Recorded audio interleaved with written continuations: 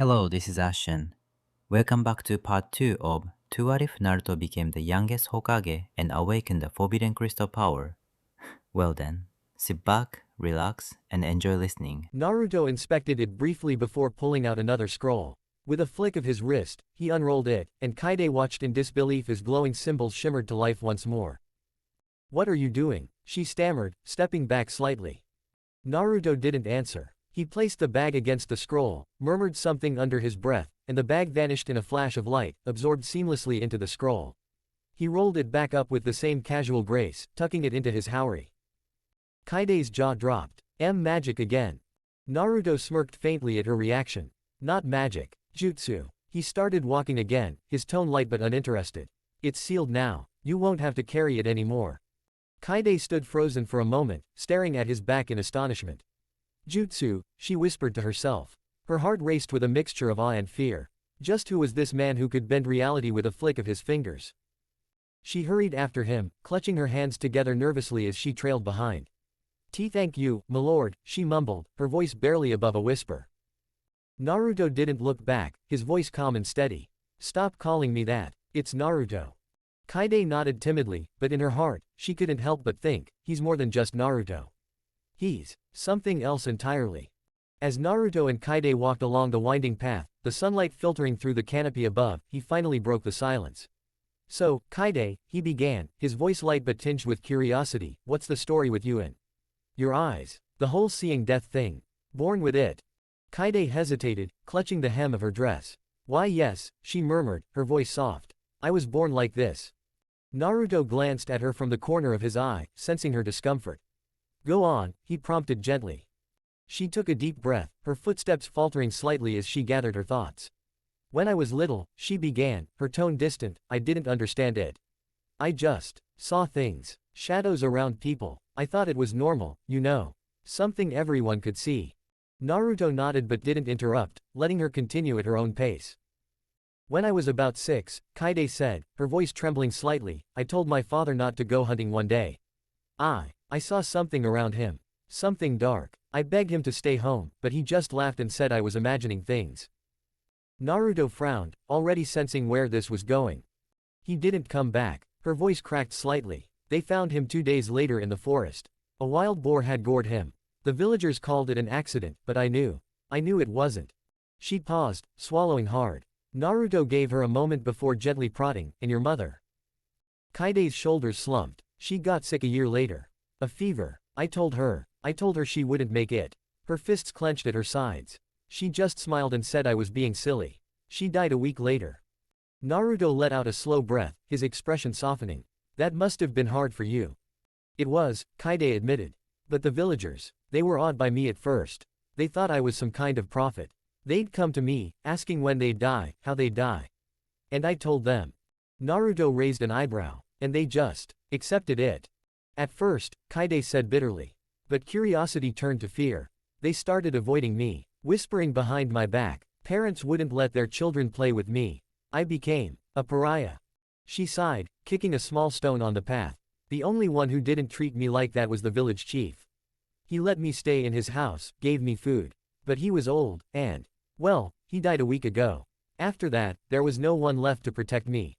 Naruto stopped walking, turning to face her. He placed a comforting hand on her shoulder, his touch firm but gentle. Kaide flinched slightly, looking up at him with wide eyes. "Kaide," he said, his voice steady and reassuring, "you don't have to deal with that kind of treatment anymore. I'm sure you can find a good place for yourself in my village." "Konoha." Her eyes widened. "Konoha, you mean, your home?" "Yeah," Naruto said, a small smile tugging at his lips. "It's a good place. Plenty of people, plenty of opportunities. And we don't treat people like they're cursed just because they're different. You'll fit in." Kaide stared at him for a moment, her expression unreadable. Then, slowly, she nodded. "Thank you, my lord." Naruto chuckled softly, removing his hand from her shoulder. "Come on, now," he said, turning back to the path. "Let's go." Kaide followed, a small spark of hope flickering in her chest for the first time in years. I stopped reading Boruto manga after chapter 11. I didn't like it. You may disagree, but the ridiculous power levels, character design, K-pop-like clothes. Kinda, disturbed me, not to mention the toxic Boruto fanbase that constantly disrespect the older generation and so on. It isn't anything ninja-like anymore. Their attires are ridiculously loose, revealing unnecessary things and so on. Oddly, some argue Boruto is not Naruto's sequel but a separate anime altogether, clearly newbie anime fans. I hate how they downplayed Naruto, ruined his design, his cloak, how, in order to show Himawari's Bottisari, made him miss his own Hokage inauguration and currently locked him away. Disgusting. I respected Boruto anime, now, I am neutral about it. I don't care how peak the manga is, I won't read it. If they bring back Sasuke and Naruto, I'll watch that part. Otherwise, just like everyone else, I'll say. Boruto. You mean Madara's success fu Infinite Tsukuyomi. Thus, only a few Boruto manga characters will be used in this story. Like Jura, Code. You get it. Thanks for reading this chapter. The next chapter will be released soon. Drop your thoughts in the review section. Your words motivate me to write better, larger and with more depth. Till next time. Chapter 24. Almost all my exams are over. The admission tests were really crazy. Regardless, I am trying to get English literature. Is there anybody among you who belongs to the Department of English, one way or another? Let me know. Anyways, I really hope I can get this. Please, please, pray for me. I have tons of other interesting stories. Check them out in my profile. Just in case this site dies, I have an AO3 account, same username and profile picture. This specific story is actually one of the most difficult to write since I am not a fan of the toxic Boruto fanbase that constantly humiliates the older generation with their limited narrow-minded logics. For instance, manga Boruto Dogwalks Shippuden. This is cringe pro max. I could literally name over 10 characters that dogpasts Boruto. Uzushio is the strongest Rasengan. It's not even a Rasengan. Even a normal Rasengan can cause more damage and takes a second to use. Uzushio is more like a physical genjutsu that takes forever to activate. Jura is way stronger than Jubidera. How? What are his feats? Code slams pain. How? Sarada has the most op Miz. What is her Miz ability? You don't know. Then how is it the most op Miz? Six-path Sage Mode Naruto is shit compared to Boruto. If we're talking about shittiness, then yes. Ada is stronger than Shisui. What are you smoking? To us actual fans who use common sense, have a functional brain, cannot accept these nonsense, this is unacceptable. Boruto is yet to reach his prime and is yet to use anything actually strong. Yet these braindeads claim him to be stronger. Same goes for Sarada, she just used her Miz once. And they say Himawari is stronger than Naruto, my boy spent his entire life trying to become strong and she just gets it due to some bullshit plot. You seriously think a 13 years old girl with a chibi Kurama can defeat even the teen Naruto in Sage Mode? On what basis? Some ridiculously twisted YouTuber even made a video where Boruto beats Edo Madara while the legendary Uchiha is helpless. I hate Boruto because its most fans are brain dead. I hate its character design, nonsense power levels and distribution of dojutsu like bubblegums. Anybody can get a dojutsu, yay. Enough yapping, to sum it all up, Boruto is officially a filler for me. Madara had prevailed and currently everyone is in the infinite Tsukuyomi, except instead of having good dreams, it's serving nightmares by disgracing the shinobi codes. Regardless, enjoy the chapter. Drop your thoughts in the review section. You words inspire me to write faster, better and with more depth. The King. Chapter 25. One day, you'll be a renowned painter. The morning sun filtered through the thin curtains, casting golden beams across the small motel room. Kaide stirred beneath the soft blanket, still adjusting to the luxuries she had only just begun to experience. The mattress, though overly comfortable the previous night, had managed to lull her into the deepest sleep she'd had in years. She groggily opened her eyes, blinking at the unfamiliar surroundings before remembering where she was. The first thought that came to her mind was, the toilet. Slipping out of bed, she padded towards the bathroom with an almost reverent air. The toilet, as Naruto had called it, was a marvel. She hesitated, poking at it cautiously, and nearly leapt out of her skin when she accidentally triggered the flush. The whooshing sound startled her, but after a moment, she couldn't help but marvel at the convenience of it all. No more rushing to the woods or squatting behind bushes. Then came the bath. A tub, he had said. She filled it with warm water, watching the steam rise as her fingers tested the temperature. Sinking into the warm embrace of the water, she let out a long sigh of contentment. No chilly ponds or rivers today, this was heavenly. She stayed longer than she intended, the soothing water melting away her lingering tension. When she finally emerged, her skin was slightly pink from the warmth, and her hair clung to her back in damp strands. She used one of the fluffy towels provided, marveling at how easily it absorbed water. Drying herself, she stepped out of the bathroom, her damp hair still falling over her shoulders. The door creaked open, and she froze mid-step. Naruto was standing right outside, arms crossed, his white haori slightly swaying as if caught by a non-existent breeze. She let out an embarrassed squeak, clutching the towel tighter around herself. "Morning," Naruto said casually, raising a hand to show the paper bag he held. "I got food. You hungry?" Kaide's cheeks flushed a deep red as she nodded quickly and scampered past him to grab her gown. When she finally sat down, dressed and more composed, Naruto placed a simple spread before her, biscuits and tea. Kaide took one bite of the biscuit and her eyes widened. She quickly took another, savoring the buttery, crumbly texture that melted in her mouth. The tea was unlike anything she'd ever had, warm, fragrant, and sweetened just enough to dance on her tongue. "This is amazing," she said, her voice filled with awe. Naruto sipped his tea calmly, watching her enjoy the food. He hadn't touched the biscuits himself, though he made no comment about it. When she finished, Naruto set his empty cup down and stood. "I need to go and familiarize myself with the current world. Things have changed, and I need to know what I'm dealing with." Kaide hesitated before asking the question that had been nagging at her since the previous day. "Etta, milord." Naruto paused, raising an eyebrow. "Yes. How old are you?" Naruto blinked, taken slightly aback by the question. He looked at her for a long moment before answering. "I was 3 years old when the Third Shinobi War ended." Kaide tilted her head, trying to make sense of that. "And how long ago was that?" Naruto exhaled softly, folding his arms. 44 years. Kaide froze, her mouth slightly agape as the number sank in. Her mind tried to calculate what that meant, and when it finally hit her, steam practically erupted from her ears. I married an old man," she muttered under her breath, her cheeks turning crimson. Naruto smirked faintly, but his expression quickly grew serious. "That was just to get you out of that village, remember? There's no need to dwell on it." Kaide nodded quickly, though she avoided looking directly at him. Despite his words, her mind kept circling back to the idea. She had married someone who was practically ancient by her standards. Naruto turned to leave, grabbing the scrolls he had brought with him.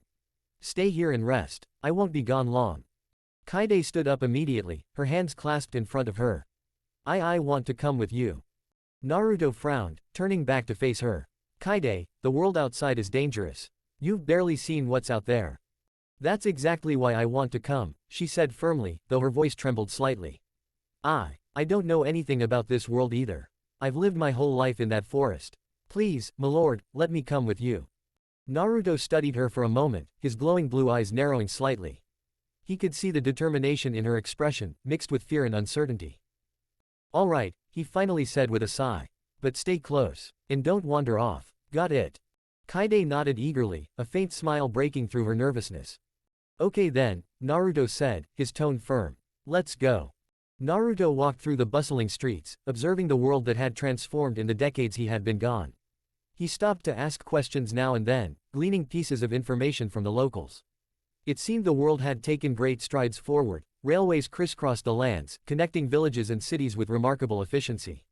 Electricity was no longer a luxury but a staple of daily life, powering everything from televisions to towering billboards that displayed vibrant moving images. Radars and other advanced technology were commonplace, games and manga dominated entertainment, and the world had embraced a modernity Naruto found simultaneously fascinating and alien. What surprised him most was how highly Menma Uzumaki, his brother, was revered. People spoke of him as a hero who had united the warring nations, leading them to victory in the Fourth Great Ninja War. They mourned his death even now, praising his bravery and sacrifices. Naruto listened in silence, his expression unreadable, as tales of Menma defeating celestial enemies and even alien invaders were shared. It seemed the world had been protected by a hero so radiant that even in death, his legacy endured. Kaide clung to his arm as they walked, her wide eyes darting around to take in the marvels of this new world. In comparison to the sprawling forest where she had spent her entire life, this place felt like a dreamscape. Her small frame pressed against Naruto's, and he couldn't help but notice how much like a child she seemed in her awe and nervousness. To be fair, compared to him, she was a child. Though she had no idea, he was closer to 13 centuries old than the 47 years he had casually mentioned. There were truths she wasn't ready to hear. As they passed a brightly lit shop, Naruto felt a slight tug on his sleeve. He turned to see Kaide staring at a display with a mix of longing and hesitation. "Do you wish to buy something?" he asked. Her cheeks turned pink, and she shook her head. No, milord. I was just looking." Following her gaze, Naruto's eyes landed on a golden butterfly-themed hairpin that sat elegantly among the trinkets on display. It wasn't extravagant, but its simple beauty was captivating. Kaide's eyes lingered on it, betraying her desire despite her words. Before she could protest, Naruto stepped forward. "Wait here." Kaide blinked in surprise as he walked towards the shop. The stall wasn't selling the hairpin outright, it was part of a game. A simple-looking contraption invited players to throw a small ring onto a hook to win prizes. The hairpin was displayed on the highest tier, marked as the grand prize. Naruto studied the setup with a faint smirk. The angles were wrong, the hooks tilted ever so slightly to ensure the rings wouldn't land properly. It was a rigged game, designed to take people's money without ever rewarding them. The shopkeeper grinned slyly as Naruto handed over a few coins to play. "Good luck, mister," the man said, his tone dripping with false encouragement. Naruto picked up a ring, feeling its weight. With a nonchalant flick of his wrist, he sent it flying. The ring spun through the air, curving ever so slightly before hooking onto the highest tier's prize peg with precision. The crowd that had gathered gasped audibly. "Impossible," the shopkeeper blurted, his grin vanishing as he stared at the ring in disbelief. Naruto's smirk deepened as he extended his hand. "I believe that's mine." The man hesitated, clearly reluctant, but the murmurs of the crowd left him no choice. With a forced smile, he handed Naruto the golden hairpin. Naruto returned to Kaide, holding the prize out to her. "Here, you wanted this, right?" Kaide's face turned a deep shade of crimson as she stammered, "My lord, I didn't mean for you to, I can't accept." "It's yours," Naruto said firmly, cutting off her protests. "Take it." With trembling hands, Kaide accepted the hairpin, her fingers brushing against his briefly. She stared at it, the butterfly design catching the sunlight and glinting like a precious jewel. "Put it on," Naruto said. Kaide's blush deepened, and she lowered her head. I don't know how." Naruto sighed softly, stepping closer. "Hold still." Her breath hitched as he gently reached for her hair, his fingers deftly sweeping her damp strands to the side. With practiced ease, he secured the hairpin in place, the golden butterfly resting just above her ear. Kaide froze, her heart pounding as his touch lingered for a moment before he stepped back. She looked up at him, her face still flushed, unsure of what to say. Naruto studied her briefly before nodding. "It suits you." Kaide's cheeks burned, and she clutched the hem of her gown, unable to meet his gaze. "We've gathered enough information for today," Naruto said, his tone shifting back to business. "It's time to leave." Kaide nodded quickly, falling in step behind him as they left the bustling street. Her fingers brushed against the hairpin, a small smile forming on her lips.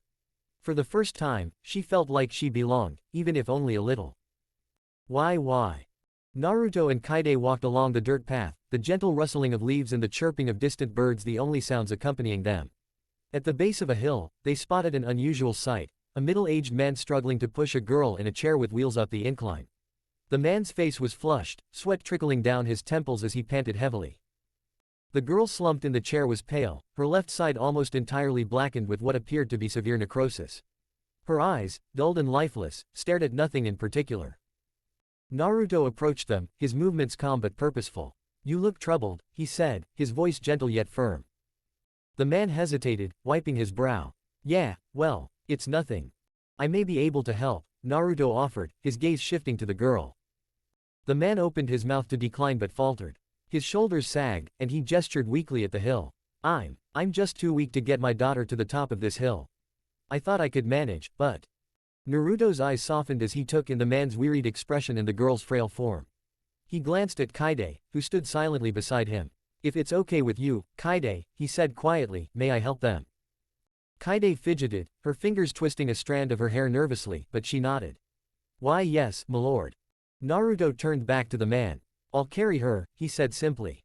The man blinked, startled, but before he could respond, Naruto had already crouched down and gently lifted the girl into his arms.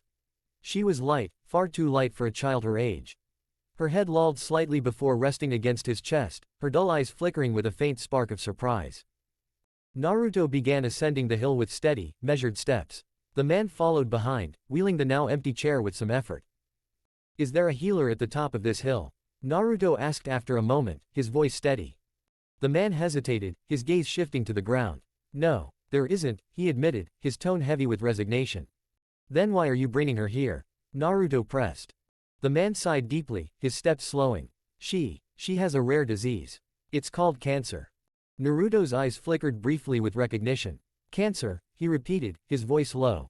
It wasn't an unfamiliar term to him. He'd seen countless diseases, concocted some of the deadliest poisons, and even unleashed plagues during his darker resets, all in the name of protecting Konoha. Those memories, tainted with guilt and self-loathing, surged within him. But cancer was different. Is it truly unhealable? Naruto asked, glancing down at the girl in his arms. Her face remained blank, but the faint twitch of her eyebrows betrayed her pain. The man shook his head. Not at this stage. She's far too gone. Even the best medics in the great nations couldn't save her now, not unless it were someone like Sakura, Tsunade, Chiyo of the Sand, or... He trailed off, his voice catching. Hashirama Senju himself. Naruto's expression didn't change, but his mind whirled. There were ways. He knew that much. He had seen miracles performed by the likes of Tsunade, Chiyo, and others. But to hear that the world's most capable medics were out of reach now. Is there no capable medic available in the great nations? Naruto asked, his tone carefully even. I heard that relations between the nations were strong. Surely it wouldn't be difficult to gain access to treatment. The man's face darkened, and he looked away. It's complicated. After the assassination of the 8th Hokage, everything changed. There's been unrest, paranoia. Outsiders are no longer allowed to enter any nation. It's impossible to cross borders now without suspicion. Naruto's grip on the girl tightened slightly. His expression remained unreadable, but beneath the calm facade, he felt a deep unease. The political stability that Menma had worked so hard to maintain was already fracturing. War felt inevitable. So, Naruto said, his voice soft but deliberate, is there a healer waiting at the top of this hill? The man's steps faltered, and his hand tightened around the handle of the chair. He looked down, his voice barely audible as he replied, no. She wanted to die there. To see the sunrise one last time. Kaide gasped, her hands flying to her mouth. Her wide eyes darted to the girl, who remained eerily quiet in Naruto's arms. Naruto, however, remained impassive. His gaze shifted to the girl, taking in the subtle tension in her expression, the faintest quiver of her lips. I see, he said finally. His voice was calm, almost detached, but there was an undertone of something deeper, something unspoken. The girl's face didn't change, but Naruto could see the truth in the slight furrow of her brow, the way her frail fingers twitched ever so slightly. She was in pain. And yet, she said nothing. The climb up the hill had been steep and grueling, the air heavy with the weight of unspoken emotions. As they finally reached the summit, the horizon stretched out before them, painted in hues of gold and amber as the first rays of sunlight began to pierce the twilight. The view was breathtaking, but it was bittersweet, a moment of beauty in the shadow of despair. Naruto gently lowered the frail girl onto a smooth, weathered stone near the edge of the hill. She sat there silently, her eyes fixed on the horizon, her body trembling ever so slightly from the strain of the climb. Her father lingered a few steps behind, his face pale and weary, his eyes clouded with sorrow. After a moment, he quietly excused himself, retreating behind a tree to hide the sound of his muffled sobs. Naruto heard every choked breath, each one a dagger of anguish that cut through the stillness of the morning. Kaide, oblivious to the man's sorrow, busied herself with what she knew best. She crouched by a patch of grass, picking wild greens and muttering to herself about their nutritional value. Having grown up in the jungle, surrounded by herbivorous creatures and a village of foragers, this was second nature to her. When she began to cook over a small fire, the aroma of the simple meal wafted through the crisp morning air. Grass stew, a dish as humble as it was oddly satisfying. Naruto, however, didn't partake. He reached into his pocket and pulled out a piece of bread, tearing off small pieces and chewing absently. His appetite had long faded, replaced by a quiet, gnawing guilt he could never quite silence. He sat beside the girl, his posture relaxed but his gaze steady, watching her as she stared into the distance. Do you have any dreams? He asked softly, his voice carrying a warmth that belied his otherwise stoic demeanor. The girl didn't respond at first, her silence stretching into the morning air. Naruto waited patiently, his expression unchanging, as though he had all the time in the world. Finally, after what felt like an eternity, her lips parted, and she spoke, her voice barely louder than a whisper. I like painting, she said, her tone fragile, as though admitting this was a vulnerability she wasn't sure she could afford. Naruto's eyes softened, and a small, almost imperceptible smile tugged at the corners of his lips. Painting, huh? That's a good dream, he said, his voice carrying a quiet reverence. The world needs more people who can see its beauty and put it into something lasting. The girl didn't reply, but there was a faint flicker in her eyes, a spark of life that hadn't been there before. The night passed slowly, none of them finding any real rest. The father, though grateful for their help, couldn't sleep for the weight of his sorrow. Kaide, ever curious, tried to stay awake to observe the stars, her mind a whirlwind of questions about the vast world she was slowly discovering. Naruto sat silently, his gaze fixed on the horizon, waiting for the dawn. When the first light of day finally broke through the darkness, Naruto stood, brushing the dust from his robes. "It's time to go," he said quietly, his tone firm but not unkind. Kaide blinked in confusion. "So soon?" she asked, her voice tinged with reluctance. Naruto nodded, glancing at her with a faint, enigmatic smile. "We've done what we can here. Let's move on." Kaide hesitated but eventually complied, gathering her belongings and following him down the hill. As they descended, Naruto paused and looked back over his shoulder. His voice was soft, almost a whisper, but it carried an undeniable weight. "Someday, kid," he said, his gaze lingering on the girl, "you'll be a renowned painter." The girl's eyes widened, a flicker of surprise and hope crossing her face. But Naruto didn't stay to see her reaction. He turned and continued walking, his steps measured and unhurried. Kaide, walking a few paces behind him, felt a deep, inexplicable sadness welling up within her. She couldn't stop thinking about the man and his daughter, about the quiet pain that had hung in the air like a storm cloud. As they reached the halfway point down the hill, the sun now fully risen behind them, a sudden, piercing scream shattered the morning calm. "Impossible." Kaide froze, her head snapping toward the peak of the hill. Her heart raced as the voice echoed down the slope, frantic and disbelieving. "It's a miracle. It's a miracle." The man's voice was loud, trembling with an overwhelming mix of emotions, joy, disbelief, and something akin to reverence. Kaide's breath caught in her throat as she turned to look. Her eyes widened in shock as she saw what the man was screaming about. At the edge of the hill, silhouetted against the rising sun, was the girl. But she was no longer slumped in her chair. She was standing, her small frame outlined by the golden light. Her left side, once blackened and rotten, was now whole and unblemished, her skin glowing with a healthy vibrancy that seemed almost ethereal. The man fell to his knees, his hands clasped together as tears streamed down his face. "It's a miracle. It's a miracle," he cried, his voice breaking with raw emotion. Kaide's mouth fell open, her mind struggling to comprehend what she was seeing. "How?" she whispered, her voice barely audible. The girl, now beaming with life and energy, waved frantically at Naruto, her smile brighter than the sun behind her. "Thank you, mister," she shouted, her voice ringing out with pure, unfiltered joy. "One day, I'll make your painting." Naruto didn't stop walking. He didn't even turn around. But he raised a hand, giving a small wave in return. Kaide stared at him, her chest tight with unspoken questions, her heart pounding in her chest. "Milord," she began, her voice trembling, but Naruto cut her off with a quiet shake of his head. "Let's go," he said simply, his tone as calm and steady as ever. But there was something in his eyes, something ancient and sorrowful, a weight that only he could carry. And so they walked away, the echoes of the man's cries of joy and the girl's laughter following them down the hill, a reminder of the fleeting, inexplicable moments of grace that sometimes illuminated the darkest corners of life. Why? Jura sat cross-legged in the dimly lit cavern, a large tome resting in his lap. The flickering light from a nearby brazier cast shadows across the stone walls as his piercing eyes scanned the book's ancient pages. It was a compilation of records, chronicles detailing the greatest shinobi who had shaped the world over centuries. "Humans are endlessly fascinating," he murmured to himself, his voice smooth yet laced with a strange detachment. "But shinobi are a peculiar breed." His finger traced the names etched into the yellowed parchment. Each name carried weight, a legacy that echoed through the ages. Hashirama Senju, the god of shinobi, whose power over life itself birthed the shinobi world as it was known. Madara Uchiha, the indomitable warrior whose vision nearly brought the world to its knees. Naruto Uzumaki, the fifth Hokage, hailed as the crystal sage who had gone missing never to be found ever again. Minato Namikaze, the yellow flash, whose speed and precision were unrivaled in battle. Tsukumo Hatake, the White Fang, whose name struck fear into enemies and inspired loyalty among allies. Menma Uzumaki, the eighth Hokage, revered as a hero who overcame insurmountable odds to preserve the peace. And then there were others, legends who stood just as tall in their own ways. Hanzo the Salamander, the Sannin, Sasuke Uchiha, Sakura Uchiha, Maida Guy. Kakashi Hatake. Jura's lips curled into a faint smirk as he leaned back. These names carried an aura, a presence that transcended their mortal lives. They weren't just warriors, they were symbols. Icons that burned with a charisma and resolve so potent that their mere mention could silence a room. But then his smirk faded. The current generation of shinobi, while formidable, lacked the same spark.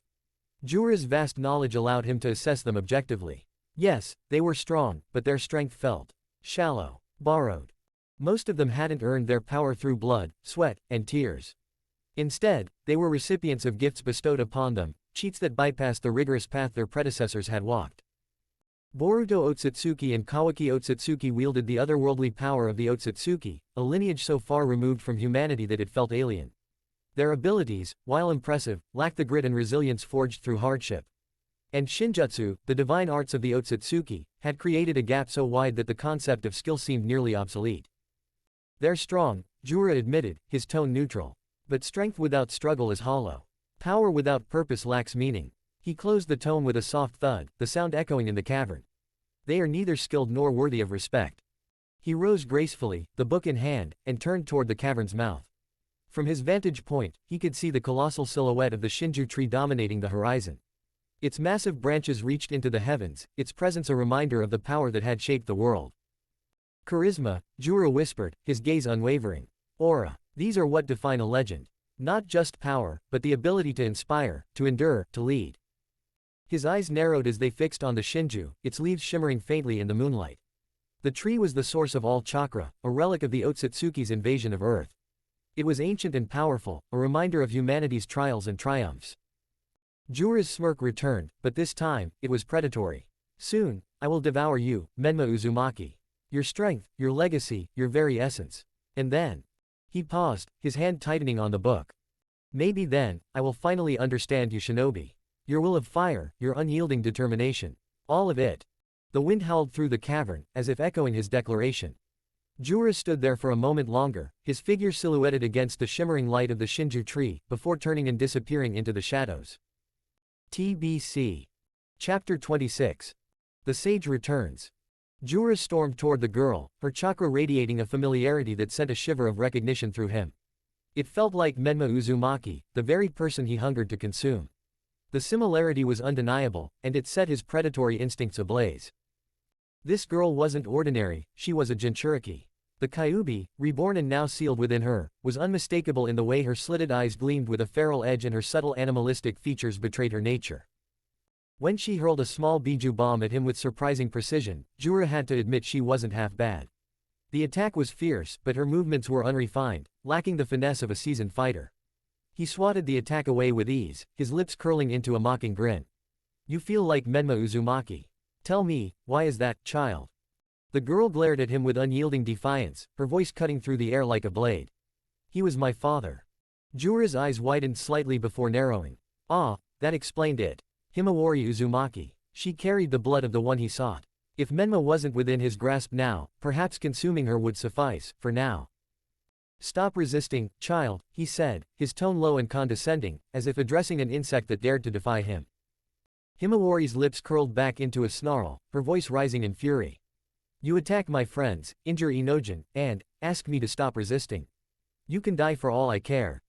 A flicker of amusement danced in Jura's eyes. She was fiery, this one, bold, brash, and unyielding. Just like the rest of this generation. They all thought they were invincible, untouchable at the top of the world's hierarchy. He almost pitied their naivety. But then, he froze. His body went rigid as an ominous chill swept through the air. It was faint at first, but then it surged, filling the atmosphere with a suffocating weight that made even Jura's instincts scream in warning. He turned sharply to his left, his gaze locking onto the distant forest. The presence was overwhelming. It seeped into the surroundings, heavy and ancient, pulsating with an otherworldly power. It was unlike anything he had encountered before. An Otsutsuki. His thoughts raced. As a Shinju, he was naturally opposed to the Otsutsuki. Beings like Boruto and Kawaki were natural threats to his existence. But this was different. This presence carried an aura far deeper, far older, than anything he had felt before. His gaze snapped back to Himawari, who stood tense and ready, her chakra flaring as she prepared to attack again. Jura's mind worked quickly, weighing his options. As much as he wanted to relish his hunt, his curiosity was piqued by this approaching force. If it truly was an Otsutsuki of this caliber, then he couldn't afford to waste time on a half-trained child, no matter how intriguing she was. "I'll make this quick," he said, his voice cold and devoid of the mocking tone it held earlier. His gaze burned with ruthless determination as he extended a hand toward her. "I've found something far more intriguing to deal with." Chocho and Shikadai screamed in unison, their voices echoing through the chaos as the pale-skinned monster raised his hand, poised to finish Himawari off. The air seemed to freeze in that moment, every second stretching into an eternity. Then, the world erupted. The heavens themselves seemed to split apart as crimson lightning tore through the sky, descending in a jagged arc that shook the ground with earth-shattering force. Jura, the supposed terror of this battlefield, was flung like a discarded doll, his body slamming into the ground with a sickening thud.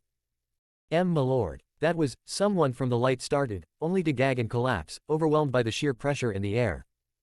When the smoke cleared, two figures emerged, standing tall amidst the debris and chaos. The first was a young woman dressed in attire that didn't seem to belong to this world, a bizarre combination of wilderness and foreign craftsmanship. She looked like a second away from vomiting. The second figure stole the breath of everyone present. A young man with long, flowing red hair that shimmered like molten fire, his white haori billowing in the wind. On its back was a bold kanji for crystal, stark and unyielding against the pristine fabric. Shikadai blinked, his mind reeling as he stared at the red-haired figure. His throat felt dry, his thoughts unable to form into words. "What the? That's not possible. That has to be a henge." The man crouched down, his fiery red hair framing his face as he reached out to gently ruffle Himawari's hair. His movements were calm, deliberate, as though the chaos around him was nothing more than a passing breeze. There, he said softly, his voice carrying a warmth that seemed to cut through the tension. "You did well." Himawari stared at him, wide-eyed, her lips trembling. Who? She managed to stammer, her voice barely audible. But before she could finish her thought, a booming crash sounded in the distance. Jura rose slowly, levitating above the ground like a vengeful wraith. His eyes burned with rage, his pseudo-rinnegan gleaming as he locked his gaze on the red-haired man. "Are you okay?" the man asked, completely ignoring Jura as he turned back to Himawari. His tone was gentle but firm, as though he were speaking to a child who had just scraped her knee. "Is anything broken?" Himawari could only stare at him, her mind racing. "You've got a nice spirit, Hima," he continued, a small smile tugging at his lips. "I'm actually impressed." "So it's you," Jura interrupted, his voice dripping with venom. His body trembled with barely contained fury, his gaze fixed on the man before him. The shinobi feared by all. The air grew heavier as Jura's voice deepened, his pseudo-rinnegan flaring ominously. "The fifth Hokage, Naruto Uzumaki. The Sage of Crystals." Naruto, the man now named, stood to his full height, turning to face Jura. His expression was calm, almost bored, as though Jura's presence wasn't even worth acknowledging. "I was talking to my niece," Naruto said simply, his tone sharp enough to cut steel. Before Jura could comprehend what was happening, an immense crystal shard materialized out of nowhere, piercing through his chest with brutal precision. He froze, his pseudo-rinnegan wide with shock. When did he? The battlefield fell silent, the tension palpable as blood dripped from the gleaming crystal. The once imposing Jura, the terror of so many, could only stare at Naruto in disbelief as his body began to tremble. Naruto tilted his head slightly, his piercing gaze locking onto Jura as he spoke, his voice calm yet laced with an undeniable authority. "I don't have time to waste on weaklings like you." Jura's vision blurred, the overwhelming power radiating from Naruto suffocating him. The last thing he saw was the red-haired shinobi walking away, the kanji for crystal etched into his memory like a brand. Why? Boruto's heart pounded as his eyes locked onto the red-haired man cradling Himawari in his arms. Himawari wasn't struggling, but that didn't mean she was safe. His instinct screamed danger. Was this guy a threat? No time to think. Without hesitation, Boruto pulled a kunai from his pouch and hurled it with pinpoint precision. The blade cut through the air, aiming straight for the man's chest. But the stranger simply sidestepped, his movements as fluid as water, the kunai missing him by a hair's breadth. He didn't even flinch, his expression remaining calm and bored. Boruto didn't wait. His hands clapped together in a seal, his body vanishing in a flash of light as he used the fake flying thunder god to reappear directly behind the redhead. His katana sliced through the air in a deadly arc aimed at the man's back. Before the blade could connect, a shimmering crystalline wall materialized between them, glowing with an otherworldly radiance. Boruto's sword clanged uselessly against the barrier, the force reverberating up his arms. What the? Boruto hissed, his grip tightening on the hilt of his katana. The man turned his head slightly, his fiery red hair catching the light as his eyes, sharp and indifferent, met Boruto's. Why are you attacking me, boy? Boruto's teeth clenched, his confusion mounting. The man wasn't even fazed. Himawari looked unharmed, still resting in his arms, and her friends, Chocho and Shikadai, weren't reacting like they were in danger. What was going on? Was this man really a threat, or had Boruto made a mistake? Let go of her, you bastard! Boruto roared, his voice echoing across the clearing.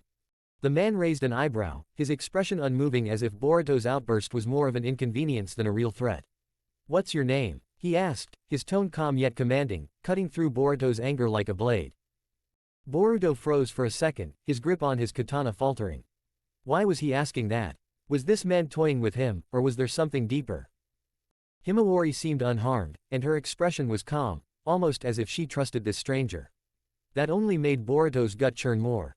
If this guy wasn't a threat, then who the hell was he? Before Boruto could respond, two figures descended from the sky, their arrival marked by the heavy crunch of dirt under their feet. Boruto, came Kawaki's low growl, his voice dripping with venom. His mismatched eyes burned with hatred as he landed next to Delta, who wore her usual cocky smirk.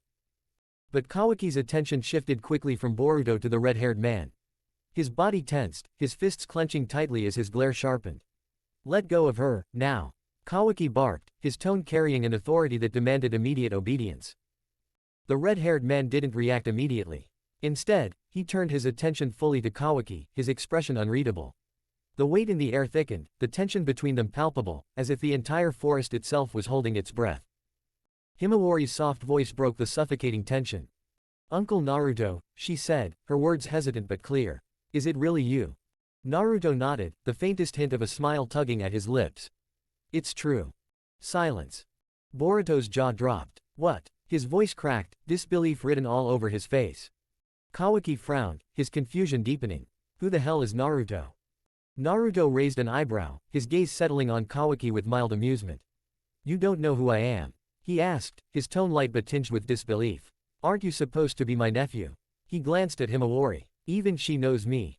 Kawaki's expression darkened, but before he could respond, Himawari tugged at Naruto's sleeve, drawing his attention. Uncle, can you help Inojin? She asked, her voice pleading.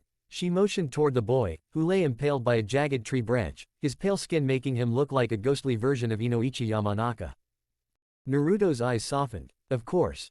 With a quick flick of his wrist, a shimmering crystalline blade materialized in his hand. In one fluid motion, he severed the tree branch, catching the unconscious boy with his other arm before he could hit the ground.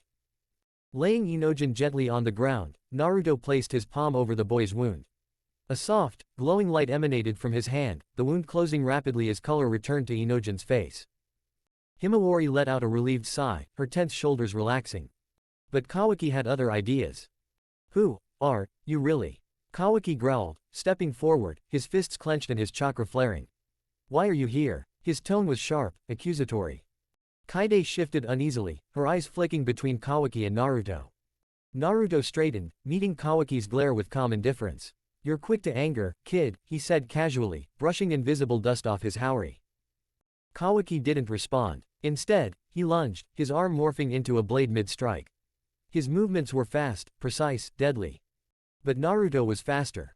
With a single step to the side, Naruto avoided the strike effortlessly. Kawaki's blade whistled through empty air, striking nothing but the ground. Kawaki snarled and launched a flurry of attacks, each one more aggressive than the last. Yet Naruto dodged every strike with minimal effort, his movements smooth and calculated, as though he was dancing to a rhythm only he could hear. Calm down, boy, Naruto said, his voice unshaken. Kawaki gritted his teeth, frustration mounting as each of his attacks failed to land. Meanwhile, Boruto's eyes darted to Himawari. She seemed safe, unharmed, and calm. That was all he needed to see. With a quick hand sign, he vanished in a flash of light, disappearing with the fake flying thunder god technique. Naruto watched him go, his expression unreadable. The tension in the air was palpable as Kawaki hovered, his eyes glowing with determination. His hands flickered with chakra as his body began to shrink, small enough to vanish from sight for a moment. Then, with a burst of speed, he reappeared, summoning black rods and hurling them toward Naruto like a barrage of spears. They cut through the air, faster than most could follow, but Naruto remained unfazed, standing calmly on a floating crystalline slab that glimmered in the sunlight. Kaide's voice broke through the chaos. "Milord," she called, concern etched across her face. Chocho and Shikadai turned to her, baffled. "Who even are you?" Chocho demanded, her hands on her hips. Kaide hesitated, clearly caught off guard. "I'm, his wife." Shikadai blinked, incredulous. "His wife?" Himawari snapped her head toward her, her expression a mix of shock and confusion. "Wait, you're my auntie. You look young." And, her eyes darted toward Naruto, who was busy effortlessly dodging Kawaki's relentless attacks. "Uncle looks young too. Like, way too young. He's supposed to be, what, at least 40. Kaide scratched the back of her head, laughing nervously. Yeah, I guess Milord is special. That's one way to put it." Himawari's gaze shifted skyward, watching as Kawaki fought with relentless fury. Her small Kurama stirred within her, its voice low but vibrating with unmistakable excitement. "It's him," Kurama growled, barely containing itself. "It's fucking him. The man himself. The Crystal Sage." Himawari blinked. "You sound excited." "Excited? Hell yes, I am. But I'm also shitting chakra here. That guy, he doesn't belong to this world, kid. He's different." In the air, Naruto was dodging Kawaki's onslaught of attacks. Rods slammed into his crystalline platform, shattering harmlessly, while massive black cubes appeared above him, crashing down with devastating force. Each time, Naruto raised a hand, forming translucent crystalline barriers that absorbed the impact effortlessly. Kawaki flew in with alarming speed, his arm morphing into a massive chakra blade. He swung ferociously, aiming to cleave Naruto in two, but Naruto tilted his body slightly, the blade missing him by mere inches. "Listen, kid," Naruto said, his voice calm yet firm. Your uncle. You're making this way harder than it needs to be." Kawaki didn't respond. His attacks grew even more vicious, his chakra flaring wildly as he summoned more rods and cubes, bombarding Naruto from every angle.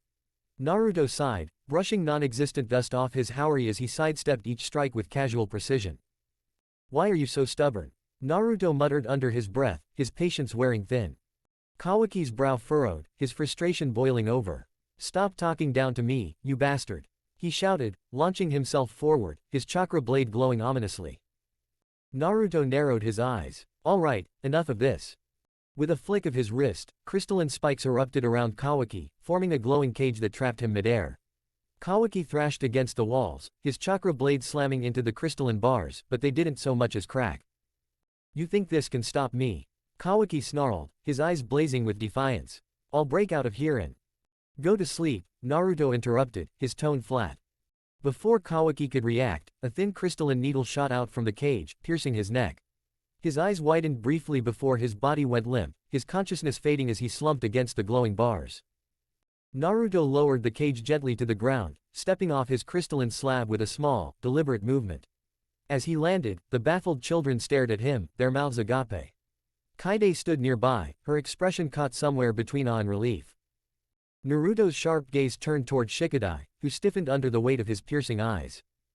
"Now," Naruto said, his voice calm but carrying undeniable authority.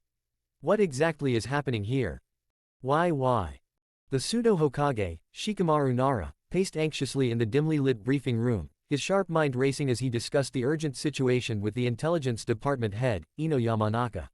The report of a man called Jura attacking Himawari Uzumaki had already put them on edge, but Ino seemed especially distressed. Her son, Inojin, had been critically wounded in the skirmish, and her worry radiated through their mental link like static. Before Shikamaru could ask her to calm down, Ino suddenly dropped to her knees, gasping for air as her hands clutched her temples. "Ino." Shikamaru's voice came sharply through their telepathic connection. "What's happening? What's wrong?" Ino's breaths came in short, ragged bursts as she struggled to focus. There's a new presence," she managed to say, her voice trembling. "A chakra so deep, so overwhelming. It's far beyond Jura, maybe even beyond the Jubi itself." Shikamaru froze, his sharp mind momentarily blank. "What are you talking about? Who is it?" Ino's voice quivered as her confusion and disbelief seeped through their mental link. "I've felt this chakra before. A long time ago. Back when we were kids. But that's not possible." "Who, Ino?" Shikamaru pressed, his voice tense. Ino hesitated, as if saying the name aloud would shatter her already fragile grasp on reality. Finally, she whispered, Naruto Uzumaki. The fifth Hokage. Shikamaru stopped pacing, his usually unshakable demeanor faltering. Naruto. He repeated, his tone a mix of shock and doubt. But, how? Naruto's, he cut himself off, unwilling to finish the thought. I don't know, Ino replied, her voice almost breaking. But it's him. I can feel it. It's the same overwhelming presence from all those years ago, but even stronger. There's no mistaking it. Shikamaru's mind raced to make sense of it. All right, he said finally, his voice stealing. I'll send a team immediately to investigate. Don't bother, Ino interrupted, her voice steadier now but still tinged with disbelief. They've already returned. Himawari is safe. And she took a deep breath, her words slow and heavy. He healed my son. Naruto healed Inojin. Why? The air was thick with tension as people gathered in the village square, murmurs of confusion and curiosity rippling through the crowd. 8 figures approached from the distance, their presence unmistakable amidst the chaos. At the front was Lady Delta, carrying an unconscious Kawaki Uzumaki over her shoulder. Her stern expression and mechanical grace made it clear she wasn't in the mood for questions, but that didn't stop the whispers from spreading like wildfire. Behind her walked Inojin Yamanaka, pale and visibly exhausted. Shikadai Nara and Cho-Cho Akamichi flanked him, their expressions guarded as their eyes flicked toward the trio walking a few paces behind them. Himawari Uzumaki was in the center of this trio, her usual bright demeanor somewhat tempered but noticeably comfortable.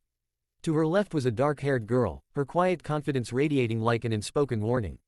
But it was the figure to Himawari's right that truly drew everyone's attention, a young man with striking red hair. Something about him stirred a strange familiarity in the crowd, particularly among those in their 30s and 40s. They squinted, struggling to place his face. The more they stared, the deeper the unease grew, as if their memories were playing tricks on them. Then, through the sea of murmurs and shifting bodies, an elderly man broke away from the crowd. Geki Hatsume, the retired genin long past his prime, shuffled forward. At over 80 years old, the old man could barely walk without assistance, and yet his determination seemed to give him strength. Geki, someone called out. Where are you going? You can't. But Geki ignored them. His roomy eyes were fixed on the red-haired boy. Step by trembling step, he approached, the cane in his hand nearly forgotten as he moved forward. The crowd watched in stunned silence, holding their collective breath.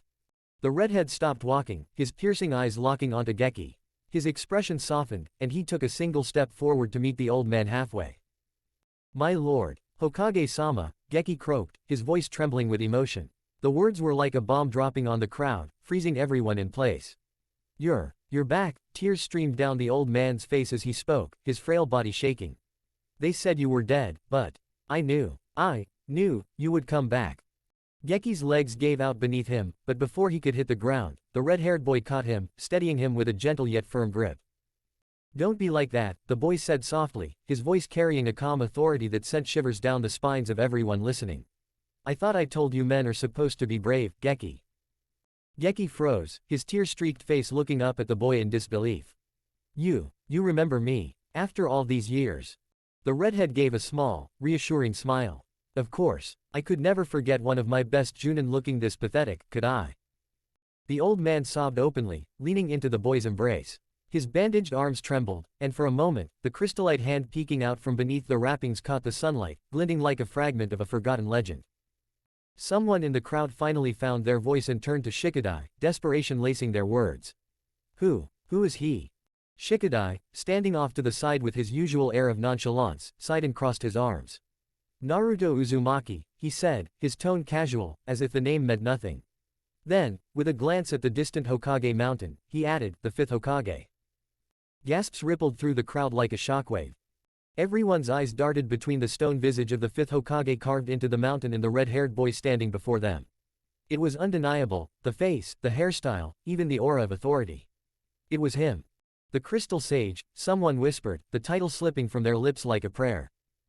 Naruto Uzumaki was back. Why? Boruto reappeared in a swirl of chakra, his face contorted with frustration as he confronted Kashin Koji. Why the hell didn't you say anything about Naruto Uzumaki being back? You knew this was going to happen, didn't you? Isn't your shinjutsu supposed to give you foresight? Why didn't you warn me? Kashin Koji, seated cross-legged by the dimly glowing fire, barely looked up. The flickering flames danced against his mask as he calmly replied, because I couldn't. Boruto frowned, his anger momentarily replaced with confusion. What do you mean, you couldn't? That doesn't make sense. Kashin Koji exhaled, his voice steady but carrying a weight of seriousness. Naruto Uzumaki isn't a normal human being. You've sensed it, haven't you? He's different. A celestial-bodied being. Time and space themselves twist and tangle around him, making it impossible for anyone to predict or see any future events related to him. Not even me. Boruto stared at him, stunned. Celestial-bodied. What does that even mean? If you had an active dojutsu, Kashin Koji said, his tone measured, you'd see it for yourself. Naruto Uzumaki has no chakra pathways. His entire form is nearly pure chakra. He's not like you or me, he exists on a different plane altogether. Boruto's breath hitched. No chakra pathways. But that's impossible. Kashin Koji shook his head. It's not. The Otsutsuki king, Shibai Otsutsuki, is the same. A being of pure chakra, transcending mortal limitations. Naruto Uzumaki has achieved something similar, though the specifics elude even me. Boruto gulped, his mind racing. The weight of what he'd just heard settled heavily in his chest. So, he really is my uncle. But, where has he been all these years? And, his voice rose with exasperation, why the hell does he look like an 18-year-old kid? What's going on here? Kashin Koji leaned back slightly, the firelight casting shadows over his mask. I have no idea. Whatever happened to him, it's beyond what we can comprehend right now. Ah, Boruto groaned, running a hand through his hair. His frustration boiled over into a sharp glare. This is insane. First Kawaki, now this. How are we supposed to deal with someone like him? Kashin Koji's voice turned firm. We can't let him, or anyone else, disrupt our plans. Naruto Uzumaki's return changes everything, and it's clear we need to revise our strategy. We're not dealing with an ordinary man. We're dealing with something far greater. And if we're not careful, everything we've worked for could fall apart. Boruto clenched his fists, his teeth grinding as he processed the situation.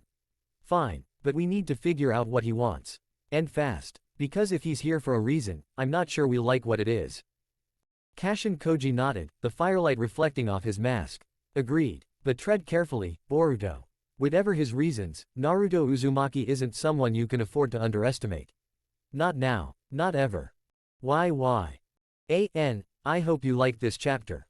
If so, then drop your thoughts in the review section. The more motivated I am, the faster the updates. Chapter 27. There is only Shinobi. Tsunade Senju, the retired 6th Hokage, and Kakashi Hatake, the retired 7th, sat across from each other, lazily moving pieces on a Ludo board as they reminisced about the past. Their conversation drifted, as it often did, to the Great Ninja Wars. The Second War had taken Tsukumo Hatake, Naoki, and Dankato. Names that still lingered in the heavy silence between them. The Third War had been no kinder. So many promising shinobi had risen, and just as quickly, they had fallen. In the Fourth, Minato, Jiraiya, Kushina, even Naruto. Kakashi exhaled, staring at the dice in his hand. He would have loved to see how much Menma had grown, he muttered, his voice quieter than usual. Even if he acted like he hated him. Deep down, he always loved that kid. Tsunade poured herself another drink, her lips pressing into a thin line. And now, even Menma is gone. The village is in chaos. The room fell silent, the weight of loss thick in the air. Then, a chill. Both shinobi froze, eyes snapping to each other.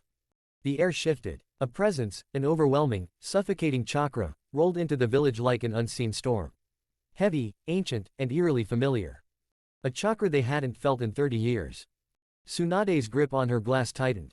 Judging by the look in Kakashi's eye, he felt it too. This chakra. But how? The 5th Hokage, Naruto Uzumaki, is back. Someone's voice rang out in the distance. Kakashi and Tsunade stared at each other, their unspoken thoughts clear. Yes, there was no mistaking it. The Crystal Sage had returned. Why? As Naruto walked through the village, the air grew tense. Shinobi, mostly fresh recruits who barely knew their own history, took defensive stances, their hands inching toward their weapons. They didn't recognize him. Even with Himawari, Delta, Inojin, Shikadai, and Cho-Cho at his side, they remained on edge. Naruto, however, didn't react. He merely stood there, unbothered, his presence alone making the air feel heavier. Kaide, on the other hand, was visibly uneasy. She gripped the hem of her sleeve, her eyes darting between the cautious shinobi and Naruto. Did they seriously think they could fight him? The idea was laughable, and yet, their ignorance was almost pitiful. Then, footsteps. The crowd parted as two familiar figures approached. Tsunade and Kakashi. The moment their eyes landed on him, everything changed. The tension evaporated. The defensive stances dropped. They stopped dead in their tracks, staring. Shock. Disbelief. Is it really you, Naruto? Kakashi's voice was quiet, almost hesitant. Naruto smirked. Hello, Tsunade-ba-chan. Kakashi. You've grown old. Though, to be fair, you always had gray hair. Tsunade inhaled sharply. For the first time in years, she felt like the ground beneath her was unstable. Kakashi, usually unreadable, had an expression bordering between awe and confusion. But Naruto wasn't concerned with their shock. His gaze drifted toward Himawari. What? His niece blinked at him, confused. He exhaled, then looked back at the former Hokage. I assume you have a place where I can stay. Kaide too, if you don't mind. Himawari practically jumped. Oh, of course. Follow me, Uncle Naruto. And just like that, the village watched as the long-lost fifth Hokage casually followed his niece, the mystery of his return lingering in the air like an unanswered question. When they arrived at the house Himawari led them to, Naruto was genuinely surprised. Modern, sleek, and filled with things he barely recognized. A monitor, no, a TV. A white, cool box that blew air, an AC. Clean, luxurious sofas that only kings and daimyos used to have in his time. A fridge. A washing machine. Kaide was just as bewildered, her eyes darting around the unfamiliar appliances. Then, Naruto's gaze landed on the framed photos. One of Menma and his wife, Hinata. Another, his parents, Kushina and Minato, standing together, his mother visibly pregnant. Himawari snorted. Okay, this is hilarious. Are you guys time travelers or something? She froze mid-sentence. Her brain pieced it together. The absurdity of it, the undeniable truth staring her in the face. Naruto looked way too young. He was supposed to be older than her dad, his younger brother, Menma Uzumaki. Naruto, however, responded with a single sentence. I was sealed about 7 years before the Fourth Great Ninja War. Oh, that actually explained a lot. But then she glanced at Kaide. And Auntie Kaide. I am not old. Kaide huffed, puffing out her cheeks. I am only 18. Naruto sighed, running a hand through his hair. It wasn't even a proper marriage. It was just to save her. I could have forced those barbaric villagers to back off, but I chose not to. Kaide straightened, her hands on her hips. It was still a marriage. By law and by God, I am your wife. Naruto let out a long, tired sigh. No, you're not. I was just a stupid, ancient mistake. With that, he turned and headed straight for the shower. Kaide sniffled. Himawari fidgeted awkwardly before offering, Sue. Auntie Kaide, you want a pizza? Kaide blinked. What's a pizza? Naruto stepped out of the shower, his hair damp and his expression unreadable. Himawari, ever the thoughtful host, offered him a slice of pizza, a round, juicy, thick bread smothered in cheese and toppings. He declined. I am unworthy. Kaide, however, had no such reservations. She ate like a buffoon, stuffing her cheeks full while huffing dramatically, making it a point not to look in Naruto's direction. Not that he cared. Brushing past them, he announced, I need to go to the Hokage's office. And with that, he left. Himawari blinked, then turned to Kaide. Does uncle even know where the office is now? It was relocated years ago. Why? As Naruto stepped into the building, the air grew tense. Shinobi guards stiffened at his presence, hands twitching towards their weapons. He ignored them. In the hallway, Naruto came across a blonde woman. She looked at him, eyes filled with gratitude, before bowing deeply. Thank you, she said. Thank you for saving my son, Inojin. Naruto studied her for a moment. You feel like Inoichi Yamanaka. The woman blinked, then smiled sadly. Well, I am his daughter. I see. Naruto nodded. He must be happy to have such a wonderful daughter and grandson. Silence hung between them. I see, Naruto said softly. When was it, if I may ask? Ino hesitated, then exhaled. During the war, he gave his life coordinating the allied forces with his telepathy. He died with Shikaku and the others when the HQ was destroyed. Naruto grimaced. War had taken too many valuable lives. And he was sorry, truly sorry, that he hadn't been there. His steps were calm but firm as he made his way forward, until a hulking figure blocked his path. An Akamichi with a thick beard. You cannot meet the Hokage, the man said, arms crossed. Naruto tilted his head. Why not? Because I said so. Before the situation could escalate, the door to the office creaked open, and a Nara with a chin beard stepped out. His sharp eyes assessed the scene before nodding. It's fine, Choji. Let him in. Choji hesitated, then stepped aside. Naruto walked past without another word. As soon as he entered the office, his gaze swept over the mountain of paperwork stacked haphazardly on every available surface. His brow twitched. Shikamaru sighed from behind the desk, rubbing his temples. Yeah, I know. It's a mess. You should have seen it before I cleaned up. Naruto didn't comment. Instead, he walked forward, placing his hands behind his back. Where have you been all this time? Shikamaru asked. I was sealed away. By who? Silence. Shikamaru's eyes narrowed. By who? It doesn't matter. Naruto glanced at him. You're Shikaku's son, aren't you? Tell me, is my brother really dead? Shikamaru leaned back in his chair, exhaling slowly. Listen, mister, I may have been a kid when you were around, but things have changed. There are enemies far stronger than you can imagine, and I don't have the luxury to entertain mysteries. Who sealed you? Naruto's expression darkened. An Uchiha. Was it Obito Uchiha? Silence. Shikamaru's lips curled slightly. That explains it. He tapped his fingers on the desk. Now that you're finally here, are you going to join our ranks? No. Naruto cut him off. Not as a Jonin, a commander, or a Kage. I will stay here, protecting Himawari, Kawaki, and everyone in the village. TCH. Still carrying that hatred for other villages, huh? Shikamaru scoffed. You do realize we're all aligned now, right? Naruto leaned in slightly, his eyes glinting. Trust me, the things I've seen. You don't want to trust them. If I hadn't stopped them decades ago, you wouldn't exist. Shikamaru narrowed his eyes. Big talk for someone who sabotaged his own brother. Naruto didn't flinch. I won't ask why you did it, Shikamaru continued, but whatever you did, it made Menma determined to become Hokage. Along the way, he became a beacon of hope and peace. That's good for him, Naruto said, turning to leave. Unfortunately, that naivety of his got him killed. Or did it? As he reached the door, Shikamaru's voice rang out. You know, the other nations used to say, fear not the man with red hair. Fear the man who made the earth red. The crystal sage, the angel of death. Shikamaru smirked. You might think you're some big shot, the strongest there is. But I hate to break it to you, you aren't. Your time is long gone. And now, you're nothing. Just like the previous Hokages. Just like me. Just like every other shinobi. We need brains, not brute strength. Naruto paused at the door. Slowly, he glanced back over his shoulder. It seems you've forgotten your history, Nara. His voice was quiet, but it carried weight. There is no weak or strong shinobi. There is only shinobi. Why? Author note, short chapter, yes.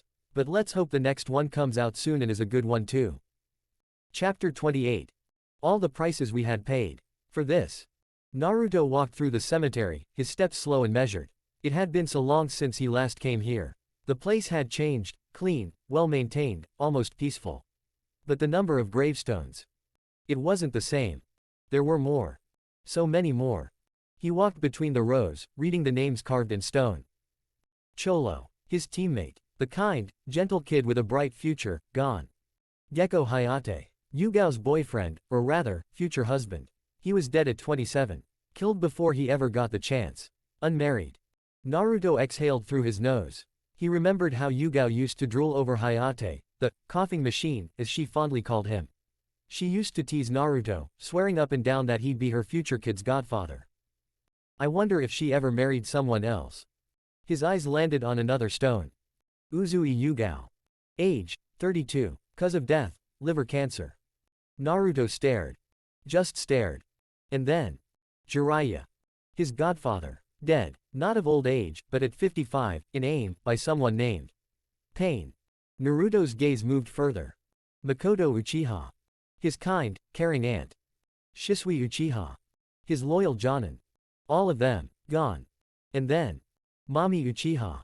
Her grave was empty, missing in action. Naruto stood there, staring at her name. He had long since lost the ability to cry, so there were no tears. Just silence. Mami had found peace, he had buried her at that hill in the other world in the Whirlpool country, he had planted dandelions around her grave. She had died in his arms and SHW was happy, looking at the setting sun. So he shouldn't be sad. But he was. Still, he had no right to be. No right to mourn, no right to pity himself. Not when he was a sinner.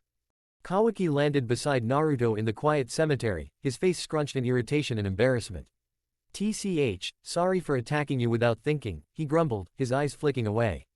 The words were less of an apology and more of a reluctant admission, but Naruto could see the intent behind them. Naruto nodded, a faint smile playing on his lips. It's fine. I've dealt with worse, he said, shrugging nonchalantly. Just try to control your temper next time. Kawaki clicked his tongue, his jaw tightening. Yeah, he muttered, though his shoulders seemed to relax just a bit. As Naruto regarded him, an unsettling thought lingered in his mind. Kawaki looked nothing like Menma or Hinata. His hair was a stark contrast to the Uzumaki red or Hyuga indigo, black with a rebellious, uneven cut. His eyes held a hardened resolve, devoid of the gentle warmth Menma's had or the serenity of Hinata's.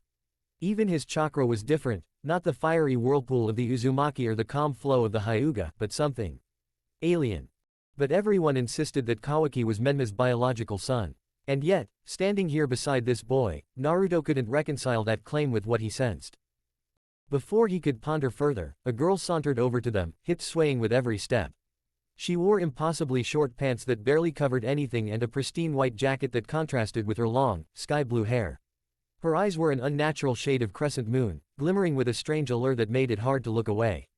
Her features were delicate, almost doll-like, with a beauty that seemed crafted. "Oh, Kawaki, there you are," she purred, her voice dripping with sweetness. Without waiting for an invitation, she slipped her arm around Kawaki's, leaning into him possessively. "I was worried about you."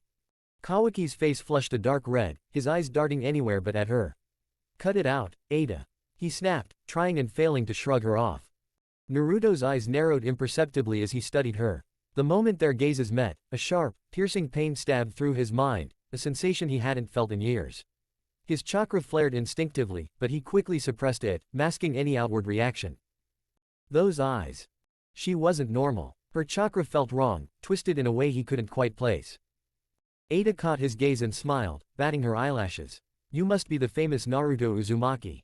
"I'm Ada, Kawaki's girlfriend," she announced, emphasizing the last word as she hugged Kawaki's arm tighter. Kawaki's face darkened further. "She's not my girlfriend," he ground out, but Ada ignored him, her gaze still locked onto Naruto. Naruto nodded politely, his face an unreadable mask. "I see. Well, nice to meet you, Ada." With that, he turned on his heel and walked away, leaving the duo behind. As Naruto's figure receded into the distance, Kawaki leaned down to Ada's ear, his voice low and cautious. "I don't trust that guy," he muttered, eyes narrowing. "Use your omnipotence on him. I want to know everything he does."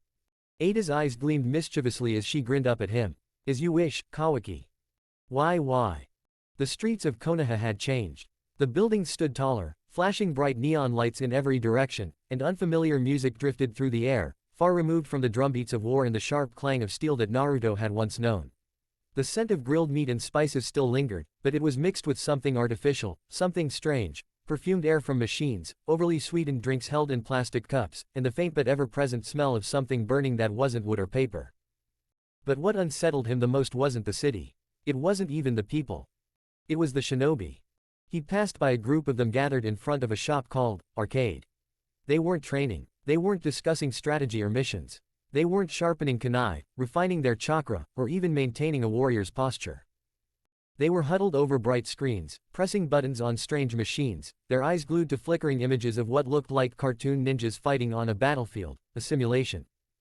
A fake war. He frowned, stepping closer, watching as one boy cheered after winning a round, throwing his hands in the air.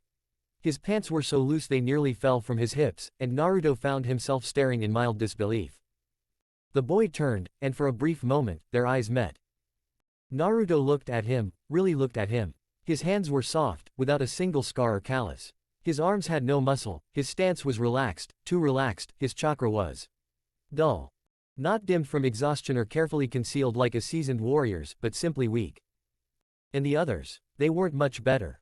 Loose pants hanging dangerously low, shirts with wide collars exposing too much skin, sleeves that were too short to hide any weapons, let alone armor. He saw girls in open jackets and impractical footwear, their hair tied in styles that would be a liability in combat. The sight of it all made his fingers twitch. His mind flashed back to his own youth, when every article of clothing, every strap and pocket, had served a purpose. In many of his resets had he seen various types of clothes, but at least they had protected them. They had been worn down by battle, by training, by effort. What had these shinobi ever endured? Something burned in his chest. He turned from the arcade and stopped the nearest group of young shinobi. You, he said, voice sharp and firm. The group of them turned, startled. What's the purpose of a shinobi? They blinked at him, exchanging glances. One of them muttered. To protect the village. To follow orders. Another guessed. Naruto stared at them, his face unreadable. How far would you go for this village? They hesitated. Well, we'd fight, I guess. Naruto's silence was heavier than steel. Like, obviously, we'd fight, another boy added quickly, fidgeting under the pressure of Naruto's gaze. But, like, we wouldn't just throw our lives away or anything. Naruto looked at them, truly looked at them. And all he saw were children, clueless, coddled, comfortable. For a moment, he said nothing. Then, he turned and walked away. And he heard them whisper. Cringe. Old man acting young. Heard he was a homicidal maniac. Naruto stopped. He didn't turn. He didn't react. He just stood there, listening. It wasn't the disrespect that bothered him. It wasn't even the words. It was the truth behind them. He wasn't one of them. He was a relic. He had been forged in war, molded by death, stripped of innocence before he had even known what innocence was. The young shinobi of this era. They were nothing like him. And maybe, that should have made him happy. Maybe he should have felt relief knowing that the future didn't belong to warriors willing to bleed for a cause they barely understood. Maybe he should have been grateful that this generation didn't throw their lives away as carelessly as his had. But he wasn't. Because there was a difference between preserving life and fearing sacrifice. And these shinobi. They weren't preserving anything, they were just soft. He exhaled slowly and resumed walking. In the distance, he saw a training field. At least, it had once been a training field. Now, it was a sports center, with paved walkways, benches, and an area designated for safe sparring. The kunai targets were worn down, barely used. The wooden dummies were pristine, their surfaces smooth, untouched by real combat. He clenched his fists. Was this what it had come to? The village was thriving, yes. It was prosperous, peaceful, unscathed by the horrors of the past. But it had forgotten. Forgotten that peace was never permanent. Forgotten that safety was an illusion, that the strongest nations fell not from battle, but from complacency. Forgotten that there were things in this world, things in the dark, things lurking beyond the walls, that did not care for treaties, for alliances, for the fragile concept of diplomacy. Naruto knew. Because he had fought them. He had bled for this village. He had suffered. He had lost. And now, standing here, looking at these children who didn't even know what it meant to be shinobi. He felt like a ghost.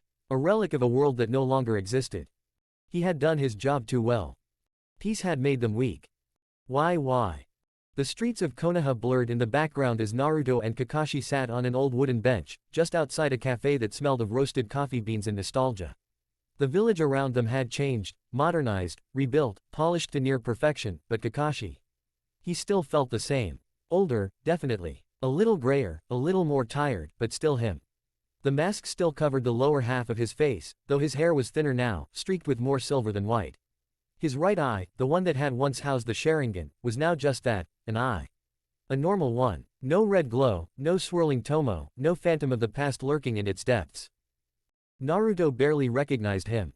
Kakashi had always been a man who carried ghosts, but the weight on his shoulders now seemed different, less personal, more inevitable. Like a man who had long since accepted the march of time, even as it slowly crushed him underfoot. They had spoken briefly, exchanging simple words before Kakashi finally asked the question that had been hanging between them like a blade. Where have you been, Naruto? It's been 30 years. Naruto exhaled through his nose, staring at the swirling steam rising from his untouched cup of tea. He had heard that question before. From Shikamaru. From Ino. From every old face that had recognized him in the streets. But this was Kakashi. His friend. His subordinate. His father's student. The truth felt heavier than ever. I was sealed, Naruto finally admitted, the words like lead on his tongue. Kakashi didn't move for a moment. His visible eye studied Naruto, sharp as ever. Then, slowly, he leaned back against the bench, arms draping lazily over the backrest. Obito did it, didn't he? Naruto didn't answer. He didn't need to. Silence stretched between them, punctuated only by the faint hum of life around them, the distant laughter of children, the murmur of conversations from the cafe, the soft rustling of trees in the autumn breeze. Kakashi sighed. Not in shock, not in anger, just tired. It makes sense, he murmured, rubbing his temple. Obito always had his reasons, even when they didn't make sense to the rest of us. Naruto watched him carefully. He had expected something else, anything else. Resentment, maybe. Or sadness. But Kakashi's reaction was oddly neutral. As if this, too, was just another event in a long string of inevitable tragedies. Kakashi turned his gaze to the sky, the afternoon sun casting long shadows over the village rooftops. 30 years, he repeated, more to himself than to Naruto. You missed a lot. Naruto let out a short, humorless chuckle. Yeah, I got that much. Kakashi nodded, then leaned forward, resting his elbows on his knees. His voice was calm, but there was something distant in it, as if he was recalling something far removed from the world they were sitting in now. The Fourth Great Shinobi War changed everything, he said. It wasn't like the wars before. It wasn't about nations, about borders or revenge. It wasn't even about people in the end. It was about something bigger, about power, about survival. And it changed the shinobi world forever. Naruto listened. And Kakashi told him everything. About the war. About how Obito and Madara had nearly destroyed everything. About Kekkei. About the Otsutsuki clan, beings beyond comprehension, beyond what the world had ever known. He spoke of Tonari, of Kara, of Momoshiki and Ashiki, of enemies not of this earth, enemies with power beyond that of any shinobi before them. In Menma, Kakashi continued. He fought them all. He bore the weight of it, the way you would have. Naruto glanced at him. Would have. Kakashi's eye crinkled slightly, but there was no amusement in it. You weren't there, Naruto. You couldn't be. But he was. He became the Hokage you might have been. And because of that, he carried the burdens you would have carried. Naruto said nothing. He didn't want to hear about Menma. He didn't want to hear about the things his brother had done, the things he was supposed to do, the people he was supposed to protect. But Kakashi kept going. Menma adopted a boy, he said. Boruto. He raised him as his own. Trained him, taught him. He and Hinata both. But. Naruto frowned at the hesitation in Kakashi's voice. But what? Kakashi exhaled slowly. His fingers tapped against the wooden bench, a rhythmic, thoughtful pattern. Boruto killed them.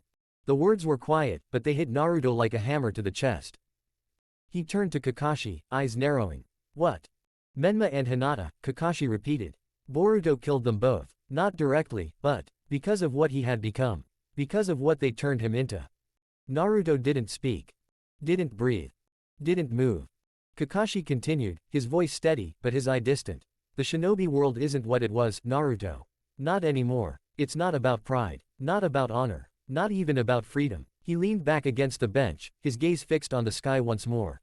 It's about survival. Against things that aren't human. Against enemies we were never meant to fight. The Otsutsuki. Naruto clenched his jaw. I was never meant to fight them either, he muttered. Kakashi gave a small shrug. And yet, you would have. Just like Menma did. Naruto looked away. He didn't want to think about Menma. Didn't want to think about the way history had played out without him. Didn't want to think about the brother he had left behind. Who else? He asked finally. Kakashi turned to him. Who else is dead? The older man exhaled softly, then looked forward again, his voice quieter now. Too many, he said simply. Naruto closed his eyes for a moment. He had expected that answer. He had known that answer. But hearing it still made something inside him sink. He had spent decades in the dark. Sealed away. Removed from time itself. And now, standing in the world he had once bled for, he found himself staring at ghosts. Menma was dead. Hinata was dead. Boruto, the child Menma had loved like a son, was the one who had killed them. In the shinobi world. It was no longer a world of warriors. No longer a world of loyalty, of strength, of sacrifice. It was a world of survival. Naruto slowly opened his eyes. Kakashi was watching him. You should have been there, he said, not unkindly. Things might have been different. Naruto didn't answer. Because the truth was, he wasn't sure it would have been. Why? The cemetery was silent. Not the kind of silence that came with emptiness, but the heavy, suffocating quiet that clung to places where too many prayers had gone unanswered. Naruto stood in front of two gravestones, set just beside a small monument carved with the words "Will of Fire." The phrase had long lost its meaning to him. What fire? What will? What had that fire ever done except burn everything to ash? Minato Namikaze. Kushina Uzumaki. His father. His mother. He had seen them last only a few days ago. But that had been another world. Another timeline. Another Kushina. She had been a brat back then, foul-mouthed, reckless, barely a woman. He had watched her grow older, watched her fall in love, watched her carry her first child. She had named him after him, the old man, who had been there, watching over her as an immortal guardian of peace. That child would never be him, though.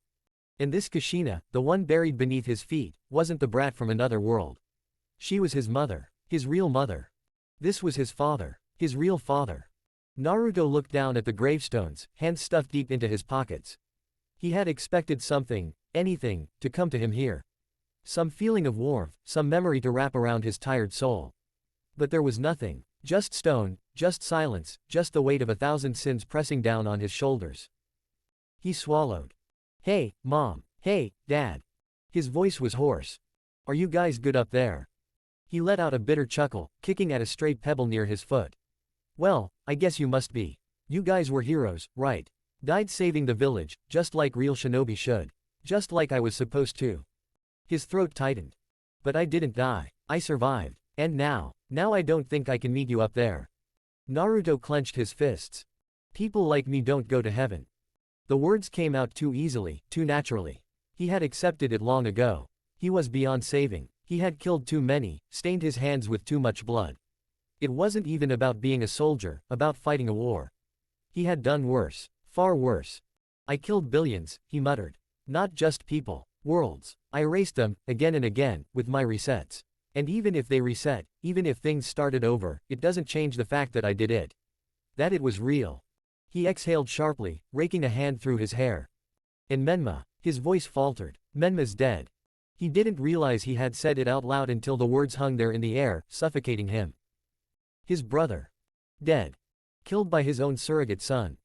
Naruto shut his eyes. His chest ached, but there were no tears left in him. He had forgotten how to cry. "The village is in ruins," he continued.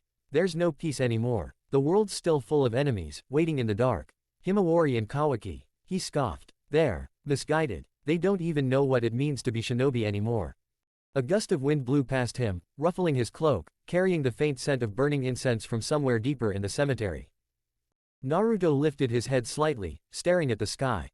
It was a dull gray, the clouds hanging low like they were about to rain, but never quite doing it. "What should I do?" he asked softly. His voice barely made a sound. "Should I stop caring?" His hands trembled. "Or should I do what I've always done?" The wind howled. Destroy. The word tasted familiar. Too familiar. He had destroyed before. He had wiped out nations, erased civilizations, undone entire timelines. He had been the bringer of endings more times than he could count. And in the end, none of it had ever brought peace. Just more destruction, more suffering, more emptiness. A memory surfaced. The honored one. A man he had met in a cave long ago. A man who had laughed at the world, who had wielded power like it was his birthright, who had stood above all things and yet called himself a normal monk. "Learn to forgive," the man had told him, grinning like a madman. Forgive. Naruto's grip tightened. He couldn't even forgive himself. The past clung to him like a second skin. The blood on his hands would never wash away. The sins he had committed would never be erased. No amount of resets, no amount of second chances could change what he had done. And this crystal gift, this power that had been bestowed upon him. It had never saved anyone. It hadn't saved Menma. His chest burned. Naruto dropped to his knees in front of the gravestones. His voice cracked. "I'm sorry, Mom, Dad." The words barely escaped his lips. "I couldn't keep my promise." He had told them, once. A long, long time ago. He had promised he would protect the village. That he would never let their sacrifice be in vain. That he would become the Hokage, that he would be someone they could be proud of. And yet, here he was. A man who had done nothing but destroy. A man who had failed everything. His hands dug into the dirt. He stayed there, kneeling, staring at the graves of the people who had brought him into this world. He had wanted to say more. But there was nothing left to say. Is anybody enjoying the manga? I'd say it's not bad. So I'll keep things aligned with it. Any suggestions, or should I maintain my flow? On another note, in chapter 27, Shikamaru had already known that Naruto was unnatural, beyond the Jubi, so he wanted to see how Naruto reacts.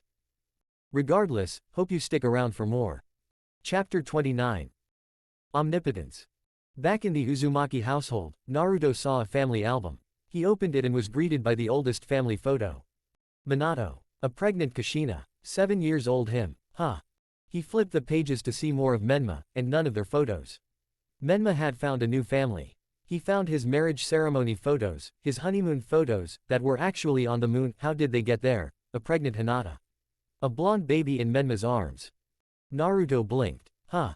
Kawaki had mixed hair and it wasn't dyed. This baby has rich blonde hair and blue eyes with whisker marks. Naruto flipped more pages. The baby grew up in each photo, resembling more and more of Menma. Yet he looked nothing like Kawaki, but more like Boruto. There was not a single photo of anyone that even remotely resembled Kawaki. Himawari. Naruto asked her, who was busy showing Kaide how an AC worked. What did Kakawi gift you at your last birthday party? Himawari beamed before she replied. I know, he gave me a. Strange, I don't recall. Naruto hummed. He asked her why there was Boruto's childhood photos here instead of Kawaki's. Wasn't Boruto the surrogate son of Menma? Shouldn't this album have Kawaki's photos instead? Himawari gave him a strange look. I don't understand what you were trying to say. Naruto blinked. Something was wrong. Why?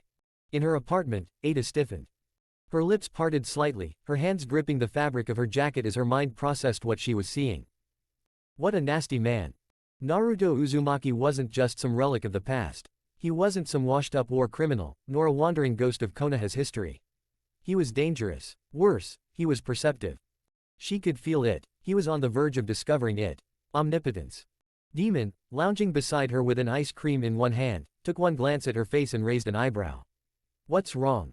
Ada didn't answer immediately. Her fingers twitched as she focused on Naruto's image, his expression, his eyes, the way he stood among the gravestones as if he were staring straight into something unseen. This Naruto Uzumaki. She swallowed. He's dangerous. Demon licked his ice cream lazily. Dangerous. He grinned, a glimmer of excitement sparking in his red eyes. If he even thinks about harming you, I'll crush him.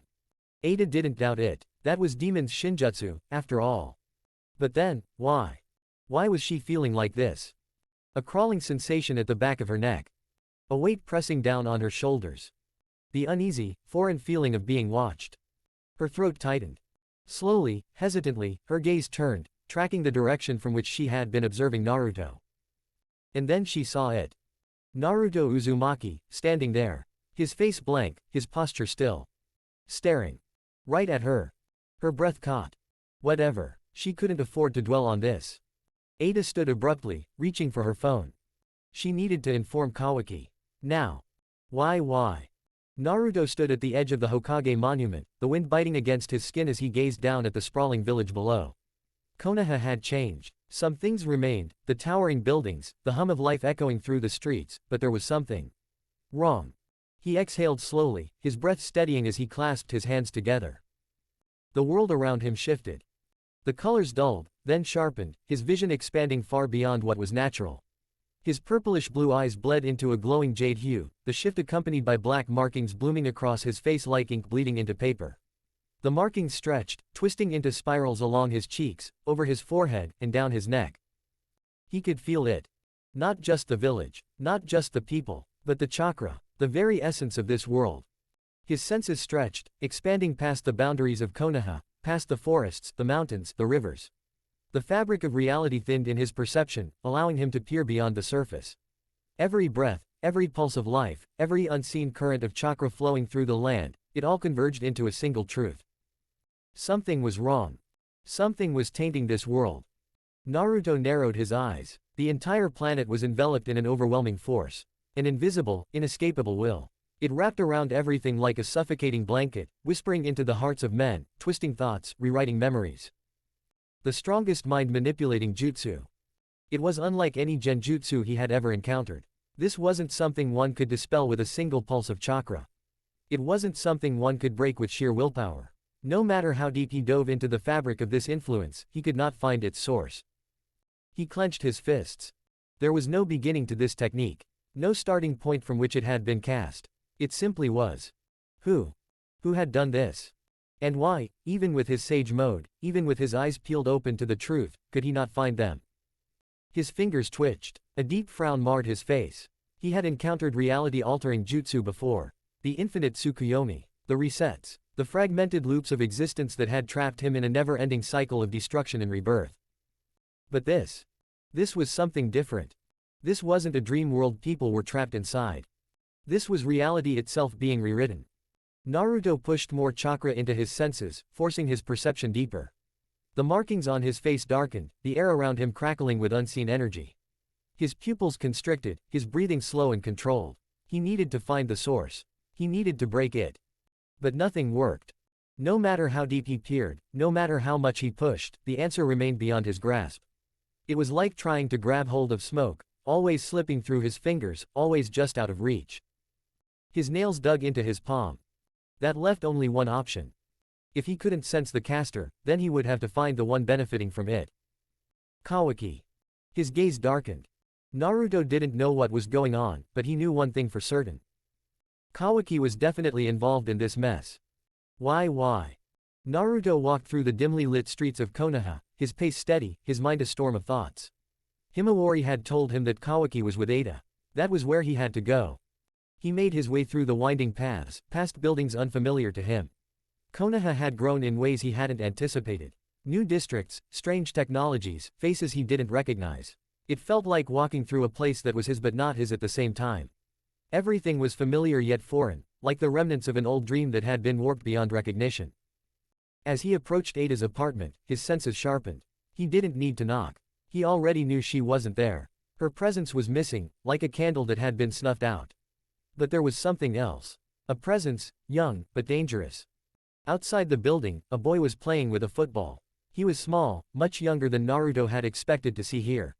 But the way he moved, the ease in his stance, the way he kicked the ball without a single wasted motion, this wasn't just any kid. Naruto stopped a few feet away, observing him. The boy noticed, letting the ball roll to a stop under his foot before turning to look at him. There was something unnatural about his gaze. It was sharp, knowing. Too knowing. "You're looking for Kawaki, huh?" the boy asked, his voice playful yet carrying a weight that didn't belong to a child. Naruto gave him a slow nod. "Yeah, you know where he is." The boy grinned. Maybe not. Naruto wasn't in the mood for games. "And you are?" "Demon." The boy tilted his head, as if daring him to react. "Ada's brother." Naruto studied him. Ada's brother. That explained a few things. But it also raised more questions. He hadn't sensed the boy's presence until he was right in front of him. That wasn't normal. Not for someone of Naruto's skill. Demon's grin widened. "You shouldn't pry into matters you'll regret." The air between them shifted. It wasn't chakra. It wasn't killing intent. It was something deeper. A primal kind of danger. Naruto met his gaze, his expression unreadable. "Your eyes are that of a killer." Demon's amusement didn't falter. If anything, he seemed more entertained. "You understand, then." His voice was light, casual. "So you know what's best for you." Naruto didn't blink. "I do." Demon hummed. "And what's best for me is to save the Uzumaki family. Anybody standing in my way will regret it." There was silence. The village around them carried on as usual. People walked by, oblivious to the quiet exchange happening just outside Ada's home. The world didn't stop. It never did. But for Naruto and Demon, this moment was separate from everything else. Demon's grin stretched wider, his sharp teeth peeking through. "Oh, you think you're strong?" Naruto shook his head. "No, I never said that." His voice was calm, steady. "I am always weak, always making mistakes. But I made a promise." His gaze didn't waver. "And I'll keep it." Demon didn't respond immediately. He just stared, something flickering behind those unnatural eyes of his. Then, without warning, he kicked the ball, sending it flying into the air before catching it on his shoulder with ease. "Hey." He turned away. "Let's see how far that promise takes you, old man." Naruto watched as the boy walked off, his movements relaxed, as if their conversation had been nothing more than idle chatter. But it hadn't been. That was a test. And Naruto had passed. For now. Why? Naruto walked through the village, ignoring the stares and whispers that followed him. He had grown used to it by now. The reverence, the fear, the suspicion. It was always the same. Some remembered him as a hero, others as a relic from a time better left forgotten. He didn't care either way. Right now, his only focus was finding Kawaki. The boy was knee-deep in whatever mess had swallowed Konoha whole, and Naruto intended to dig him out, whether he wanted to be or not. As he rounded a corner, he nearly bumped into a young girl standing in the middle of the street, arms crossed, watching him with an unreadable expression. He recognized her instantly, Sarada Uchiha. He resisted the urge to sigh. The last thing he wanted was to deal with an Uchiha teenager with an attitude problem. But what really made him pause was her attire. Fugaku would roll in his grave if he saw his granddaughter dressed like this. A jacket lazily draped over her shoulders, serving no real purpose other than decoration. A sleeveless blouse so tight it restricted her chest's natural growth. Shorts that barely counted as clothing, and long earrings that were just waiting to be ripped off in battle. It was an insult to practicality, to the very essence of being a shinobi. "You look like you're about to puke," Lord Fifth, Sarada said, raising an eyebrow. "No," Naruto replied evenly. "I just disagree with the fashion sense of this generation." She scoffed. "It's functional. It's impractical," he shot back without hesitation. "Explain the earrings. What tactical advantage do they provide?" Sarada blinked. "They're just earrings." "Exactly. Then the jacket. What's the point of wearing something you're not even using properly? It leaves your arms exposed and serves no protection. The shorts, smaller than most underwear, restrict movement and provide no defense. The blouse, too tight, limits breathing and flexibility. Your body is left open to attack from multiple angles." She frowned. "It's not that deep, old man. It's the difference between life and death," Naruto corrected, folding his arms. "Your clan used to understand that. Your grandfather, your father, even your uncle. The Uchiha were practical warriors. Now look at you, dressed like you're about to perform in a nightclub rather than fight a war." Sarada groaned, clearly exasperated. Why is no Hokage I meet as cool as Lord Eighth?" Naruto tilted his head. "I suppose my brother was a better person." "Obviously." She trailed off, looking him over, as if debating whether she should continue. Naruto narrowed his eyes. "Go on." She shook her head. "Forget it." "No," he pressed, stepping closer. "Speak." She hesitated, then said bluntly, "You killed people." "And?" Naruto asked, his voice steady. "You didn't." "Of course not," she snapped, looking at him like he had lost his mind. "Pathetic," Naruto muttered, his disappointment evident. "And you call yourself a shinobi?" Sarada bristled. "Excuse me. By the time I was your age, I had the blood of all of the world's armies on my hands." His tone was cold, factual. "You think your little Chunin missions make you a shinobi? You don't even understand what that means." Her fists clenched at her sides. "Is that something to be proud of? That you murdered thousands?" "Indeed," he answered without hesitation. "I did what was in the best interest of Konoha.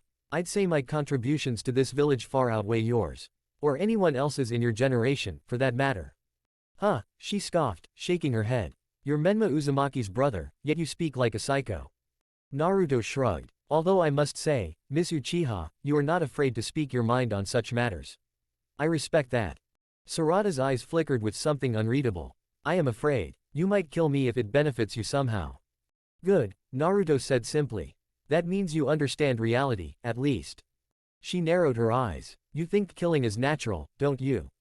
"I think the current textbooks of this generation are heavily flawed if they teach you that killing is bad," Naruto said, shaking his head. "A shinobi's duty is to protect their village. To eliminate threats. That is the nature of this world. Soft ideals won't change that." "No," Sarada countered, her voice firm. "It's your character that is flawed. You're mentally compromised." Naruto chuckled. "Ah, is that so?" "It is," she said, then smirked. "And I find it funny that you essentially married someone 30 years younger than you. Lady Kaide deserves far better than an old, broken man like you." Naruto shrugged again, completely unfazed. "I agree with that one." Sarada blinked, clearly not expecting him to admit it so easily. "Huh. Anyways," Naruto continued, brushing past the topic. "I'm looking for Kawaki. Seen him around." She crossed her arms. "Find him yourself, Godime-sama. I have better things to do than run your errands." And just like that, she turned and walked away without another word. Naruto watched her leave, shaking his head. "Well, that's one way to thank someone who saved your life," he muttered. "A true Uchiha." Though, he admitted to himself, Shisui and Itachi were exceptions. Why? Naruto walked through the park, his footsteps slow, deliberate. He spotted them easily, Kawaki and Ada sitting together on a bench, speaking in hushed voices. The sight of them, relaxed, as if the world wasn't burning around them, only made his stomach churn. "Kawaki," he called out casually, approaching them with his hands in his pockets. The boy looked up, meeting his gaze without hesitation. Naruto studied him for a moment, really looked at him. He had never paid much attention before, but now, with everything falling into place, something was glaringly off. Kawaki had no Uzumaki traits. No Hyuga traits. Not even a trace of Minato's lineage. Yet Boruto, perfect blonde hair, blue eyes, the whisker marks that came from his own altered DNA. It was obvious. Painfully obvious. Naruto's voice was blunt, almost indifferent. Is Boruto the surrogate son? Or are you the surrogate son of Menma? Ada's eyes widened slightly, but she concealed it just as quickly, her expression hardening. What kind of nonsense is that? Of course, Kawaki is the real son. Kawaki, however, didn't react as she did. He kept his gaze locked on Naruto's, unflinching. Why do you ask? You don't feel like one of us, Naruto answered simply. You don't have anything from the Hyuga. Nothing from the Uzumaki. And nothing from my father, Minato Namikaze. But Boruto. His eyes narrowed slightly. He has everything. The hair, the eyes, even the marks on his cheeks. Isn't it obvious? Kawaki didn't blink, didn't waver. He simply sat there, watching, waiting. Naruto sighed. So what are you going to do? Keep pretending. Hope no one ever questions it. Ada clicked her tongue, glaring at him. You're ridiculous. Even if you tell people, what does it change? Obviously, Naruto said with a small shrug. I'm going to tell everyone. Kawaki leaned forward slightly, his expression unreadable. And you think they'll just believe you? No, Naruto admitted without hesitation. They won't. But I don't care what other people believe. Silence stretched between them. Kawaki exhaled through his nose, shaking his head. You weren't here for years, he said, his voice laced with something close to resentment. You suddenly appear, and now you care about this family. Naruto tilted his head. At least I'm not like you, so desperate for a family that you're willing to steal someone else's place. Something flickered in Kawaki's eyes, something raw and ugly. In the next instant, his arm grew in size, expanding with that dark, twisting material as he lunged forward. His speed was impressive, too bad it was wasted on someone like Naruto. Before Kawaki's strike could even get close, a crystal sword materialized in Naruto's hand, flashing through the air in a single, precise movement. The sound of slicing filled the park. Kawaki stumbled back, gripping his wrist. His breath came out in sharp gasps as he looked down, his transformed hand was gone. Not severed at the flesh, but the black material had been completely stripped away, leaving only his normal, human arm behind. Kawaki! Ada shouted, her voice sharp with panic. Naruto frowned slightly, staring at the black fragments on the ground. So that's how it was. The boy's real body was untouched, only that alien power had been cut away. He turned his gaze back to Kawaki, watching as the boy gritted his teeth, cradling his hand as if in disbelief. Tell everyone you're a fake, Naruto said evenly. Lift the genjutsu or whatever she's done to them. He glanced at Ada for the briefest second before continuing, his tone as casual as ever. Or I'll simply gouge out her eyes and do it myself. Then, without another word, he turned and walked away. Ada stared at Kawaki, her hands clenched into fists as she tried to process what had just happened. Naruto had cut through Kawaki's transformed arm like it was nothing, severing the dark power with a weapon she had never seen before. The ease, the precision, it was terrifying. But what scared her more was how quickly he had pieced everything together. He knew. He wasn't guessing. He wasn't assuming. He knew. Kawaki was breathing heavily, his remaining hand trembling as he glared in the direction Naruto had walked off. The anger in his eyes was barely restrained, burning beneath the surface like molten steel. He's a problem, Kawaki muttered. Ada nodded. Yeah, she said. He is. No, you don't get it, Kawaki snapped, turning his glare on her. He's dangerous. More dangerous than anyone else right now. If he keeps pushing, if he keeps questioning, he'll figure it all out. Ada hesitated. She had felt it too. The moment Naruto's eyes had met hers earlier, that brief second when his gaze locked onto the space she was observing from, she had felt something deep in her bones, something she hadn't felt before. Not even with Boruto. Naruto Uzumaki wasn't like the others. He wasn't someone she could just toy with. And that terrified her. What do you want me to do? She asked, voice quieter than usual. Kawaki didn't hesitate. Use omnipotence, he said. Twist reality. Make everyone believe that Naruto has returned to rule the shinobi world like a monarch. Make them think he's conspiring with Boruto. That they're trying to take over everything. Ada's breath hitched. Kawaki. Do it. She swallowed hard. Omnipotence was absolute. It was not a genjutsu, not an illusion, it was rewriting existence. Once the world changed, once reality bent to her will, it would become truth. No one would question it. Not even Naruto himself would have any proof of what had been before. But this was different. This wasn't just erasing memories or shifting relationships. This was painting Naruto as a tyrant, a threat to the entire world. Ada met Kawaki's eyes. You know what you're asking me to do, she said. If I do this, he won't be able to live normally. Everyone will turn on him. Good, Kawaki said, voice cold. That way, he won't have time to dig into the truth. He'll be too busy running. Too busy defending himself. He'll have no choice but to fight. Ada exhaled slowly. And what happens when he fights back? What if he wins? He won't, Kawaki said, but there was something in his voice, something unsure, something that wavered for just a second. Demon can stop him. I can stop him. Ada wasn't so sure. Demon was strong, unbeatable, even, but Naruto. She didn't like the feeling he gave her. The quiet knowing in his gaze. The way he had looked at her, as if peeling away her very existence with nothing but his presence. But Kawaki was waiting, staring at her with that unrelenting, stubborn determination. She closed her eyes and took a slow, deep breath. Then she let omnipotence take hold. Her eyes gleamed, the world shimmering around her like a mirage. The very fabric of reality twisted, bent, and reshaped itself at her command.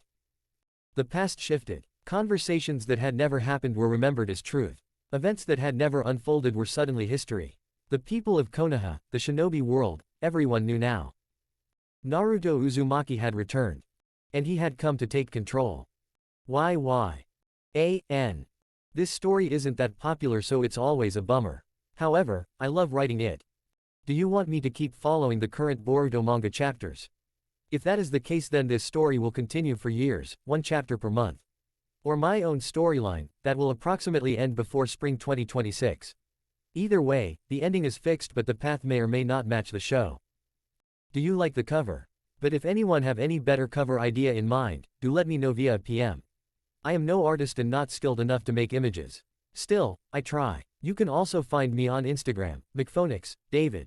I upload story ideas and covers there. I hope you like this chapter.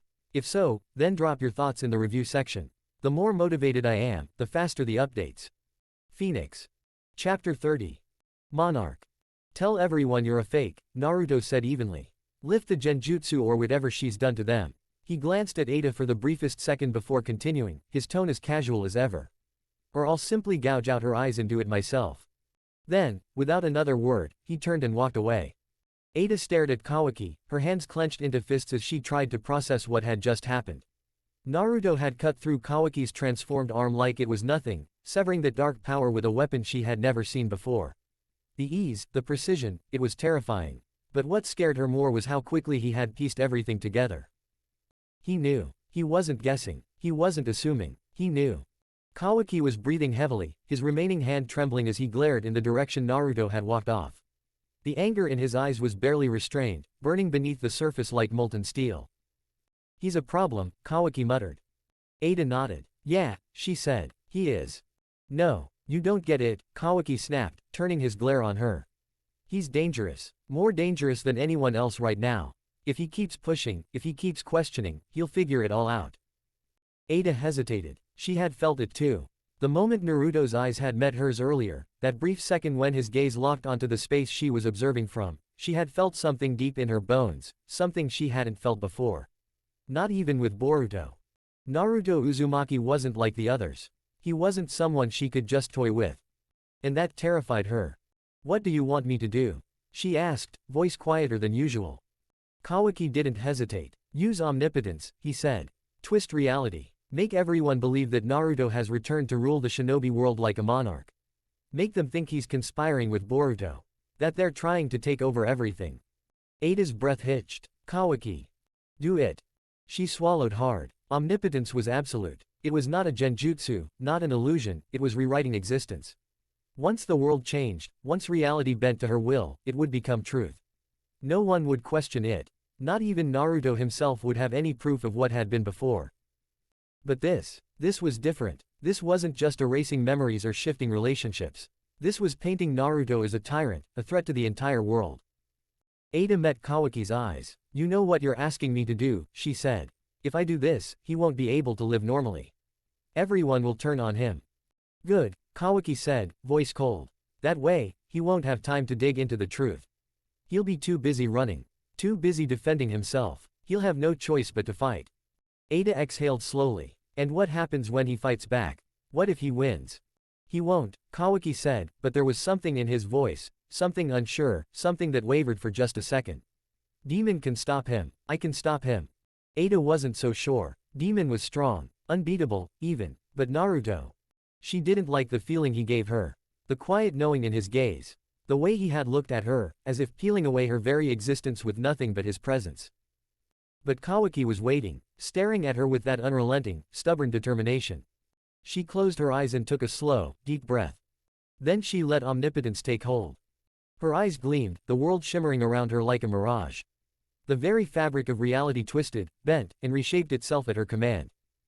The past shifted. Conversations that had never happened were remembered as truth. Events that had never unfolded were suddenly history. The people of Konoha, the shinobi world, everyone knew now. Naruto Uzumaki had returned. And he had come to take control. Why?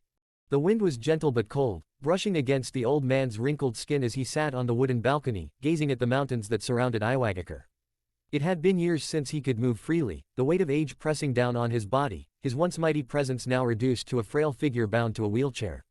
But despite his weakened state, his mind remained sharp, and his memories even sharper. Onoki let out a tired breath, leaning slightly against the armrest. His granddaughter, Kuritsuchi, stood beside him, arms crossed as she listened to him speak, the afternoon sun casting long shadows over them. Menma Uzumaki was a fool, Onoki muttered. Too kind for his own good. I respected him, yes. He was a warrior, a Hokage. He fought for what he believed in, for his people. But it was that kindness that got him killed in the end. Kuritsuchi exhaled through her nose, her gaze drifting towards the village below. It was Boruto, she said. His own adopted son. Killed him and Lady Hinata. I still don't understand why. Onoki scoffed. Understanding is a waste of time. The Uzumaki are cursed. That family. It breeds either legends or monsters. There's no in between. His aged hands tightened on the blanket draped over his lap. I fought in the Third Shinobi War. I watched as Minato Namikaze slaughtered over 1,000 of my shinobi with nothing but his damned flying Raijin and Rasengan. A single man, turning the tide of an entire war. That kind of power should never belong to one person. But the Uzumaki, they keep producing them, again and again. Kuritsuchi remained silent, listening. She had heard this before, many times. But it wasn't Minato that Onoki feared the most. His voice grew darker, quieter, as if the name itself carried weight. Then there was him. Kuritsuchi stiffened. She didn't need him to clarify. She knew who he was talking about. Naruto Uzumaki, Onoki continued, his voice barely above a whisper. If Minato was a killer on the battlefield, then Naruto was something else entirely. Not a warrior, not a soldier, a monster, a man who killed thousands, tens of thousands, just to test his own power. Who fought not for war, not for his village, not for any cause, but because he could. He was different. Even Madara Uchiha fought for something, even if it was twisted. But Naruto. The old man shook his head slowly, his gaze distant, as if recalling something far beyond the mountains. He disappeared before his madness could consume everything. Maybe he knew what he was becoming. Maybe he just got bored. Who knows? Either way, we were lucky. The three men I feared the most, Madara, Minato, and Naruto, were all gone. And the world is better for it. Kuritsuchi shifted her weight, placing a hand on the old man's shoulder. The world's changed, Gramps. We don't have to worry about men like that anymore. Menma was the last of them. And Boruto is dead. Things are different now. For the first time in their conversation, Onoki allowed himself a small smile. Maybe you're right. Maybe. Lady Tsuchikage. A shinobi landed swiftly on the balcony, kneeling before Kuritsuchi, a scroll in his hands. His breath was labored, sweat beading on his forehead, as if he had run straight from the village gates. Onoki frowned. What's the fuss about? Kuritsuchi took the scroll and unraveled it. Her eyes moved over the words quickly. Then they stopped. She blinked. Read again. She felt her stomach drop. The scroll nearly slipped from her fingers. Onoki narrowed his eyes. What is it, Kuritsuchi? She swallowed, her voice barely above a whisper. He's back, Gramps. She turned to face him, and for the first time in years, there was fear in her expression. Naruto the Dark Monarch is back. Onoki's breath hitched. For a long moment, neither of them spoke. The wind blew across the balcony, carrying the weight of the name that had just been uttered. Then, slowly, the old man closed his eyes. So the nightmare begins again. Why? Naruto felt it before he fully understood it. The air around him had shifted, thick with something unseen yet tangible. It wasn't just the usual tension that came with his presence. No, this was different. It was the kind of fear that settled deep in the bones, the kind that made people's instincts scream at them to run. His purplish blue eyes flickered, scanning the surroundings with quiet calculation. Another vast genjutsu. No, not just a genjutsu. A reality-altering force. Ada. Perhaps he should seriously go and gouge out her eyes. That thought lingered for a second before he shook it off. He had no time for pointless brutality. Yet, there was no denying that whatever she had done, it was warping the way the world perceived him. He had only returned a few hours ago, and while people had stared at him in curiosity and disbelief before, now their gazes were entirely different. They were shaking. Not just tense or cautious, shaking. A woman gasped and took a step back, clutching her child close as if shielding them from a wild beast. A group of young shinobi who had been chatting at the corner immediately stiffened upon seeing him and quickly dispersed, their footsteps uneven, hurried. A merchant trying to close his stall dropped a crate in his panic, scattering its contents, but instead of stopping to pick them up, he simply abandoned them and ran. Naruto frowned. That was strange. He had never gone out of his way to intimidate people. If anything, he had always been rather casual, often too casual for his own good. Yet now, the very sight of him sent civilians scrambling for shelter as if he were a calamity given human form. Huh. He took a step forward, and the reaction was immediate. Someone outright screamed, and others broke into a full sprint, disappearing into the alleyways and side streets, their eyes wide with horror. Naruto clicked his tongue. Something was very wrong. It wasn't until he reached the Uzumaki household that the full weight of the situation began to settle in. He barely had to push open the door before he caught the way Himawari was looking at him, like he was something to be wary of, something to be handled rather than welcomed. Even Kaide, despite her usual calm nature, was watching the interaction with silent observation. Naruto exhaled through his nose. Is everything all right, Himawari? She hesitated, a fraction of a second too long. Then she smiled, but it was nervous, forced. Uncle, I'm happy that you're back, really, but, she trailed off, shifting uncomfortably. I don't think your methods are appropriate. Naruto narrowed his eyes slightly. What methods? She never got to finish. The glass window shattered. A rock came flying straight toward Kaide's face. Naruto caught it inches from impact, his fingers closing around the jagged edges with precision. His eyes flicked toward the window, toward the retreating figure of whoever had thrown it. Go to hell, Monarch. The voice was distant but filled with raw hatred before its owner disappeared into the streets. Naruto stared at the rock in his hand, then at the window's broken remains. He slowly turned his head back to Himawari. Her hands were clenched at her sides, her posture tense. She was hesitating again. Then she took a breath. Uncle, her voice was quieter now, almost pleading. Please don't subjugate the world. Naruto blinked. What? Why? Naruto Uzumaki was a menace. That was the only way to describe him. A monster in human form. A nightmare carved into history with blood and fire. His name alone sent shivers down the spines of even the most hardened shinobi, and his legacy was one written in destruction. He had ended the Third Great Shinobi War single-handedly at the age of 3. A child barely old enough to walk properly, let alone wield chakra, had wiped out entire battalions of enemy forces. He didn't just defeat them, he annihilated them. Entire armies reduced to corpses in mere seconds. The battlefields of that war weren't battlefields at all, they were slaughterhouses, and he was the butcher. By the time he was 10, the legend of the demon fox's Jinchuriki's son had spread across the world like a plague. He wasn't just a prodigy. He was a calamity. A walking catastrophe. Entire villages were wiped off the map in his pursuit of stronger opponents. He sought out war like it was a game, a hunt where only the strong deserved to survive. It wasn't just about victory. It was about power. His power. And he proved it, again and again, leaving nothing but devastation in his wake. The bodies of millions lay in his shadow, and the nations that once thought themselves strong learned firsthand that strength meant nothing in the face of a god. Then came the ultimate betrayal. He killed Minato Namikaze, his own father, the fourth Hokage, the yellow flash of Konoha. The man who had been feared across the world, the hero of the village. And yet, in the end, even he had fallen. Naruto didn't stop there. Kushina Uzumaki, the red-hot habanero, the woman known for her terrifying strength, met the same fate. She had tried to stop him, tried to reach out, but Naruto had already gone too far. With his own hands, he ended them both. And then he took the Hokage's hat for himself. That was the moment everything changed. That was the moment the world realized they were standing at the edge of something far worse than any war. Naruto wasn't content with just ruling Konoha. He wasn't satisfied with the title of Hokage. No, he wanted more. He wanted everything. The daimyo, the feudal lords, the 5 great nations, he wanted it all under his rule. And he was this close to making it happen. The world had no choice. The 5 Kage put aside their differences. The clans united, rivals became allies, and enemies stood together against the common threat. A force of 100,000 shinobi was gathered. All for one man. And still, they couldn't kill him. They threw everything they had at him. Ninjutsu that could reshape landscapes, tailed beasts that could turn mountains into dust, forbidden techniques passed down for generations. And he laughed. He tore through their ranks like a demon of war, untouchable, unstoppable. If they hadn't seen it themselves, they would have never believed it. But he wasn't invincible. It took everything they had. Blood, sweat, and sacrifice.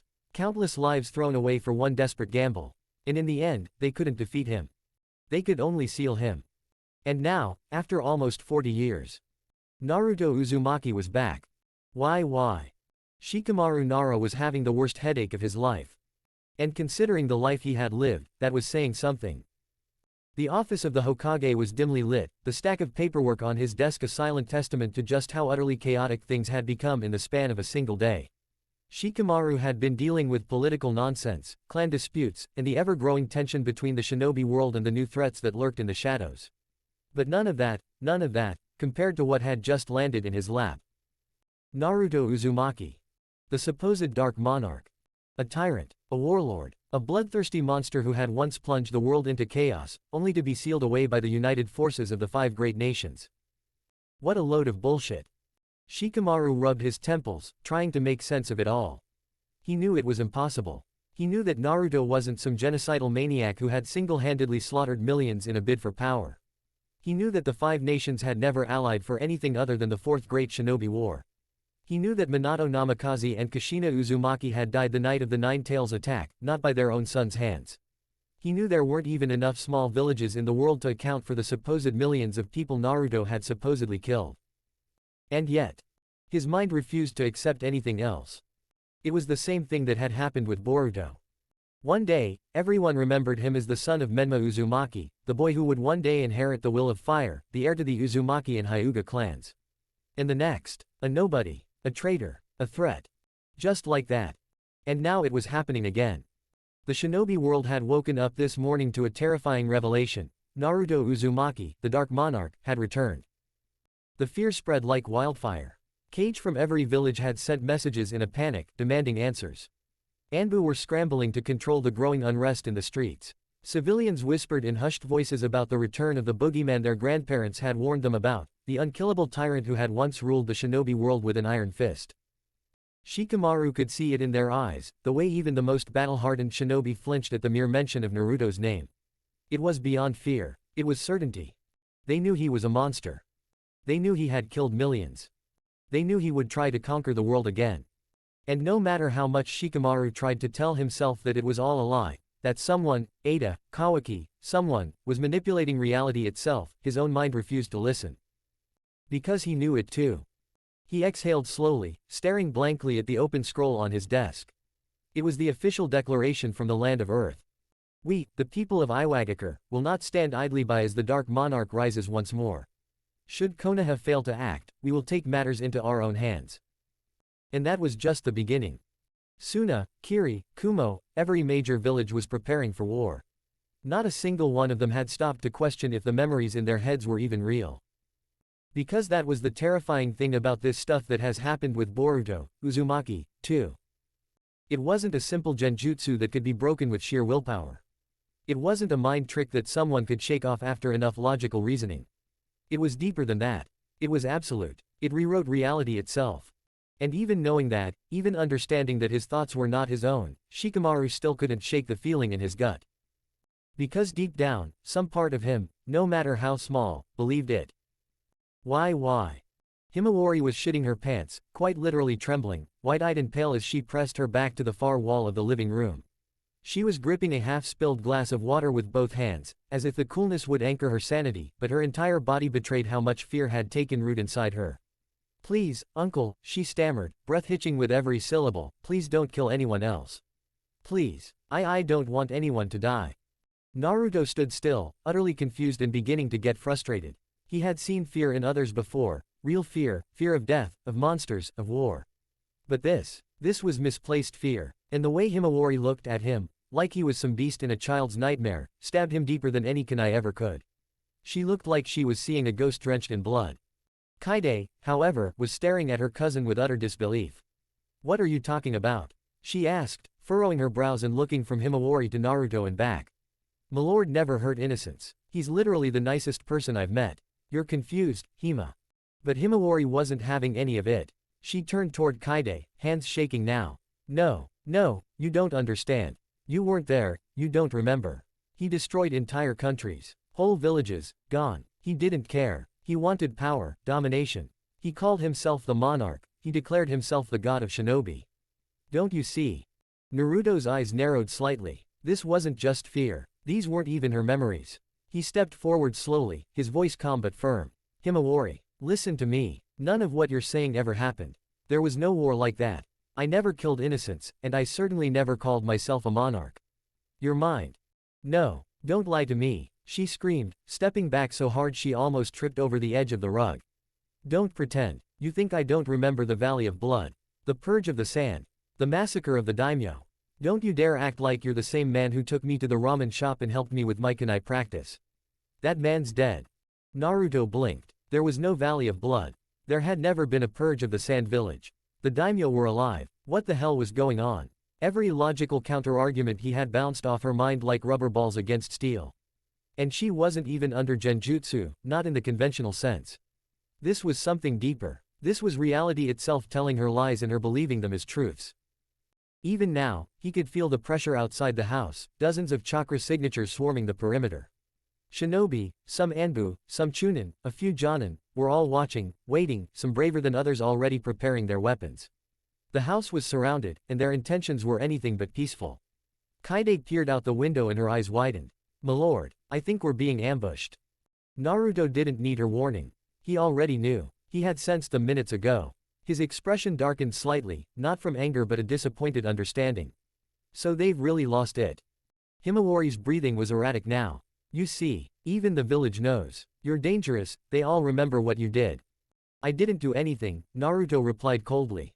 "They just think I did."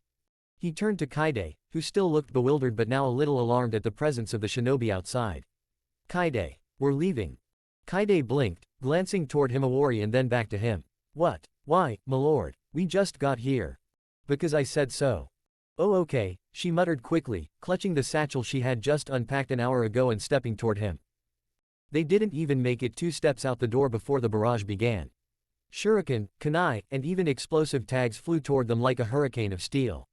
Kaide yelped and ducked, but Naruto didn't flinch. A radiant crystalline barrier erupted around them, shimmering like glass made from light. Every projectile clattered against it harmlessly, some ricocheting into the nearby trees, others falling flat at their feet. "Idiots," Naruto muttered. He raised a hand slowly, watching as some desperate shinobi took it as a cue to escalate. A crack echoed out. Someone had fired a gun, one of those new tech chakra-powered models. The bullet never reached him. With a soft hum, it bent in midair and fell with a tink against the earth. The shinobi paused. Naruto sighed. "This is a civilian area," he said loudly, voice carrying like thunder. "You're firing inside the village. You're attacking a cage-level shinobi with civilians in the crossfire. Are your memories so twisted that you've lost all sense?" But they didn't listen. So he acted. Crystals the color of rose quartz shimmered into existence, dozens of them forming into fine needles around his hands.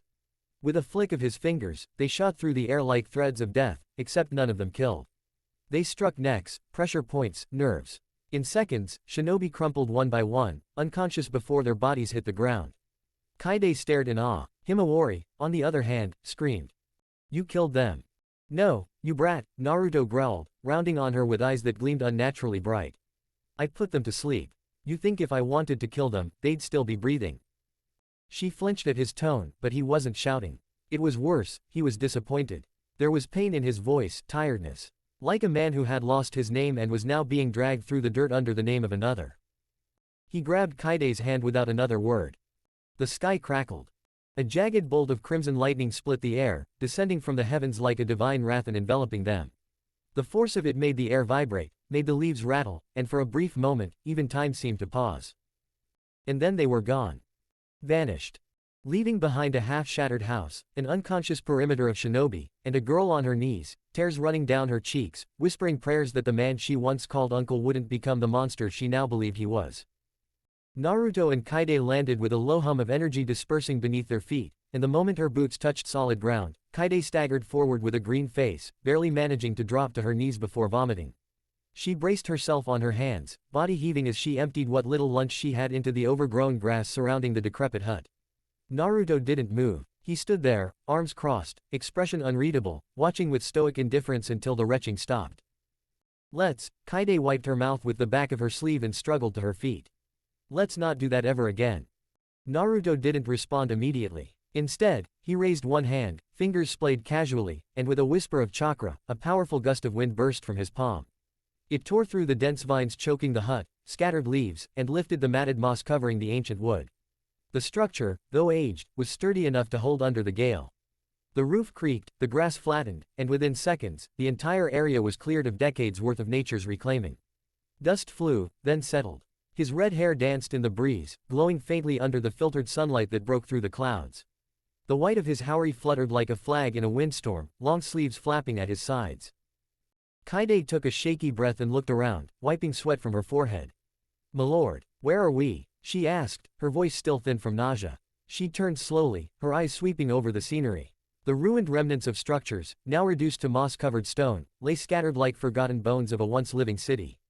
But it was the water that caught her attention, a vast, endless stretch of it just beyond the broken hills.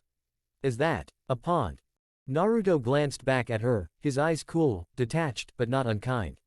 "Uzushigaku," he said simply, turning toward the hut and walking without waiting for her reaction. Kaide stood blinking in confusion. "Uzu, what?" He didn't answer. She followed, eyes lingering on the blue water shimmering in the distance. "That sure is a huge pond," she muttered to herself. Naruto paused. He looked back over his shoulder again, brow twitching ever so slightly. "That's the sea," he corrected. Kaide tilted her head. "See, like, you can see it. Is that why it's called that?" His gaze flattened. "It's called the sea because it's a massive body of saltwater. And we're on an island. Which means land surrounded by water." Kaide stared at him like he was speaking Martian. "What's a saltwater? What's an island?" Naruto blinked. Once. Twice. His shoulders slowly rose and fell with a sigh so long and weary it could have aged him another decade. "Forget it," he muttered, turning back toward the hut. "Let's freshen up." "Ah, okay," Kaide mumbled, still looking over her shoulder at the pond, as though it would sprout legs and attack her at any moment.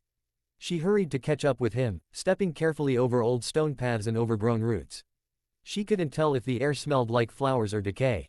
Probably both. The scent of forgotten things. They stepped inside the hut together. The interior was dim, the scent of old wood thick in the air. Dust particles floated in shafts of sunlight that leaked through the broken slats in the walls. But despite its age, the place had a certain warmth to it. As if it had once been loved. Lived in. A place of laughter, perhaps. Maybe mourning too. Kaide looked around curiously. "This was your house?" Naruto didn't answer. He simply walked to the center, raised a hand again, and formed a single seal. The floor trembled slightly, and then a panel slid open in the far corner, revealing a staircase descending into darkness. Kaide's eyes went wide. "Whoa, secret basement." "It's not a basement. It's the main structure. The hut is a disguise." "You mean the pond's not a pond, and the basement's not a basement?" "Got it. Next you'll tell me the sky isn't the sky." Naruto didn't respond to her sarcasm. He was already walking down the stairs. She followed, grumbling under her breath, stepping carefully as the steps curved downward into what felt like the belly of the earth. As they descended, faint lights sparked along the walls, chakra lamps, she realized, old but functional. The underground space was enormous. Vaulted ceilings, walls of reinforced stone and seal script, and a faint hum in the air that made the hair on the back of her neck stand. It wasn't just a base, it was a fortress. A command center. A sanctuary. Or maybe a tomb. Kaide turned to him, eyes wide now with real curiosity, even reverence. "What is this place?" Naruto didn't stop walking. "A remnant. Of a clan that was erased." "Yours?" He nodded. "The Uzumaki." She looked around again. "They must have been powerful." "They were," he said quietly. "Too powerful. So they were destroyed." Kaide didn't speak after that. There was something in his voice, not grief, not really. More like the ghost of it, like he had mourned for so long that he'd run out of mourning. Now there was only memory. They reached a chamber at the end of the hallway. Inside were scrolls, weapons, and even what looked like an ancient sealing matrix embedded into the floor. Naruto walked over to the center and knelt down, placing his hand on the seal. A low pulse of chakra reverberated through the air, and the matrix glowed softly, like the heartbeat of something that had been asleep for far too long. Kaide stepped forward hesitantly. What are we going to do here? Naruto looked up at her. His eyes glowed faintly under the dim light. I'm going to find out what happened to this world. And you, he added, rising slowly, are going to learn everything they never taught you. Kaide blinked. Like what? Like what a sea is. What chakra used to be. What truth is. And what lies are being forced into your head. Kaide shivered. Not because she was scared of him, but because suddenly the world felt bigger, colder. Like everything she thought she knew was about to come undone. She swallowed, looking up at him. Will it be dangerous? He smiled faintly. Everything worth knowing is. TBC. Chapter 31. Truths. Himawari was shitting her pants, quite literally trembling, wide-eyed and pale as she pressed her back to the far wall of the living room. She was gripping a half-spilled glass of water with both hands, as if the coolness would anchor her sanity, but her entire body betrayed how much fear had taken root inside her. Please, uncle, she stammered, breath hitching with every syllable, please don't kill anyone else. Please. I don't want anyone to die. Naruto stood still, utterly confused and beginning to get frustrated. He had seen fear in others before, real fear, fear of death, of monsters, of war. But this was misplaced fear, and the way Himawari looked at him, like he was some beast in a child's nightmare, stabbed him deeper than any kunai ever could. She looked like she was seeing a ghost drenched in blood. Kaide, however, was staring at the girl with utter disbelief. What are you talking about? She asked, furrowing her brows and looking from Himawari to Naruto and back. Milord never hurt innocents. He's literally the nicest person I've met. You're confused, Hima. But Himawari wasn't having any of it. She turned toward Kaide, hands shaking now. No, you don't understand. You weren't there, you don't remember.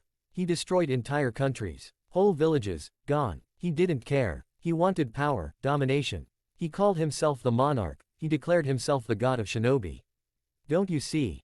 Naruto's eyes narrowed slightly. This wasn't just fear. These weren't even her memories. He stepped forward slowly, his voice calm but firm. Himawari, listen to me. None of what you're saying ever happened. There was no war like that. I never killed innocents, and I certainly never called myself a monarch. Your mind. No, don't lie to me, she screamed, stepping back so hard she almost tripped over the edge of the rug. Don't pretend. You think I don't remember the Valley of Blood. The Purge of the Sand. The massacre of the daimyo. Don't you dare act like you're the same man who took Dad to the ramen shop and helped him with his kunai practice. That man's dead. Naruto blinked. There was no Valley of Blood. There had never been a Purge of the Sand Village. The daimyo were alive. What the hell was going on? Every logical counter-argument he had bounced off her mind like rubber balls against steel. And she wasn't even under genjutsu, not in the conventional sense. This was something deeper. This was reality itself telling her lies and her believing them as truths. Even now, he could feel the pressure outside the house, dozens of chakra signatures swarming the perimeter. Shinobi, some Anbu, some Chunin, a few Jonin, were all watching, waiting, some braver than others already preparing their weapons. The house was surrounded, and their intentions were anything but peaceful. Kaide peered out the window and her eyes widened. Milord, I think we're being ambushed. Naruto didn't need her warning. He already knew. He had sensed them minutes ago. His expression darkened slightly, not from anger but a disappointed understanding. So they've really lost it. Himawari's breathing was erratic now. You see, even the village knows. You're dangerous, they all remember what you did. I didn't do anything, Naruto replied coldly. They just think I did. He turned to Kaide, who still looked bewildered but now a little alarmed at the presence of the shinobi outside. Kaide, we're leaving. Kaide blinked, glancing toward Himawari and then back to him. What? Why, milord? We just got here. Because I said so. Oh okay, she muttered quickly, clutching the satchel she had just unpacked an hour ago and stepping toward him. They didn't even make it 2 steps out the door before the barrage began. Shuriken, kunai, and even explosive tags flew toward them like a hurricane of steel. Kaide yelped and ducked, but Naruto didn't flinch. A radiant crystalline barrier erupted around them, shimmering like glass made from light. Every projectile clattered against it harmlessly, some ricocheting into the nearby trees, others falling flat at their feet. Idiots, Naruto muttered. He raised a hand slowly, watching as some desperate shinobi took it as a cue to escalate. A crack echoed out, Someone had fired a gun, one of those new tech chakra-powered models. The bullet never reached him. With a soft hum, it bent in midair and fell with a tink against the earth. The shinobi paused. Naruto sighed. "This is a civilian area," he said loudly, voice carrying like thunder. "You're firing inside the village. You're attacking a cage-level shinobi with civilians in the crossfire. Are your memories so twisted that you've lost all sense?" But they didn't listen. So he acted. Crystals the color of rose quartz shimmered into existence, dozens of them forming into fine needles around his hands. With a flick of his fingers, they shot through the air like threads of death, except none of them killed. They struck necks, pressure points, nerves. In seconds, shinobi crumpled one by one, unconscious before their bodies hit the ground. Kaide stared in awe. Himawari, on the other hand, screamed. "You killed them." "No, you brat," Naruto growled, rounding on her with eyes that gleamed unnaturally bright. "I put them to sleep. You think if I wanted to kill them, they'd still be breathing?" She flinched at his tone, but he wasn't shouting. It was worse, he was disappointed. There was pain in his voice, tiredness. Like a man who had lost his name and was now being dragged through the dirt under the name of another. He grabbed Kaide's hand without another word. The sky crackled. A jagged bolt of crimson lightning split the air, descending from the heavens like a divine wrath and enveloping them. The force of it made the air vibrate, made the leaves rattle, and for a brief moment, even time seemed to pause. And then they were gone. Vanished. Leaving behind a half-shattered house, an unconscious perimeter of shinobi, and a girl on her knees, tears running down her cheeks, whispering prayers that the man she once called uncle wouldn't become the monster she now believed he was. Naruto and Kaide landed with a low hum of energy dispersing beneath their feet, and the moment her boots touched solid ground, Kaide staggered forward with a green face, barely managing to drop to her knees before vomiting. She braced herself on her hands, body heaving as she emptied what little lunch she had into the overgrown grass surrounding the decrepit hut. Naruto didn't move. He stood there, arms crossed, expression unreadable, watching with stoic indifference until the retching stopped. Kaide wiped her mouth with the back of her sleeve and struggled to her feet. "Let's not do that ever again." Naruto didn't respond immediately. Instead, he raised one hand, fingers splayed casually, and with a whisper of chakra, a powerful gust of wind burst from his palm. It tore through the dense vines choking the hut, scattered leaves, and lifted the matted moss covering the ancient wood. The structure, though aged, was sturdy enough to hold under the gale. The roof creaked, the grass flattened, and within seconds, the entire area was cleared of decades worth of nature's reclaiming. Dust flew, then settled. His red hair danced in the breeze, glowing faintly under the filtered sunlight that broke through the clouds. The white of his haori fluttered like a flag in a windstorm, long sleeves flapping at his sides. Kaide took a shaky breath and looked around, wiping sweat from her forehead. "Milord, where are we?" she asked, her voice still thin from nausea. She turned slowly, her eyes sweeping over the scenery. The ruined remnants of structures, now reduced to moss-covered stone, lay scattered like forgotten bones of a once living city. But it was the water that caught her attention, a vast, endless stretch of it just beyond the broken hills. "Is that a pond?" Naruto glanced back at her, his eyes cool, detached, but not unkind. "Uzushigekure," he said simply, turning toward the hut and walking without waiting for her reaction. Kaide stood blinking in confusion. What?" He didn't answer. She followed, eyes lingering on the blue water shimmering in the distance. "That sure is a huge pond," she muttered to herself. Naruto paused. He looked back over his shoulder again, brow twitching ever so slightly. "That's the sea," he corrected. Kaide tilted her head. "Sea, like, you can see it. Is that why it's called that?" His gaze flattened. "It's called the sea because it's a massive body of saltwater. And we're on an island. Which means land surrounded by water." Kaide stared at him like he was speaking Martian. "What's a saltwater? What's an island?"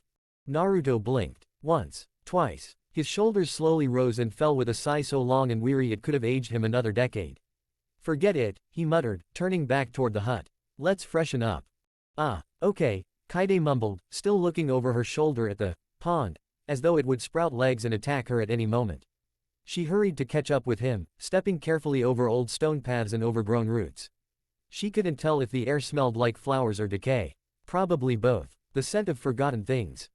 They stepped inside the hut together. The interior was dim, the scent of old wood thick in the air. Dust particles floated in shafts of sunlight that leaked through the broken slats in the walls. But despite its age, the place had a certain warmth to it. As if it had once been loved. Lived in. A place of laughter, perhaps. Maybe mourning too. Kaide looked around curiously. "This was your house?" Naruto didn't answer. He simply walked to the center, raised a hand again, and formed a single seal. The floor trembled slightly, and then a panel slid open in the far corner, revealing a staircase descending into darkness. Kaide's eyes went wide. Whoa, secret basement. It's not a basement. It's the main structure. The hut is a disguise. You mean the pond's not a pond, and the basement's not a basement. Got it. Next you'll tell me the sky isn't the sky. Naruto didn't respond to her sarcasm. He was already walking down the stairs. She followed, grumbling under her breath, stepping carefully as the steps curved downward into what felt like the belly of the earth. As they descended, faint lights sparked along the walls, chakra lamps. She realized, Naruto-sama had shown her in that inn, old but functional. The underground space was enormous. Vaulted ceilings, walls of reinforced stone and seal script, and a faint hum in the air that made the hair on the back of her neck stand. It wasn't just a base, it was a fortress. A command center. A sanctuary. Or maybe a tomb. Kaide turned to him, eyes wide now with real curiosity, even reverence. What is this place? Naruto didn't stop walking. A remnant of a clan that was erased. Yours. He nodded. The Uzumaki. She looked around again. They must have been powerful. They were, he said quietly. Too powerful. So they were destroyed. Kaide didn't speak after that. There was something in his voice, not grief, not really. More like the ghost of it, like he had mourned for so long that he'd run out of mourning. Now there was only memory. They reached a chamber at the end of the hallway. Inside were scrolls, weapons, and even what looked like an ancient sealing matrix embedded into the floor. Naruto walked over to the center and knelt down, placing his hand on the seal. A low pulse of chakra reverberated through the air, and the matrix glowed softly, like the heartbeat of something that had been asleep for far too long. Kaide stepped forward hesitantly. What are we going to do here? Naruto looked up at her. His eyes glowed faintly under the dim light. I'm going to find out what happened to this world. And you, he added, rising slowly, are going to learn everything they never taught you. Kaide blinked. Like what? Like what a sea is. What chakra used to be. What truth is. And what lies are being forced into your head. Kaide shivered. Not because she was scared of him, but because suddenly the world felt bigger, colder. Like everything she thought she knew was about to come undone. She swallowed, looking up at him. Will it be dangerous? He smiled faintly. Everything worth knowing is. Why? It didn't take Naruto long to realize how far behind Kaide truly was. Living her entire life in a tropical backwater village, cut off from the rest of the world, surrounded by suspicious elders, and likely taught more about curses and ghost stories than anything useful, had left her nearly feral by modern standards. His shadow clone had to conduct a basic evaluation of her knowledge, and the results were more or less what he expected, abysmal. She was, in every practical sense, illiterate. Not just reading and writing, but numeracy too. She had no idea what hospitals were. No concept of school. She thought medicines were soul-soothing herbs, and didn't know what a train or a car even was. She knew what a knife was, though. And she could skin a deer in minutes. So, there was that. The clone had taken the task with its usual stoicism, sitting her down at a makeshift desk they'd set up inside the underground structure. It had taken less than half an hour before Kaide was slumped over the wooden table, groaning as though being educated was some form of slow, agonizing death. On the rooftop of the hut, under the fading orange sky, Naruto sat cross-legged, meditating. The wind rolled off the sea and combed through his hair, and he remained still. Calm, silent. But not unaware. He wasn't surprised by what he had found out since returning. The way people looked at him like he was a ghost. A monster. He knew fear. He could smell it like iron in the air. But this wasn't natural fear, this was implanted. A life force fed into the minds of people until even their memories became unreliable. Even Himawari. She had believed it so deeply her entire body trembled in his presence. And Kaide, bless her naive little heart, had no clue what was going on outside her little world. Boruto. His nephew. Naruto's jaw tensed. They said he killed Menma. But Naruto knew that wasn't true. The truth was, Boruto was Menma's son. The village does not have knows it, hell, maybe even Menma hadn't, but Naruto could see the chakra signature match as easily as he could feel the sun on his face. Kawaki was not Menma's child. Whatever he had become, however twisted his path had gone, he didn't carry Menma's blood. And then there was Ada. That girl with crescent moon eyes. Eyes that weren't just for show. Eyes that twisted memories and rewrote hearts like a painter wiping canvas clean.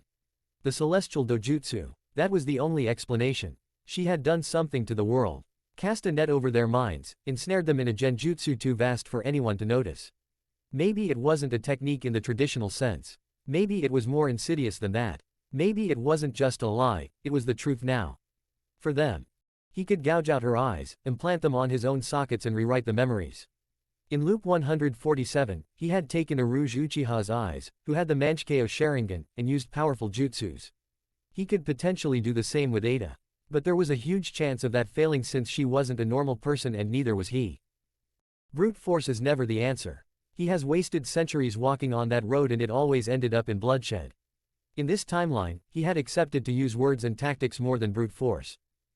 Perhaps he should observe now. From this restricted place where only he could enter. But if Himawari or Boruto, his real blood, were under threat, he would take action. Naruto's eyes slowly opened. Amber light glinted across the surface of his irises as he gazed up at the faint crescent moon rising in the sky. For now, patience. He heard Kaide screaming from inside the hut. Please, no more. I can't feel my brain anymore. It's leaking out of my ears. I swear it's dripping. The clone responded with an unbothered, it's not. That's just sweat. Keep writing. I'll give you dandelion stew. I'll cook it just the way you like it, extra bitter. I know you like bitter things, right? You're trying to bribe me with stew. Yes, please. Naruto stood up, brushing off his haori, and leapt down with practiced ease, landing soundlessly at the entrance. He stepped into the hut, just in time to see Kaide on her knees with both hands pressed together, eyes shimmering with unshed tears, looking pitiful as only a desperate student could. The clone stood behind her, arms crossed. She still doesn't know what multiplication is. We're on addition. Basic addition. Naruto tilted his head slightly. How basic? 2 plus 2. Kaide threw her hands in the air. It's 5. Naruto stared. The clone facepalmed. She's bluffing, the clone muttered. She gets it right when she thinks I'm not watching. I am not. My brain is full. There's no space left. I swear if you put another number in there, my eyeballs will fall out and I'll go blind from knowledge. Naruto's mouth twitched at the corners. The clone sighed. I'm giving her a break before I start teaching basic geography. She doesn't know what a continent is. Kaide grabbed Naruto's leg like a child begging a parent not to be left at school.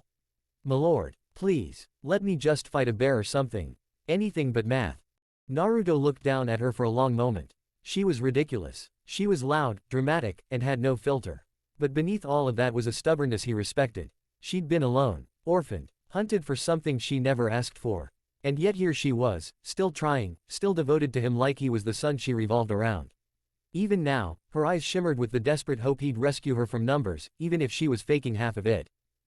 You can't even read yet, he said quietly. If you don't learn, you'll never know if someone's lying to you. Kaide blinked up at him. I can tell if they're gonna die, does that count? Naruto's expression didn't change, but his voice softened. That won't be enough forever. Kaide pouted. Why not? Because one day, he said, crouching to meet her eye level, you'll want to protect someone. Really protect them. And to do that, you need more than instincts and guts. She paused. Her eyes flickered with something unspoken. She knew. Deep down, even if she couldn't admit it yet. Okay, she mumbled. But only if I get dandelion stew after. Naruto stood. Fine. 1 bowl. Extra bitter. Kaide lit up like a torch. Yes. The clone rolled his eyes. I swear I've raised toddlers with more maturity. Kaide stuck her tongue out at him. I'm not a toddler, I'm a chosen seer of doom. You misspelled, disaster, the clone muttered.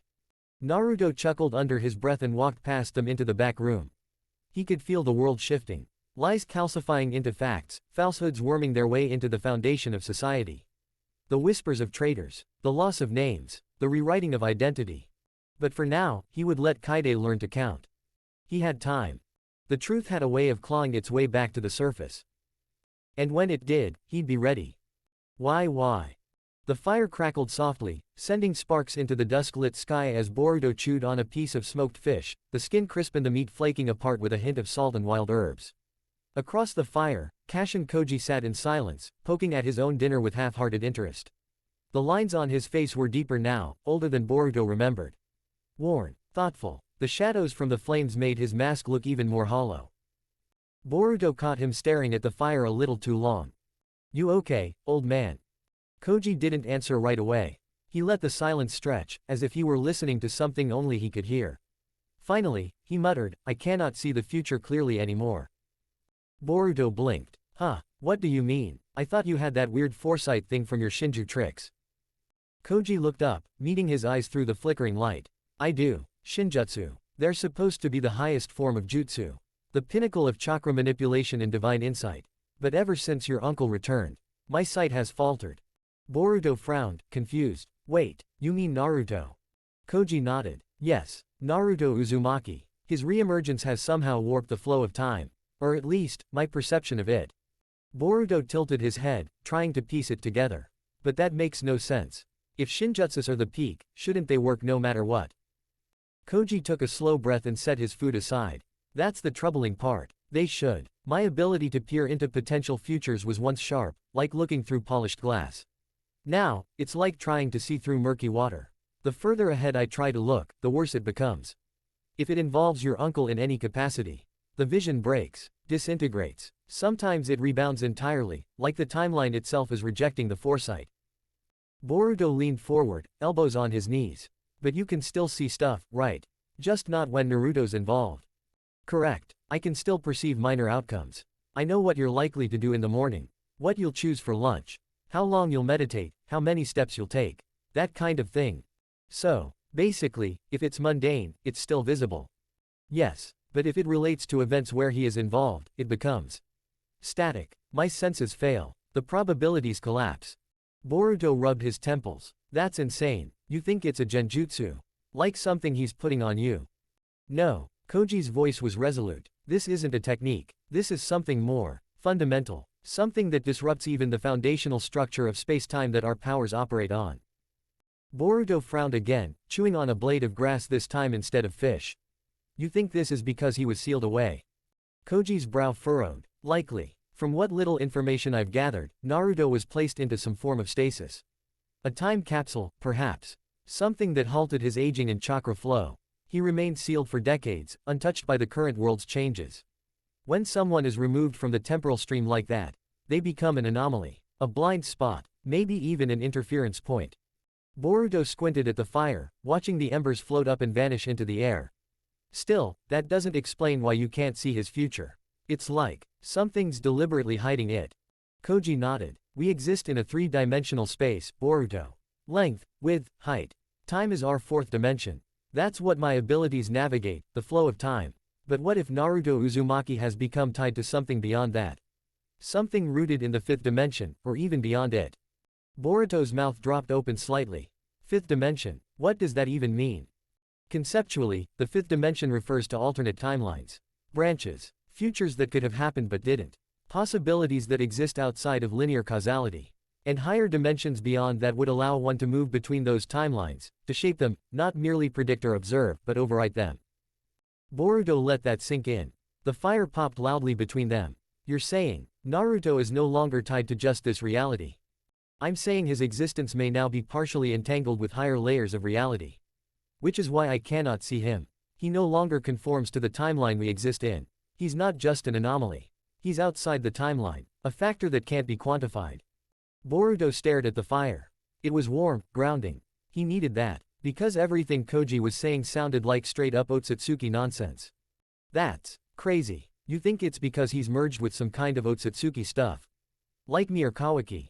Koji shook his head. No, not in the same way. You and Kawaki had your bodies rewritten by karma and Shinju cells. Your essence altered, but you still exist within the flow of this universe. You still move forward through time in a predictable way. He pointed a gloved finger at the ground. Naruto has become something else. I don't think he's fused with any Otsutsuki. I don't sense their presence in him. No resonance, no echoes, but the dimensional interference is clear. He may have experienced something while sealed, some kind of awakening. Some kind of exposure. Boruto leaned back, stunned. So you're saying my uncle might have touched something divine? Koji shrugged. Or something that touches divinity. Either way, he is no longer someone I can predict. And that terrifies me more than I expected. The flames danced in silence for a while as they both mulled it over. The sound of the ocean far off in the distance echoed gently, the only reminder that they were still tethered to the earth. Boruto eventually broke the quiet. He's still my uncle though. Koji gave a low grunt. I know. He's still the same man that saved the world. That raised us. That always stood tall, even when things were hopeless. And yet, Koji said, voice cool and cautious, that same man now walks like a ghost, with the whole world whispering lies about his past. A tyrant, a butcher. He says nothing. He does not refute. He simply moves forward. Boruto clenched his jaw. Then I'll find out the truth. Even if the world's been flipped upside down, even if people say he's a monster. I'll know. I won't turn against him just because someone fed me a lie. Koji nodded slowly. Good. But be careful. If he has changed. Boruto cut him off. I'll deal with it, no matter what. He's my family. Koji smirked faintly beneath his mask. Spoken like someone worthy of bearing that name. The fire burned lower, but the weight of their thoughts only grew heavier as the stars began to peek through the black velvet sky above them. Why? The door to Amato's lab slammed open with a metallic clang, echoing across the sterile white corridors of Konoha's Advanced Research Center. Tools clattered. A pair of microscopes tilted precariously. The lab's eye assistant flickered uncertainly in its panel, then dimmed. Kawaki stepped inside like a storm-given flesh, his boots pounding on the floor, his shoulders stiff with rage, and his eyes burning with indignation.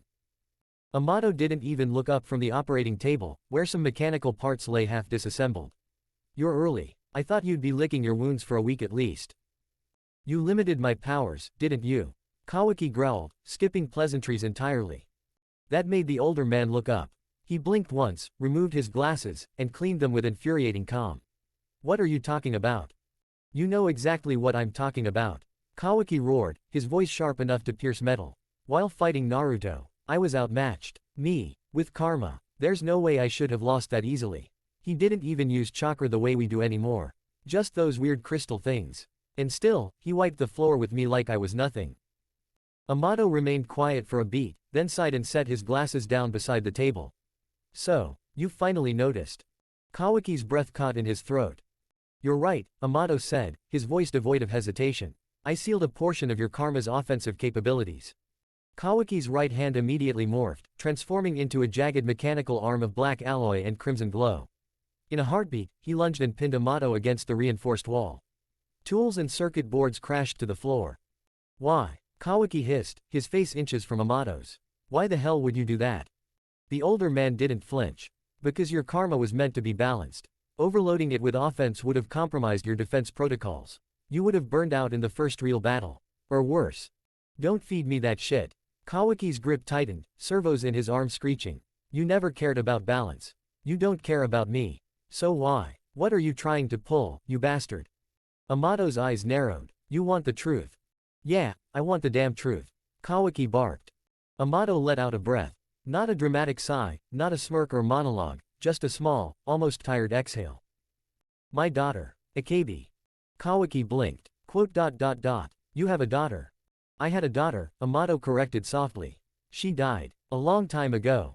The grip on his throat slackened slightly. Not out of sympathy, Kawaki just didn't see how this had anything to do with him. Okay. And what's that got to do with me? Amato's gaze grew distant. I was already a genius in bioengineering. Cloning. You know that. After Akebi died, I couldn't accept it. I figured, if medicine couldn't save her, why not build her again? From scratch. A new body. A new vessel. Something perfect. And then transfer her memories. Kawaki stared, the arm holding Amato against the wall trembling. But I failed. Again. And again. The body was there. The data was there. But the soul wasn't. The girl that opened her eyes wasn't Akebi. She was different. Colder. More violent. Who was it? Kawaki asked, though part of him already knew. Delta, Amato said. My greatest failure. Or so I thought. Kawaki shoved away from the wall, pacing back, disgusted. So what, you thought you'd get another chance using me? Amato nodded. When Jigen and Kara came to me, I saw a window. I learned about karma. About Otsutsuki data and chakra encoding. So I did what any desperate father would. I encoded Akebi's genetic and memory data into a karma format and waited. Waited for the perfect vessel. You're telling me, Kawaki's voice was low now. Tense. That I'm just a container. A storage scroll for your dead daughter's digital ghost. More or less, Amato replied flatly. Though you're far more useful than I expected.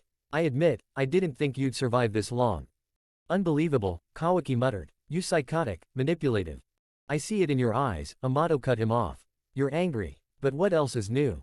You think I don't know what it's like to lose someone. I made you stronger. Gave you a way to survive in a world that would have crushed you. You used me. Like a fucking tool. Kawaki snarled, the karma glow flaring over his skin. And what are you going to do? Amato asked coldly, walking toward him. Kill me. Break everything. Go full Otsutsuki rage and destroy the lab. Be my guest. You'll never unlock the full potential of your karma without me. And more importantly. Suddenly, Kawaki's knees buckled. His muscles spasmed and collapsed beneath him. His mechanical arm reverted to flesh. His chakra went dark. He hit the floor like a sack of wet stone, gasping for air.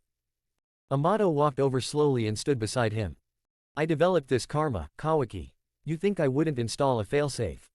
Kawaki couldn't move, couldn't lift a finger. He looked up at Amato, eyes wide with fury and fear. What did you do? I can shut you down with a phrase.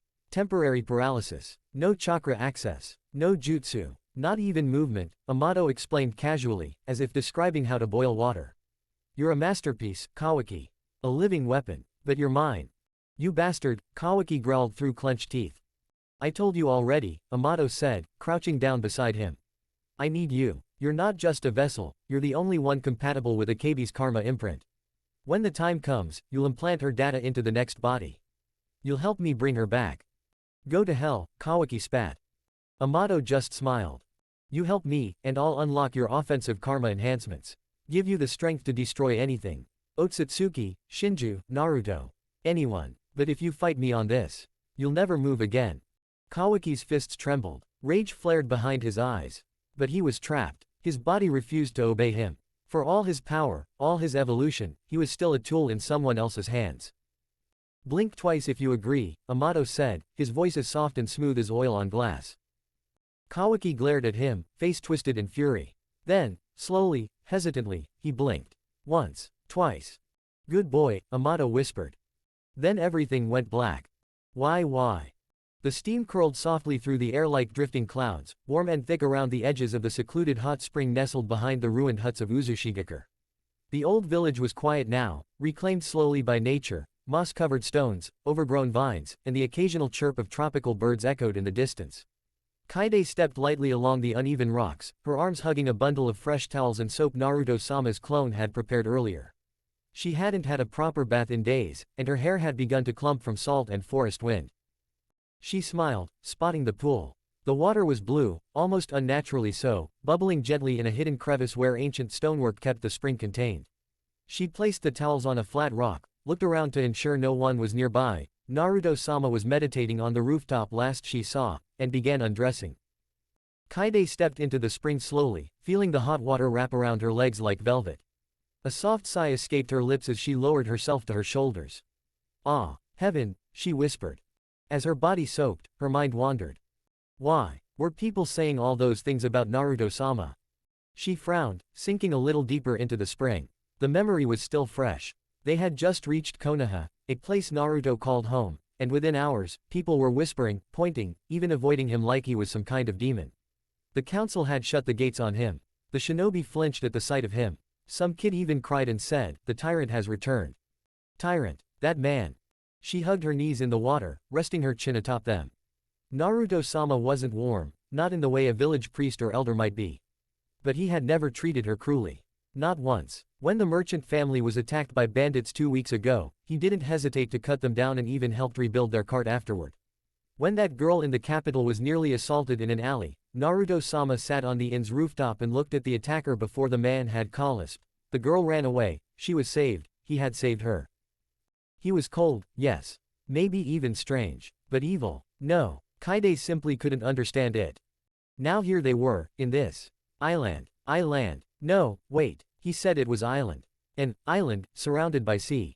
She hadn't even known what a sea was until he explained it with that expressionless look he always had, like he couldn't believe she hadn't seen an ocean before. Kaide exhaled, trying to let go of the tension. The spring was so warm, it made her bones loosen. A soft haze formed over the surface. Then, a movement, a silhouette, rose through the steam on the far end of the spring. Kaide froze. Her heart kicked into her throat. Ghost. She couldn't move. The outline was tall, broad shoulders, long hair. Oh God above, it has arms, it's coming closer. No wait. Naruto-sama. Her brain sputtered. Naruto-sama. Ba thump. Her face turned red, not pink, not flushed, crimson. The color of sunburn, of fever. She gawked without meaning to. His body rose from the spring's other side like a phantom, wet strands of red hair clinging to his neck, skin shining with beads of water. Toned muscles layered his frame with lean perfection, shoulders built like stone, arms marked by power, stomach taut and visibly scarred. Scars. So many scars. Kaide blinked. They ran over his torso, old wounds like pale silver lines, some thick and jagged across his back, a few crisscrossing his ribs. One wrapped around his left side like something had tried to cut him in half once. Her voice caught in her throat. He always wore full robes, full haori, even in warm weather. Was this why? Not modesty, but shame, or simply concealment. These weren't the wounds of someone who trained too hard. These were the marks of war, of battle, of survival. Kaide didn't even realize she'd drifted a bit closer, the water lapping at her collarbones, her eyes wide with something between reverence and heartbreak. Who could possibly be strong enough to hurt him like that? Suddenly, Naruto turned his head slightly, his bluish-purple eyes cutting through the mist. She flinched, stiffening like she'd just been struck by lightning. "I apologize," he said calmly. His voice always carried like a breeze over glass, quiet but unshakable. "I should have made it evident that I was bathing here." No, it's fine." Kaide panicked, her voice rising an octave as she half sank into the water, covering herself on instinct even though the spring was still cloudy with mist. "I don't mind, milord." He studied her a second longer. No embarrassment, no reaction, just that same distant look. Then, without another word, he stepped out of the water on his side of the spring, reached for his robe, and walked away. Kaide was left floating alone, cheeks steaming hotter than the spring itself. "Idiot," she muttered, hiding her face behind her knees again. "You absolute idiot, Kaide." But even as she scolded herself, her mind returned to those scars. No one talked about his suffering. They just called him a monster. A tyrant. A killer.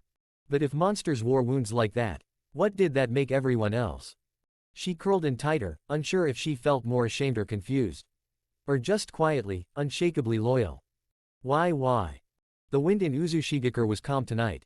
So calm, it was almost unnatural. The sea that lapped at the jagged cliffs didn't roar or hiss, it breathed, like a living beast at rest. The moon overhead was a dull silver disk, veiled behind clouds that drifted lazily across the sky. Inside the ruined hut, the candle Naruto had lit flickered gently on a broken table. He sat in silence, robe still damp from the bath, hair trailing over one shoulder, his expression as blank as ever. He didn't need sleep. He hadn't slept in centuries. Sleep brought dreams. And his dreams were murder. Kumo. The name still scraped his soul like broken glass.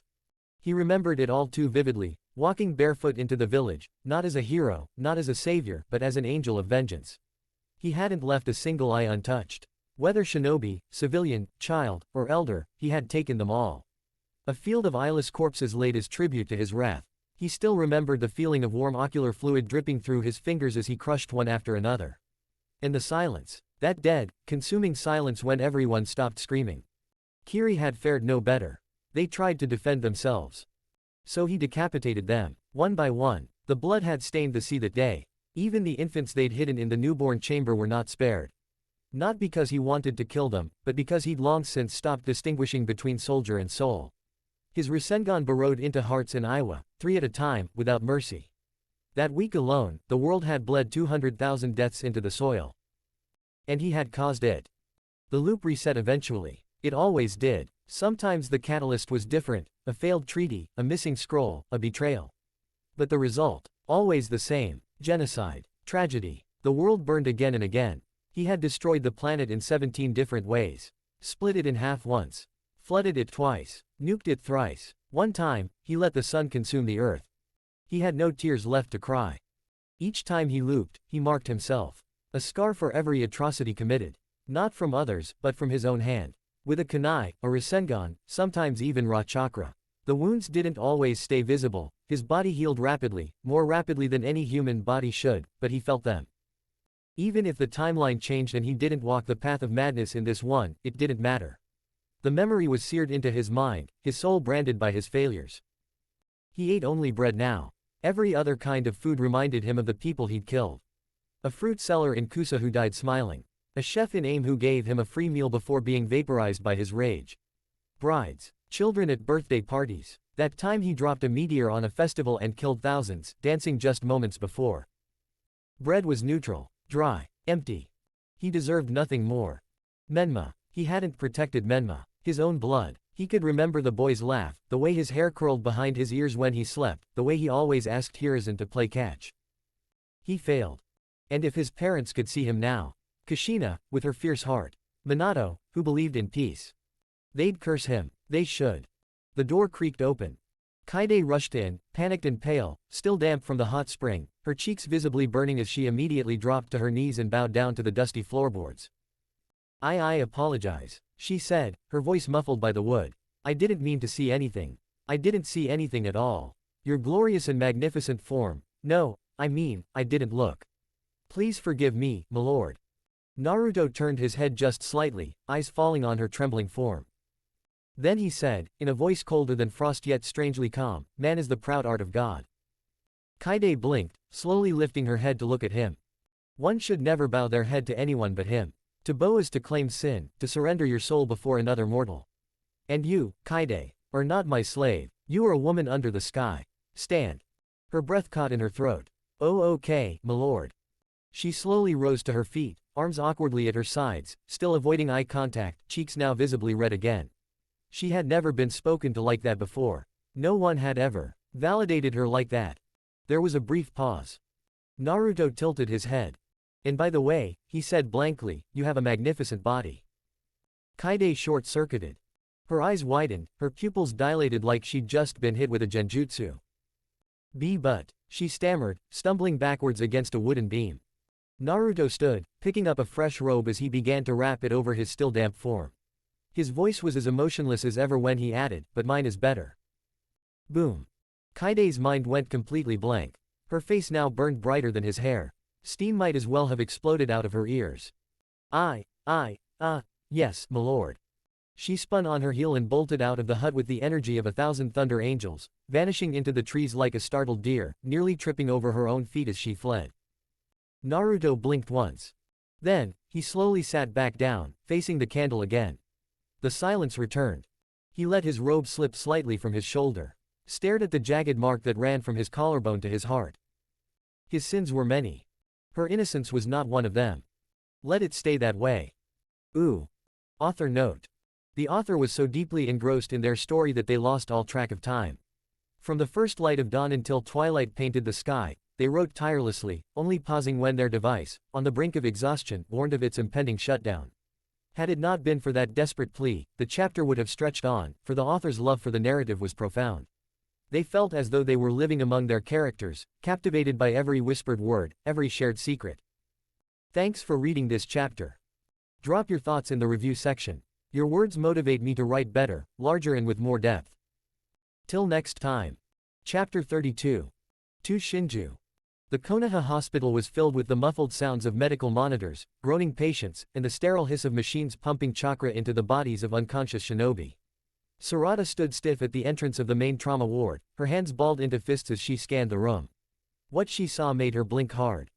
16 shinobi. All leaf. All down. Some were lying in traction, others covered in bandages soaked in blood or chakra burns.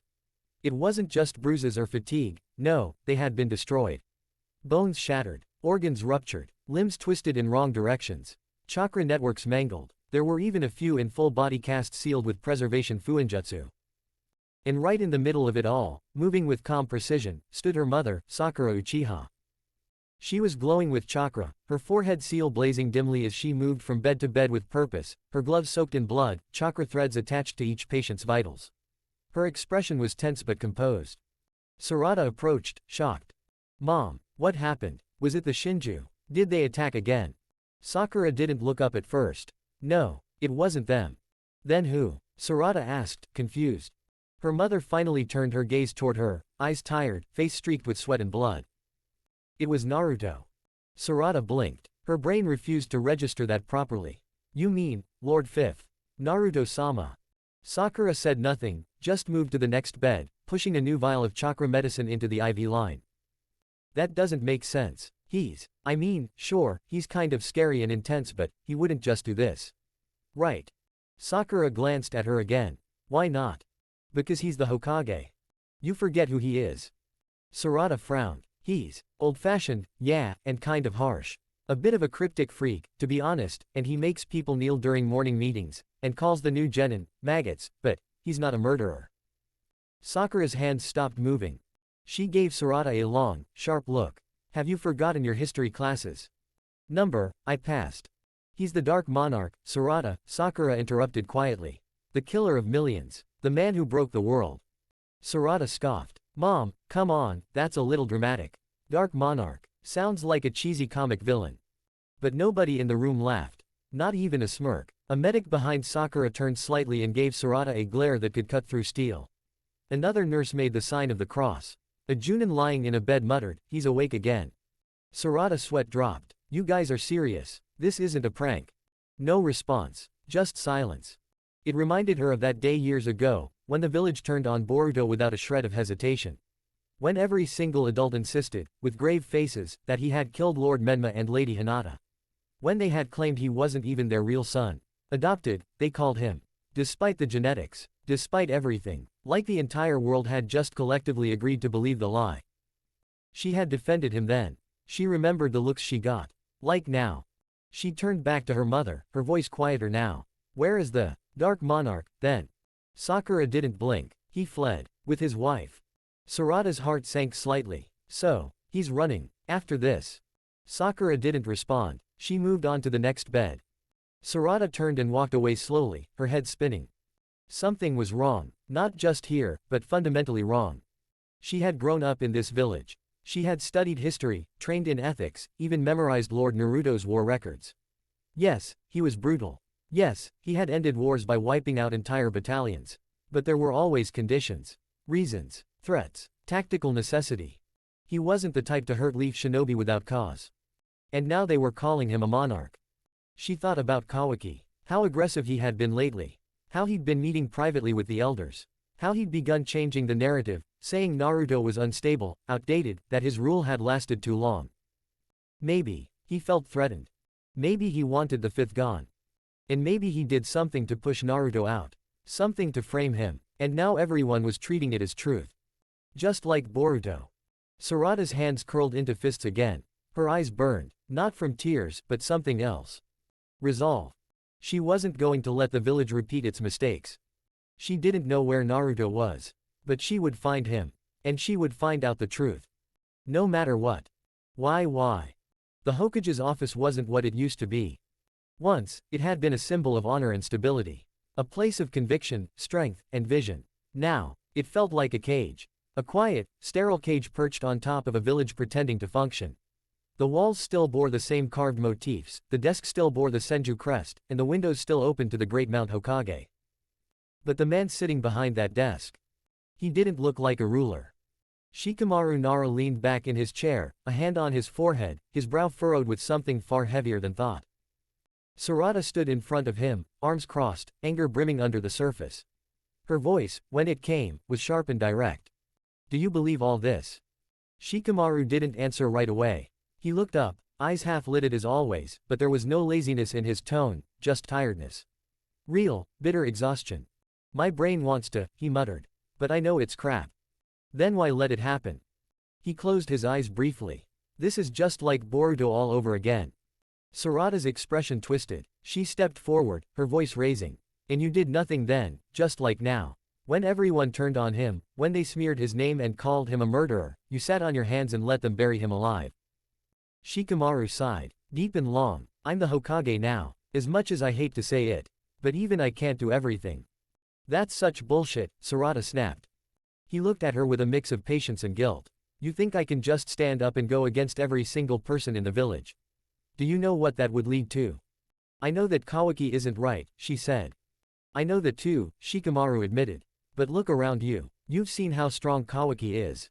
Delta's back. Stronger than before. Demon. Practically unstoppable. And Ada, he glanced at a nearby scroll tucked in a drawer. Ada is probably eavesdropping on this conversation right now. We are outmatched. Politically. Militarily. Even ideologically. These people have rewritten the narrative before we even picked up the pen. So we let them do whatever they want. Shikamaru looked at her again, slower this time. What do you propose? We start a civil war. If Kawaki sees Naruto Uzumaki as a threat, she said coldly, then I'd rather make Naruto my ally. She turned sharply and looked to the side, toward the wall, or maybe the empty air. And then, with full venom, spat, "If you're really eavesdropping, then fuck your synthetic ass." A long, painful silence followed. Shikamaru didn't flinch. He just exhaled through his nose, shoulders sagging.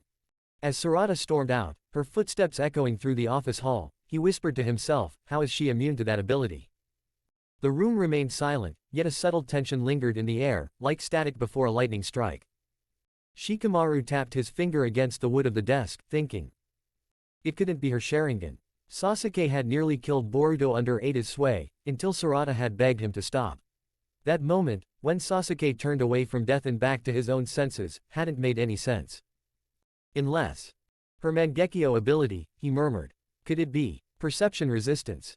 He didn't have answers, but he had questions. And he knew one thing. Sarada was more dangerous to the status quo than any of them realized. Why? Kaide had a streak of pride, sure, but she also had a good eye.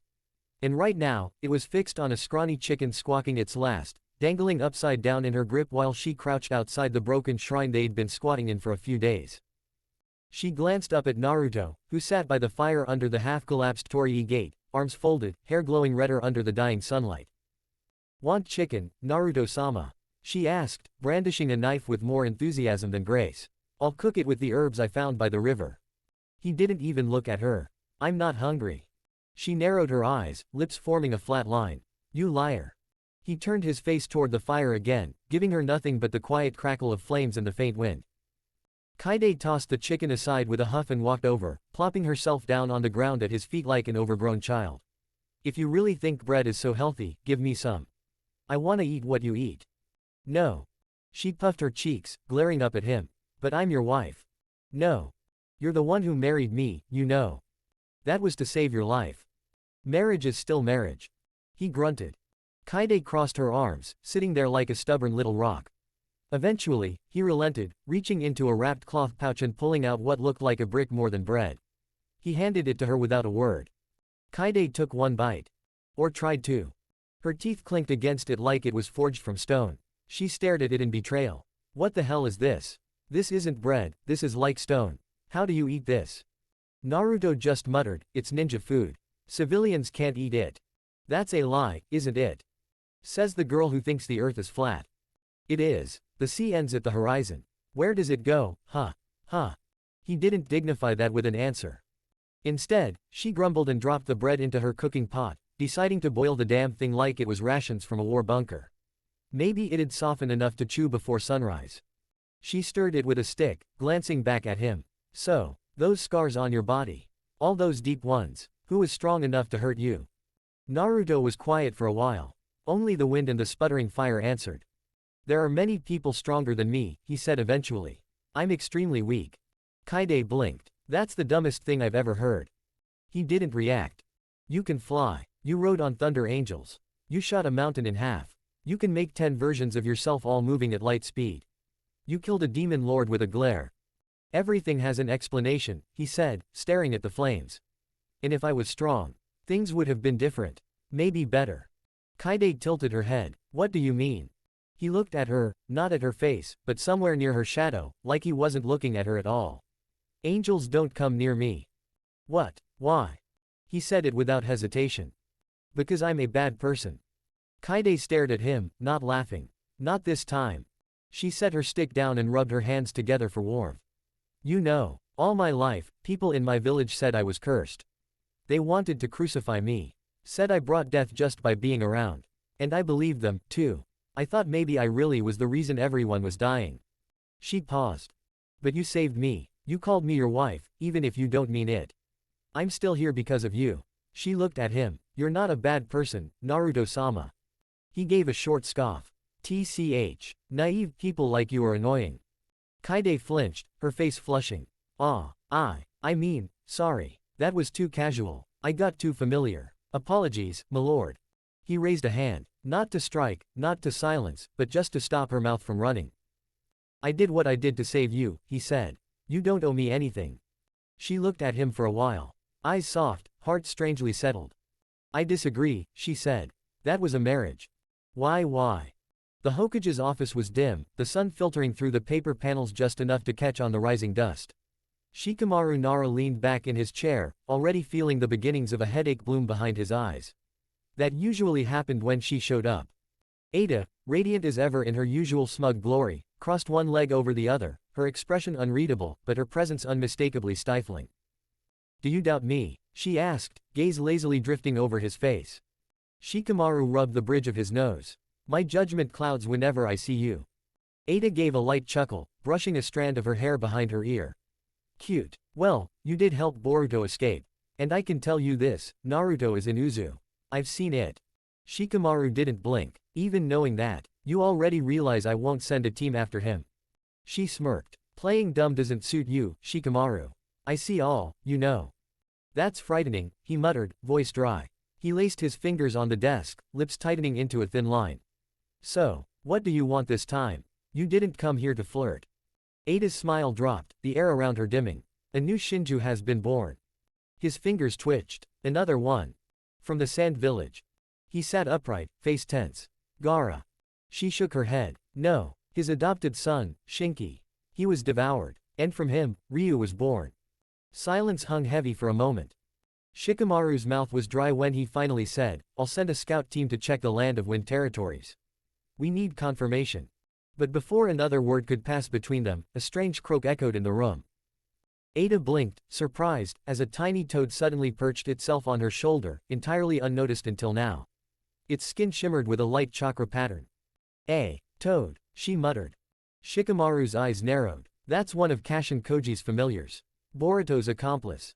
The toad twitched, and then spoke, Kashin Koji's voice emerging like a ghost from its throat. "Thank you, Shikamaru, for helping Boruto," the familiar rasped. "You trusted your heart, not logic. I'm grateful for that. Always follow your heart, no matter what it costs." Shikamaru sighed and leaned back again. "That's what got me into this mess." Ada cocked an eyebrow. "You're surprisingly sentimental, Nara." The toad croaked again, then turned its wide, shining eyes to Shikamaru. "I have a request. For the sand mission, send Mitsuki, Sarada, and Konohamaru." Shikamaru tilted his head slightly. "Why those three?" "If you send them," the toad explained, "there's a high chance that Matsuri or Ryu will appear. Their presence may trigger something significant." Shikamaru stared at the ceiling for a moment. "All right, I'll send them." The toad gave a nod of its head, then added, "And one more thing. If Jura enters Konoha, particularly the bookstores, don't engage. Let him be." Shikamaru stiffened. "Jura's alive. I thought Naruto killed him." "Shinju aren't easy to kill," the toad said. "Jura is the oldest, and most exceptional. He won't cause trouble unless provoked. He wouldn't want any casualties here." "And why bookstores?" Ada muttered. "Jura is curious about human culture," the toad replied. "Especially books. He considers literature sacred. He'll be there to read, not to fight. And if we do fight him, he'll reduce this village to ash. Do not engage. But there's something else." The toad's tone turned grave. "Do not let Himawari Uzumaki leave the village." Shikamaru stiffened again. "Why?" "If she leaves," the toad said slowly, "she will die. Jura is after her. He wants to devour her since Menma Uzumaki isn't available. Jura wants to devour his daughter instead." Shikamaru nodded, rubbing his temples. "Fine. She stays under heavy surveillance." The toad blinked, and the glow of chakra around it began to fade. "Then I've said all I needed to. Farewell." With a puff of smoke, the toad vanished. The room fell silent again, the last embers of tension crackling like invisible fire. Ada exhaled softly. So, Shinju hunting Himawari. A new one born from Shinki. And Naruto in Uzu on another vacation. Shikamaru got to his feet, walking toward the window and looking out at the village. This world's on a thread. And all the scissors are in the hands of demons and monsters. He glanced sideways at Ada. "And people like you." Ada smiled. "I'll take that as a compliment." He didn't reply. His mind was already elsewhere. Land of Wind, Ryu, Matsuri, Jura, Himawari, Naruto. He turned back to the desk and began drafting the mission order. Time was running out. Why? The plan was simple. Pretend to look for the rogue ninja Boruto and gain the trust of the two Shinju. Befriend them, observe them, get close enough to strike. Then, when the time was right, kill them. Rip the thorn soul from their bodies before anyone could blink. Quick, precise, efficient. But like all simple plans, reality had no intention of playing along. The battlefield was chaos, the kind that gripped your stomach and twisted your instincts the wrong way. Sarada's breath hitched as her knees scraped over dirt, blood drying on her cheek. Across from her, Ryu loomed like a storm cloud made of steel, his iron sand slithering through the air in thick streams, responding to his will like it had a life of its own. Yodo was already down, lifeless, her body half buried under a mound of blackened sand. Her chakra signature had flickered and gone dark minutes ago. Mitsuki had screamed. Araya had frozen. And Ryu had smiled. Araya's sword, the only known counter to Ryu's iron sand, was gone. Not broken, not melted, just gone, flung into the sky and swallowed by the same swirling, magnetic storm that Ryu commanded with a flick of his fingers. With a gust of his palm, he launched a spear of iron sand at Araya, who barely managed to dodge. The tip caught his shoulder and tore through his armor like it was paper. Shit, he's playing with us, Mitsuki growled, his sage mode markings pulsing as he darted in and out, slashing with his chakra scalpel. But every strike was parried. Every effort, a little too slow, a little too weak. Ryu was focused, calm, cruel. Iron coffin, he said simply, and the ground exploded into spikes, metallic tendrils bursting from the sand, wrapping around Araya's legs like barbed vines. That was when Sarada activated it. Her Mangekyo Sharingan burned crimson, bleeding across her sclera like fire licking the edge of reality. She bit down on her lip, blood trailing from the corner of her mouth, as the pressure of the technique surged through her skull. Ohirum, she whispered, and her eyes lit with vortexes of swirling chakra. The space around them twisted violently. Ryu's iron sand froze, then shrieked as it was pulled backwards, not by wind, not by force, but by dimensional vacuum. Black holes blinked into existence in the air around her, sucking in the tendrils of iron like spaghetti into a drain. The battlefield distorted, heat waves rippling as the pressure bent light itself. No. Ryu's smug composure cracked. He thrust his arms out to try and maintain control, but the iron was gone. His weapon, his armor, his advantage, sucked into her dimensional rift like it never existed. But Sarada couldn't hold it. Blood streamed from her nose. The world tilted sideways and she nearly collapsed. Still dangerous, she muttered to herself, hands trembling. Even without his iron sand, Ryu wasn't done. His body was reinforced with dense chakra, something between steel and flesh. And his eyes, dull black orbs without pupils, didn't show anger or fear. Only cold focus. Mitsuki rushed to her side. You okay? Don't stop, he's still got chakra reserves, Sarada snapped, wiping her nose on her sleeve. We've gotta pin him now. Meanwhile, on the other side of the scorched battlefield, Konohamaru was barely holding his own. He panted, arms coated in burns and acid bruises, his kunai long since shattered. Matsuri, the second Shinju, moved like a shadow dipped in ink, her body a shifting, fluid nightmare of dark chakra that extended like serpent heads from her back. She hadn't said a word since the fight began. Just attacked. Her power was raw and animalistic. Chakra that didn't feel human. Konohamaru had seen a lot of horrors in his life, but this woman, this thing, she felt wrong. Like she didn't belong in this reality. She launched another tendril at him, dark, gooey, covered in eyes that blinked in different directions. He leapt backward, barely avoiding it, but the tendril struck a tree behind him and devoured it. Not burned, not destroyed, just consumed, disintegrated in a split second, vanishing into the mass. Shit, she's not playing anymore, he muttered, hands forming signs frantically. Wind style, great breakthrough. A massive burst of wind erupted from his lungs, but Matsuri barely moved. The tendrils took the brunt of it, curling around her like a cloak, shielding her body. When the wind died, she stared at him, silent. Still, a statue of void. Then she rushed him. Faster than she'd ever moved before. Konohamaru's heart dropped as 3 tendrils burst from the ground beneath him. One grazed his leg, the skin immediately bubbled and peeled. He screamed and stumbled back, but another tendril wrapped around his waist. Oh no, no no no. The tendril dragged him forward toward her open mouth, though whether she intended to devour him physically or spiritually, he couldn't tell. Both options felt just as horrifying. Someone, he managed to yell. But it was already too late. Or so it should have been. Why? Kashin Koji's voice echoed in Boruto's head like a curse that had been waiting for its punchline. You idiot, I told you not to go there. If you stepped into that battlefield, he would come for you. Boruto didn't answer. His heart was hammering like a war drum in his chest. He had just cleaved Matsuri into bloody ribbons mid-leap, her body splintering apart like glass under lightning. One clean slash from his chakra-charged katana, and her thorn soul dropped to the ground with a sinister clink. Konohamaru, still trembling, dove forward and snatched it. Why? Konohamaru breathed out, clutching the thorn soul to his chest like it was radioactive. You're a rogue. Why would you? There wasn't time to explain. Not even enough to yell back a witty retort. Because a beam tore through the battlefield out of nowhere, blistering bright, like chakra condensed into pure judgment. Boruto vanished just in time, reappearing with a crackle of lightning several meters away, his fingers still glowing from the flying thunder god seal etched into his palm. He turned his head. And there he was. Jura. Floating. His body seemed untouched by gravity, drifting forward like a ghost, face blank, emotionless. Eyes glowing like dying suns. His hair, silver white and flowing, shimmered like liquid in the air. His robes, if you could even call them that, shifted like tree bark wrapped in chakra threads. And then, his feet weren't touching the ground. He was flying. Oh hell no, Boruto whispered, backing up. Of course he flies. Run, Kashin Koji's voice snapped. Boruto, get out of there now. Jura's not like the others. You've exposed yourself. He's come to erase you. Boruto spun to Konohamaru. Move. Konohamaru didn't need to be told twice. He bolted, thorn soul clutched tightly, not even looking back.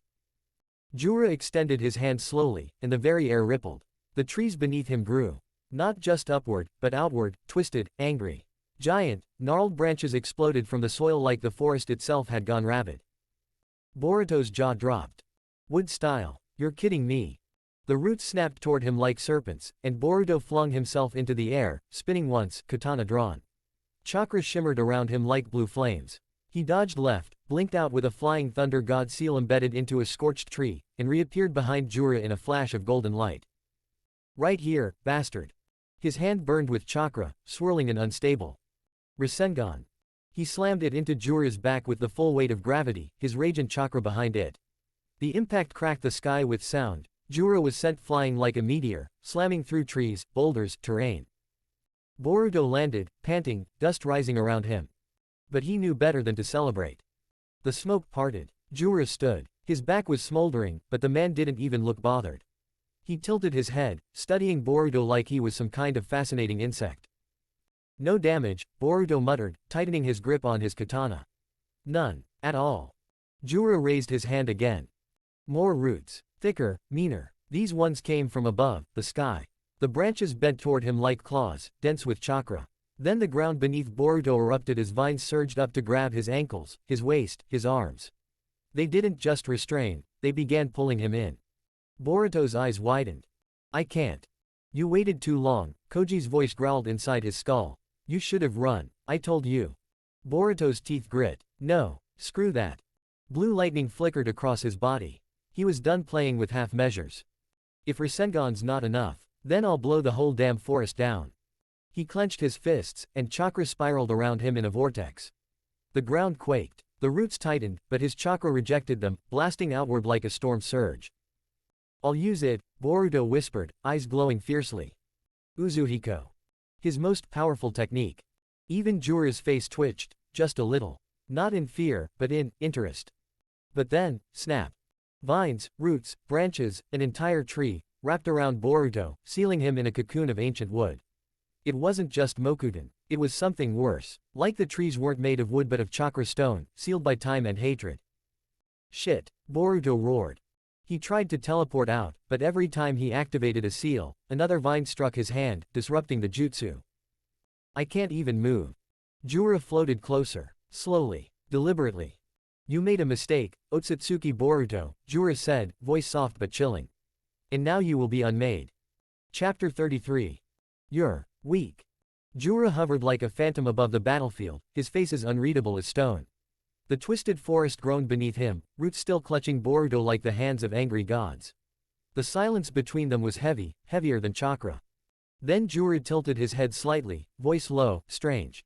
Why did you come here, Boruto Uzumaki? Why risk death for others? Boruto blinked. Huh. Love. Jura said the word like it was acid on his tongue. A defective function of humanity. Reckless. Illogical. Every war in your history, every betrayal, every collapse. All rooted in love, attachment, emotion. Tell me, what did you think you would gain by saving Konohamaru? Boruto scowled, but didn't answer right away. His body still ached from the wood-release grip, tight enough to crush bone. But in that tiny pocket of stillness, he did something subtle. His fingers curled into a fist, and he pressed his palm gently to the earth beneath him. The seal glowed, faintly. Kashin Koji, in the back of his mind, hissed, "You're activating Uzuhiko now. You idiot, do you know how unstable that is?" Boruto breathed out slowly, ignoring the warning. He had no other option. Uzuhiko's condition was simple.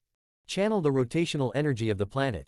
Pull the massive spin of the earth itself into one's own chakra core. A horrifying idea, too much and it would shred his body apart from the inside out. But if he could gather it, refine it, and make contact with his enemy, then he could force that spin into them. A pseudo Rasengan that carried the turning of the entire planet. While he charged it in secret, Jura stepped forward and calmly reached down, lifting Boruto's fallen katana. His fingers ran along its edge with delicate curiosity. This blade, hand-forged chakra steel, tempered edge, it belonged to your master, yes. Sasuke Uchiha. Boruto's eyes burned. Put it down. Why? Jura's tone was like someone inspecting a painting in a museum. You care for it. That, again, is love, isn't it? I'm warning you. Boruto's chakra flared dangerously. You do anything to that sword, and I will kill you. Jura held it up, as if weighing it against his thoughts. Tell me who gave you intel on us. Your source. If you answer, I will not destroy the blade. I'll kill you regardless, but I'll spare this artifact. Boruto's heart pounded. Koji's the only one who knows the inner mechanics of the Shinju. But I can't tell him that. Not here, not now. I'd rather die, Boruto said, and in that exact instant. Flash. He vanished in a blur of golden light, reappearing right beside Jura with a roar. Uzuhiko. The air exploded with spiraling, rotating chakra, a vortex that roared like the sea itself. It slammed into Jura's side with the force of a collapsing mountain.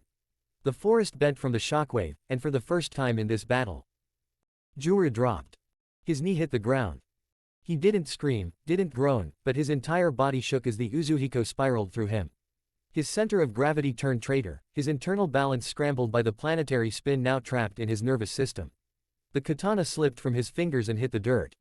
Boruto stood tall, panting, a wicked grin on his face. That's right. Feels like your chakra's being whipped into a blender, doesn't it? Jura didn't reply. His fingers twitched. Boruto kept going. Uzuhiko's like gravity on steroids. Once I plant it in your body, your chakra can't stay stable. The rotation of the earth gets transferred into you, and it just keeps spinning until your cells start to rupture from the imbalance. I don't even have to finish you. The planet will do it for me. He wiped blood from the corner of his mouth, breathing harder now. Jura slowly raised his head, his white hair falling back into place. He looked almost disappointed. I see. Boruto's grin faltered. I must admit, Uzuhiko is an elegant concept, Jura said. A rare technique that weaponizes planetary physics. Refined, dangerous, and yet. He stood up. Just like that. No struggle. You made a critical error. Boruto took a half step back. No way. Jura raised his arm and slowly, deliberately, extended his fingers. Around him, the forest stilled.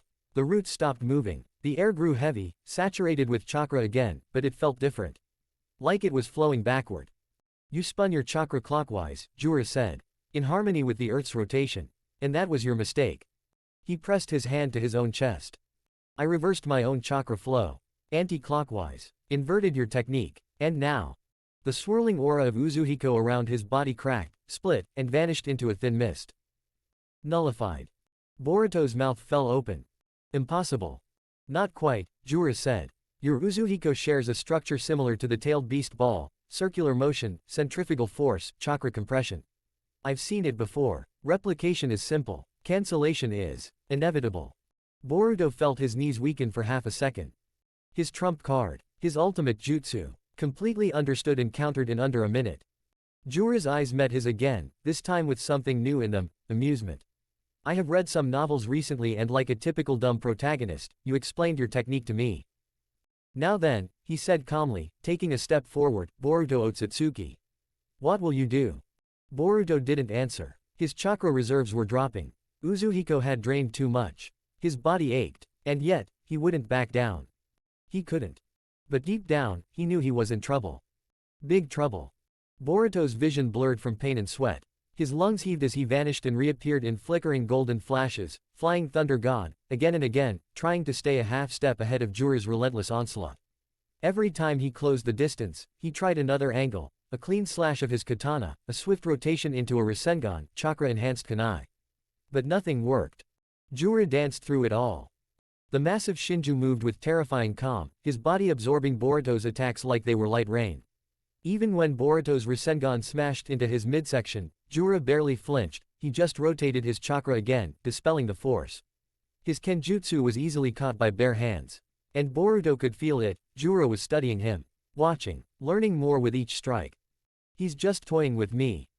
Jura moved faster now. One step, and the earth shattered under him. Boruto tried to teleport again, but wood spears jutted from the ground, slicing into his leg, anchoring him in place for a second too long. Jura's voice came low. Cold, you know too much. Boruto's breath caught. The one who informed you. They must be found, eliminated. But you, Boruto Otsutsuki, you are a liability. A glowing orb formed in Jura's palm. Not large, not flashy. Just deadly. A small, compressed-tailed beast bomb, dense enough to melt mountains. His Rinnegan pulsed. It locked onto Boruto's position, feeding the technique with cursed precision. Boruto's heart thundered. No, no, no, think, something, anything. And then, crack. A red lightning bolt split the sky. It didn't fall. It slammed, like divine judgment. A sonic boom ripped through the battlefield. In one impossible second, Jura was gone. No, sent flying. His body hit the cliff wall with enough force to split it open.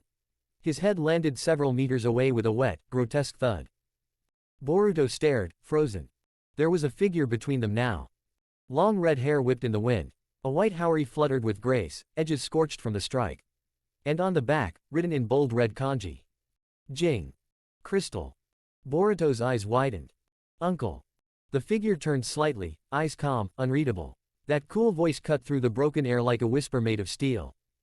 You are quite an annoying bug, Naruto Uzumaki said, almost bored. First Himawari, and now Boruto. You're obsessed with our family. He tilted his head, just a fraction. Since their parents aren't around, maybe as their uncle I should talk with you. Far across the clearing, Jura's body twitched. Then stood. His head, impossibly, regrew, and he rose to his full towering height once more. He looked at Naruto with a familiar edge of caution. The crystal sage, he said darkly. You nearly ended me 2 days ago, when I had Himawari Uzumaki. He cracked his neck, eyes gleaming. And we meet again, now. Jura's feet floated inches above the battered, cracked ground, his body framed by the waning light filtering through the broken clouds overhead. He studied Naruto, his silver Rinnegan gleaming like moons in his skull. How is the finest of the past still alive? Jura asked at last, his voice like rust on old metal. Untouched by aging, you look just as the scrolls described. Like a ghost refusing to fade. Naruto tilted his head ever so slightly, a faint breath escaping his lips. You're young, I think, he said evenly. Your chakra, it's too immature, so I believe you don't know much about this world yet. Jura's expression didn't change, but a subtle interest sparked behind his eyes. I am learning, he said. This world is most curious. And humans are fascinating. He leaned forward in the air slightly, his robes rustling with faint wind pressure. Tell me, why do you feel like an Otsutsuki? Naruto's gaze narrowed. His voice dropped lower, colder. I'm not an Otsutsuki. And I'm no alien either, he said, and for a moment his eyes burned not with fury, but with something deeper, grief, perhaps. Regret. I'm just different. Vastly different. You could say, cursed. He stepped forward, the wind parting before him as if the world itself were giving him space. Now answer my question, why is it that you're after Boruto? Jura's response came with zero hesitation. He knows too much about the Shinju, he said simply, as though it were an item on a checklist. And devouring an Otsutsuki is a critical part of our evolution. Consuming him would bring me into stage 4. Naruto's face didn't shift, but his eyes wandered. Far across the battlefield, through the smoke and chaos, he could see Sarada Uchiha, her cloak in tatters, chakra flaring, alongside others, clashing violently with grotesque, bipedal, lizard-like creatures. They snarled and twisted like beasts born from nightmare. Naruto exhaled softly. You were like that, he muttered. But before that, you were part of the divine tree. He looked back at Jura now. So you're in stage 3. And to go to stage 4, you need to devour an Otsutsuki. His gaze sharpened, deadly serious. Boruto is an Otsutsuki, not an Uzumaki. Jura nodded. You don't understand, he said, eyes glittering with something like amusement. He is an Otsutsuki, just like Kawaki is. You humans keep getting confused with names and clans. But Ascension does not care about such things. Naruto chuckled softly, like the wind before a storm. That's confusing. And quite curious, you see, he said with a half smirk. Then his voice dropped. Flat. Final. But. He raised one hand slowly, and the air shimmered around him. Boom. 3 massive crystal hammers materialized above him, each easily the size of a 2-story building. They hovered for a breathless moment, gleaming with ethereal blue-white light. Then. They slammed down with the force of a falling mountain. Crash. Sand exploded into the sky. The earth cracked. A shockwave of chakra peeled trees from the ground. Silence. Then movement. Through the dust and the destruction, Jura floated upward, his robes barely scorched, his body untouched. He rose calmly into the sky, his expression unchanged. Jutsu of this caliber, he said without arrogance, just certainty, do not work on me. Naruto's face was unreadable, but his fingers twitched slightly.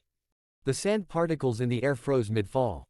Then, like a sudden snowstorm, they glittered, reflected light refracting with impossible brilliance. One by one, the sand grains morphed, twisting into millions of microscopic shards of crystal, their edges impossibly fine. Without warning, they darted. Jura's eyes widened, not from fear, but from rare surprise. The particles sliced through the air like a galaxy of razors and pierced his flesh. Dozens, hundreds, thousands, through skin, through muscle, through chakra pathways. They tore into him with surgical precision. For the first time, Jura grunted. Naruto didn't blink, didn't move. The battlefield pulsed with silence, until the blood began to fall from the sky like mist. Jura hit the dirt hard, blood spraying from his mouth as he choked on the impact, gasping like a man who'd just felt pain for the very first time in his existence. His breath came in ragged, hollow bursts, crimson streaking the corners of his lips, smearing down his chin like war paint gone wrong. For all his divine posturing, he was now struggling to stay conscious. Then the sky darkened. Massive black cubes, each the size of a mansion, appeared far overhead, silent, still for only a heartbeat, before dropping with terrifying velocity straight toward Naruto and Boruto. They weren't just blocks. They were dimensional constructs, heavy with otherworldly chakra, meant to crush not just bodies, but existence itself. Boruto's eyes widened. What the hell? But Naruto had already moved. A flash of light, body flicker, and he was suddenly beside the bleeding Jura again. A single devastating strike to the ribs, a monk-style punch. Crack. Jura flew through the air like a broken arrow, his body folding as he crashed into the exact trajectory of one of the falling cubes.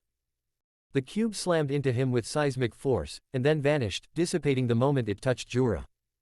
Boruto was still trying to process what he was seeing. What? Jura, now sprawled on the ground and coughing even harder, looked up, barely able to lift his chin. His pale eyes narrowed. How is it, he said, voice strained but bitter, that you can outmatch my technique? Naruto stood there, calm as a breeze, backlit by the low red hue of dusk and floating crystal shards orbiting him like a storm frozen in time. He didn't flinch, didn't boast. He just looked down at Jura like a disappointment. He began quietly, taking a slow step forward. His hand opened and from the air, a crystal katana formed with a high, chime-like shing. Weak. One word. Cold. Condemning. Naruto took another step, and another, walking with the ease of a man not even in a hurry. His expression was emotionless, detached, but his presence was immense, suffocating, divine. He was no longer just Naruto Uzumaki. He was something far older, something sharper, something that remembered every death he had ever caused. Jura tried to get up. That was when it happened. The ground beneath him rippled. Deep, slashing claw marks tore through the dirt like a beast's maw opening below him. Before Naruto could react, Jura's form twisted, glitched, and vanished into the claws like a shadow dragged into hell. Gone. Naruto blinked. His crystal katana didn't lower. He muttered, looking at the claw-shaped wound in the earth where Jura had just been. Odd way to teleport. It didn't smell like a space-time ninjutsu. It wasn't a basic technique. That was something else, feral, primal, like chakra that hadn't decided what it wanted to be yet. Naruto narrowed his eyes. Something had pulled Jura out. Something beyond him. He turned slowly, katana still gleaming in one hand. Boruto was still standing there a few feet away, frozen in place, eyes wide, barely breathing. The boy looked shell-shocked. Completely shaken. He hadn't said a word since the hammer strikes. Since the battlefield turned from a shinobi clash to something straight out of divine warfare. Since Naruto, his uncle, someone long thought sealed or worse, had dropped from the sky like a judgment, outclassed Jura like it was nothing, and made cosmic constructs explode just by existing near them. Boruto stared at Naruto like he wasn't real. Like he was a legend that had somehow bled into reality. "You," Boruto finally managed, his voice cracking. Naruto just looked at him. Still calm, still silent. Boruto swallowed, throat dry. He wanted to ask 1,000 things. About Menma. About where Naruto had been. About what he'd just done. But none of those words came. Because standing before him wasn't just his uncle. It was a man who had fought gods, died with regrets, resurrected through grief, and now walked the earth like a myth given flesh. Naruto Uzumaki was back. The wind whipped around the scorched battlefield, kicked up from the sudden arrival of a squad of sand shinobi. Their tan and crimson cloaks fluttered as they formed a wide arc, surrounding Boruto and Naruto with practiced ease. The leader of the group stepped forward, a tall shinobi with angular war paint across his face, jet black lines slashing down from his eyes and across his cheeks like a fierce tribal mask. Two hulking puppets stood at his flanks, creaking as their joints adjusted, chakra threads glinting faintly in the light. "Freeze!" the leader barked, voice sharp like a kunai slicing through silence. "Drop your weapons and surrender, both of you. You're under suspicion of high treason and chakra tampering." Boruto jolted a little, pulled from his fog of shock. Wait, are you serious?" Naruto didn't even glance at them. His gaze remained fixed on Boruto, his expression unreadable. "Are you hurt?" Naruto asked casually, like they weren't being encircled by hostile shinobi. Boruto blinked. No. Kinda emotionally wrecked, but I'm standing." "Good," Naruto said, brushing some dust off his hoary sleeve. Still, not even sparing the sand squad a glance. The lead shinobi's chakra spiked in irritation. "I said freeze." Still, Naruto ignored them. His eyes studied the war-painted leader now. Not in fear, not even with caution, just curious. He tilted his head slightly. That chakra, a bit like the third cage. Dense, metallic, maybe his son, grandson. "Last warning," the leader shouted, raising a hand. The puppets lurched forward, blades clicking into place, and the shinobi around him began to weave signs. "Take them down." Wind style, vacuum gale barrage. A barrage of cutting wind scythed through the air toward them, sharp enough to slice through boulders. Several shinobi launched secondary jutsu to follow up, binding sand ropes, smokescreens, the works. Boruto tensed, ready to dodge. But Naruto just sighed. He raised one hand and, with a single seal, Kai. The wind jutsu evaporated midair. No explosion, no flashy counter, just pure, suffocating nullification. The attacks collapsed like paper against a wall of iron. "Did he just?" Boruto muttered. The sand shinobi looked confused for a heartbeat, before they tried to surge in again. Naruto's fingers formed a second seal. Ten no Juryoku, Fuin. Heaven's gravity, seal. Suddenly, the battlefield collapsed under invisible pressure. The sand shinobi hit the ground like puppets with their strings cut, groaning and wheezing, pinned by the sheer force crushing down on them. Their puppets shattered into the dirt with metallic crunches, chakra threads severed instantly. Even the squad leader could barely lift his head as his body sank into the cracked earth. What kind of, he coughed, gravity jutsu is this?" Naruto still didn't answer. He walked forward calmly, sandals crunching lightly against the ground. He crouched next to where Boruto had dropped his katana earlier, the steel blade still faintly glowing from the heat of earlier battle. He picked it up slowly, turning it over in his hands. The blade was beautiful. A simple, elegant black steel edge, perfectly weighted. But it was more than just a weapon. It radiated Fugaku and Makoto's chakra, cold, sharp, intentional. The craftsmanship was unmistakable. Boruto's voice cracked behind him. "Don't scratch it, please." Naruto smirked faintly, just faintly, as he turned the blade once more in his hand, then offered it back, hilt first. "Your master has taste." Boruto took it with both hands, staring at his uncle. "Who even are you anymore?" he asked under his breath. Naruto didn't answer. Instead, he grabbed Boruto's shoulder, eyes flashing briefly with chakra. A brilliant flash of red light swallowed them both. The instant teleportation wasn't like the flying thunder god. No ripple, no flicker, just vanishing. When the red faded, all that remained was a flattened battlefield and a dozen sand shinobi sprawled out, gasping under the unbearable weight that finally started to lift.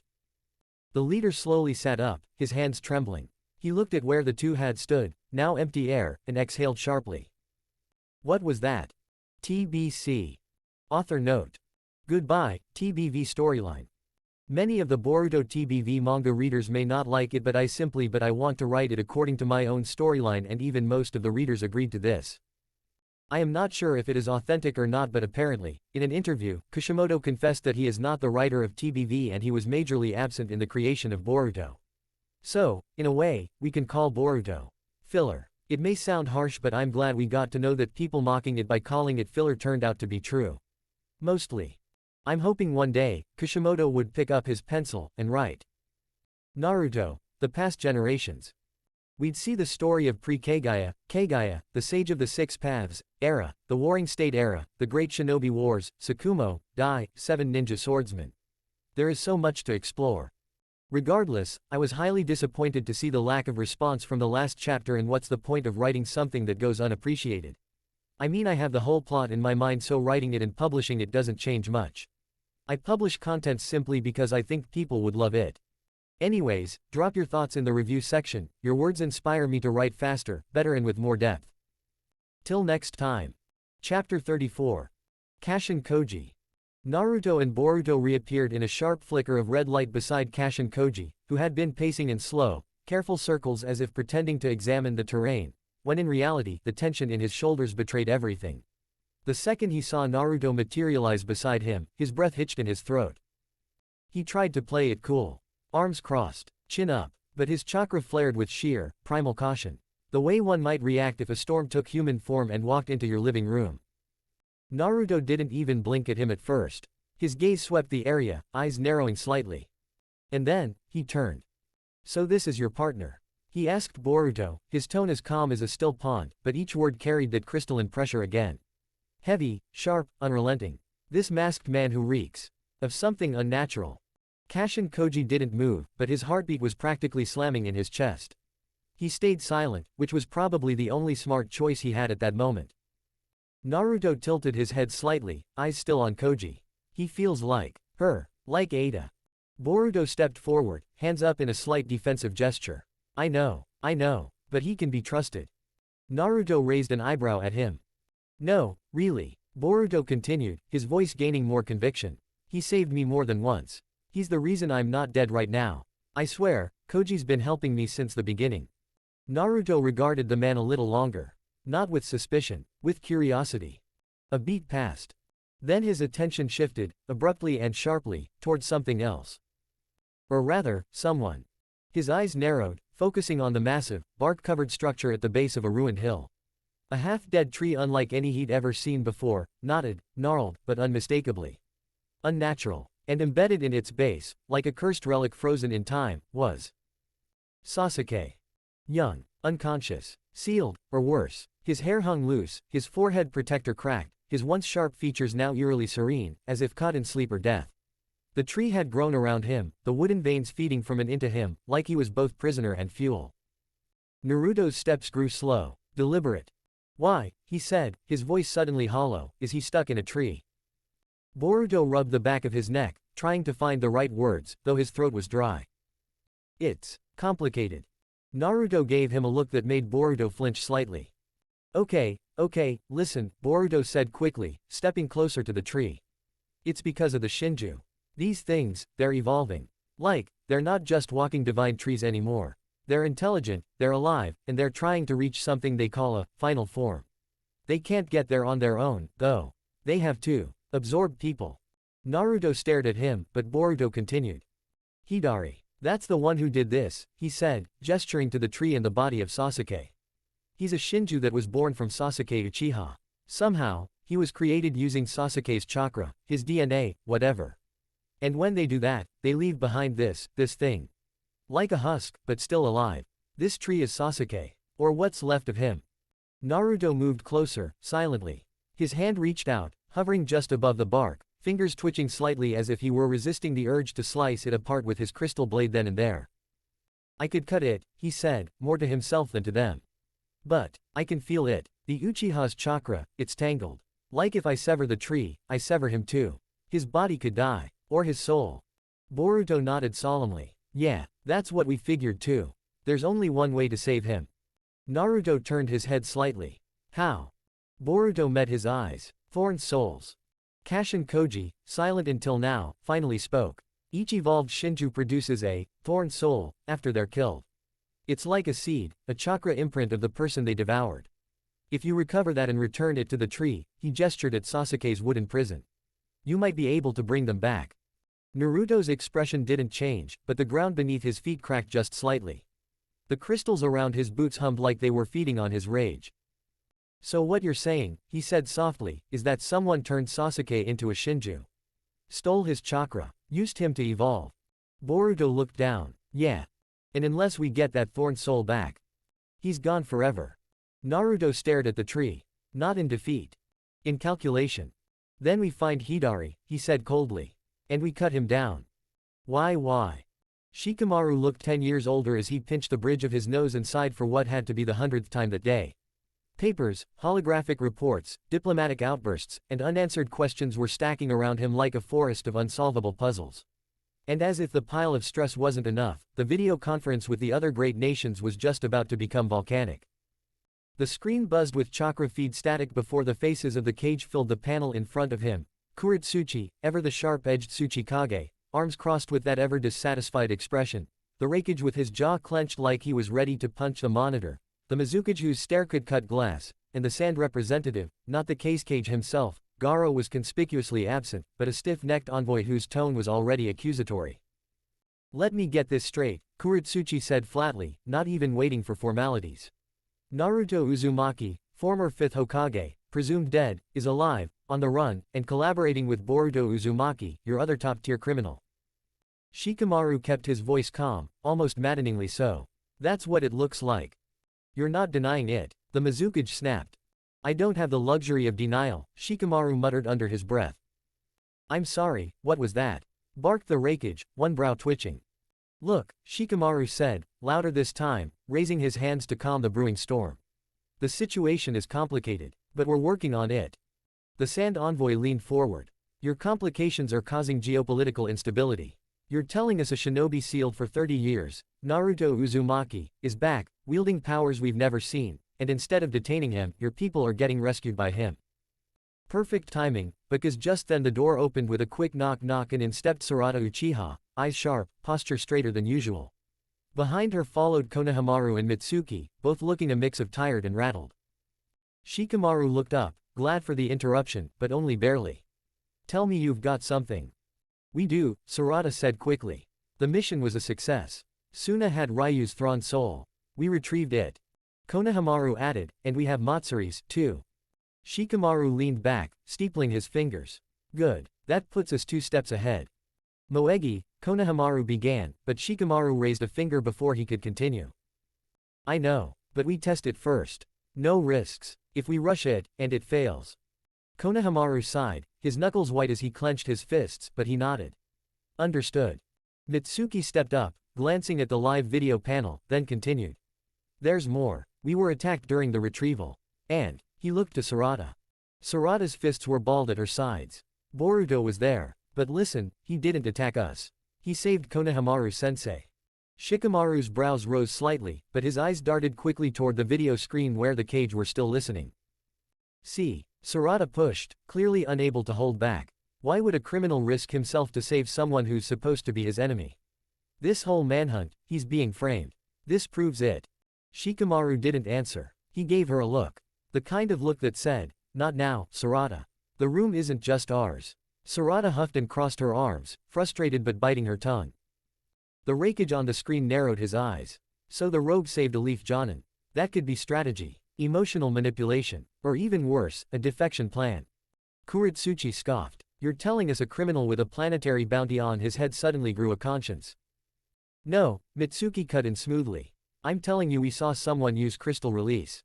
In real time, the fabled crystal release. I read about it in books, it's supposed to be extinct.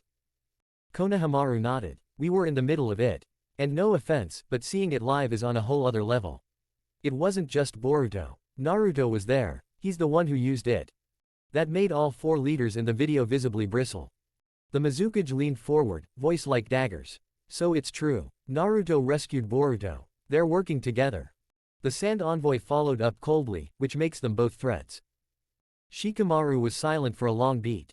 Then he exhaled, leaned forward, and said what no one wanted to hear. They're not acting like enemies. And I don't think either of them is the one pulling the strings. And what makes you say that? Asked the Hokage, eyes narrowed to slits. Because if Naruto wanted to destroy the hidden leaf, Shikamaru said flatly, we wouldn't be having this conversation. The entire room fell into a tense silence, and even the holograms flickered quietly for a few seconds. He leaned back again, putting one arm on the armrest and rubbing his temple with the other. We need more data, he said finally. Until then, keep the manhunt up, but I'll issue a soft freeze on any assassination-level attempts. You're playing with fire, Nara, Kuritsuchi warned. Yeah, Shikamaru said under his breath. Well, I've been on fire for the last 10 years. What's new? And with that, he cut the feed. Sarada opened her mouth to speak, but Shikamaru raised a hand. Save it, I believe you. But this isn't the court of truth, it's politics. We play smart, we play quiet, because right now, the whole world's on edge. And Boruto being right, doesn't mean he's safe. Sarada nodded, though reluctantly. Now, Shikamaru muttered, pulling open a drawer and taking out a scroll with experimental chakra readings, let's see what these Thrawn souls really do. Why? Kashin Koji kept his gaze low, not out of shame, he was long past that, but out of some instinctual understanding of who he was speaking to. Naruto Uzumaki was a man wrapped in peace and power, but you could feel the storm just under the surface.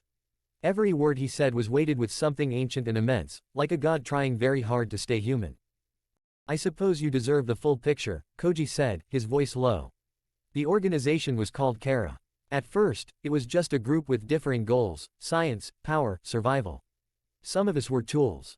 Others, visionaries, or so they thought. Naruto didn't say anything, just listened. Eyes narrowing, chin tilted. Koji continued, I was involved with them. Not out of loyalty. My mission was observation, sabotage, eventually. I worked with Jigen, Ashiki Otsutsuki, but my purpose was always something else, to kill him. Naruto raised an eyebrow, slightly intrigued. You knew you could. I was built to try, Koji replied, dryly. Then, Naruto's eyes sharpened slightly, he'd picked up on something in the man's chakra again. Are you related to my godfather? Naruto asked, eyes narrowing. You feel 87% like him. Jiraiya's chakra. Koji didn't hesitate. I am his clone. Naruto's eyes flickered, not in surprise, but something deeper. A quiet intake of realization. Clone, he repeated softly. I see. There was no anger in his voice. But there was a sadness. A complicated one. And who fabricated you? Koji looked him in the eyes. Amato. That name hit like a rock in Naruto's memory. Cold, clinical, dangerous. Amato, he echoed. He's the one behind all of it. Koji nodded. He's the one who developed Delta, Ada, Demon, myself, even the early outer cyborgs. He's a genius, sure. But it's not brilliance that defines him, it's obsession. He lost his daughter, and in chasing a way to bring her back, he lost his humanity. Naruto's jaw tightened. So that's what all of this is. A grieving man turning the world into his lab. Koji looked away. That's part of it, but even with all his skill, the question remains. How did he make us so powerful? Abilities that rival, or even surpass, shinobi legends. That wasn't him. Naruto's gaze sharpened. Koji let the pause hang, like a blade dangling over revelation. He made us with the remnants of Shibai Otsutsuki. The air dropped 10 degrees. Even the wind stilled. The king of the Otsutsuki clan. Naruto's expression finally cracked. Shibai. That name. He is a being who transcended, who abandoned his physical form after consuming countless chakra fruits. Boruto said. Mon, talk about overpowered people, he glanced at Naruto. Koji nodded slowly. The remnants Amato acquired. They were fragments. A speck of bone. A tear crystallized in time. Barely anything, but even that was enough. Enough to turn a scientist into a godmaker. Naruto closed his eyes for a moment. Of course, he murmured. The abilities you have, the powers Ada and Demon flaunt. They're divine. They don't belong to humans. No, Koji agreed. They don't. And yet, here we are, created in their image, born from their leftovers. Naruto looked at him again, this time with a bit more weight behind his stare. Then we're dealing with something worse than just an enemy trying to evolve. We're dealing with enemies who already have. And in the distance, the wind began to move again, carrying whispers of war. Why? Near the remains of a dead forest, where the boughs of once living trees had curled into gnarled claws of ash and silence, three shapes sat in a clearing that pulsed with chakra so thick the air trembled. The divine tree. Or rather, what the world now knew as Shinju, Evolved aberrations birthed from Ten Tails remnants, each with a unique consciousness, desire, and terrifying semblance of humanity. Mamushi, Jura, Hidari.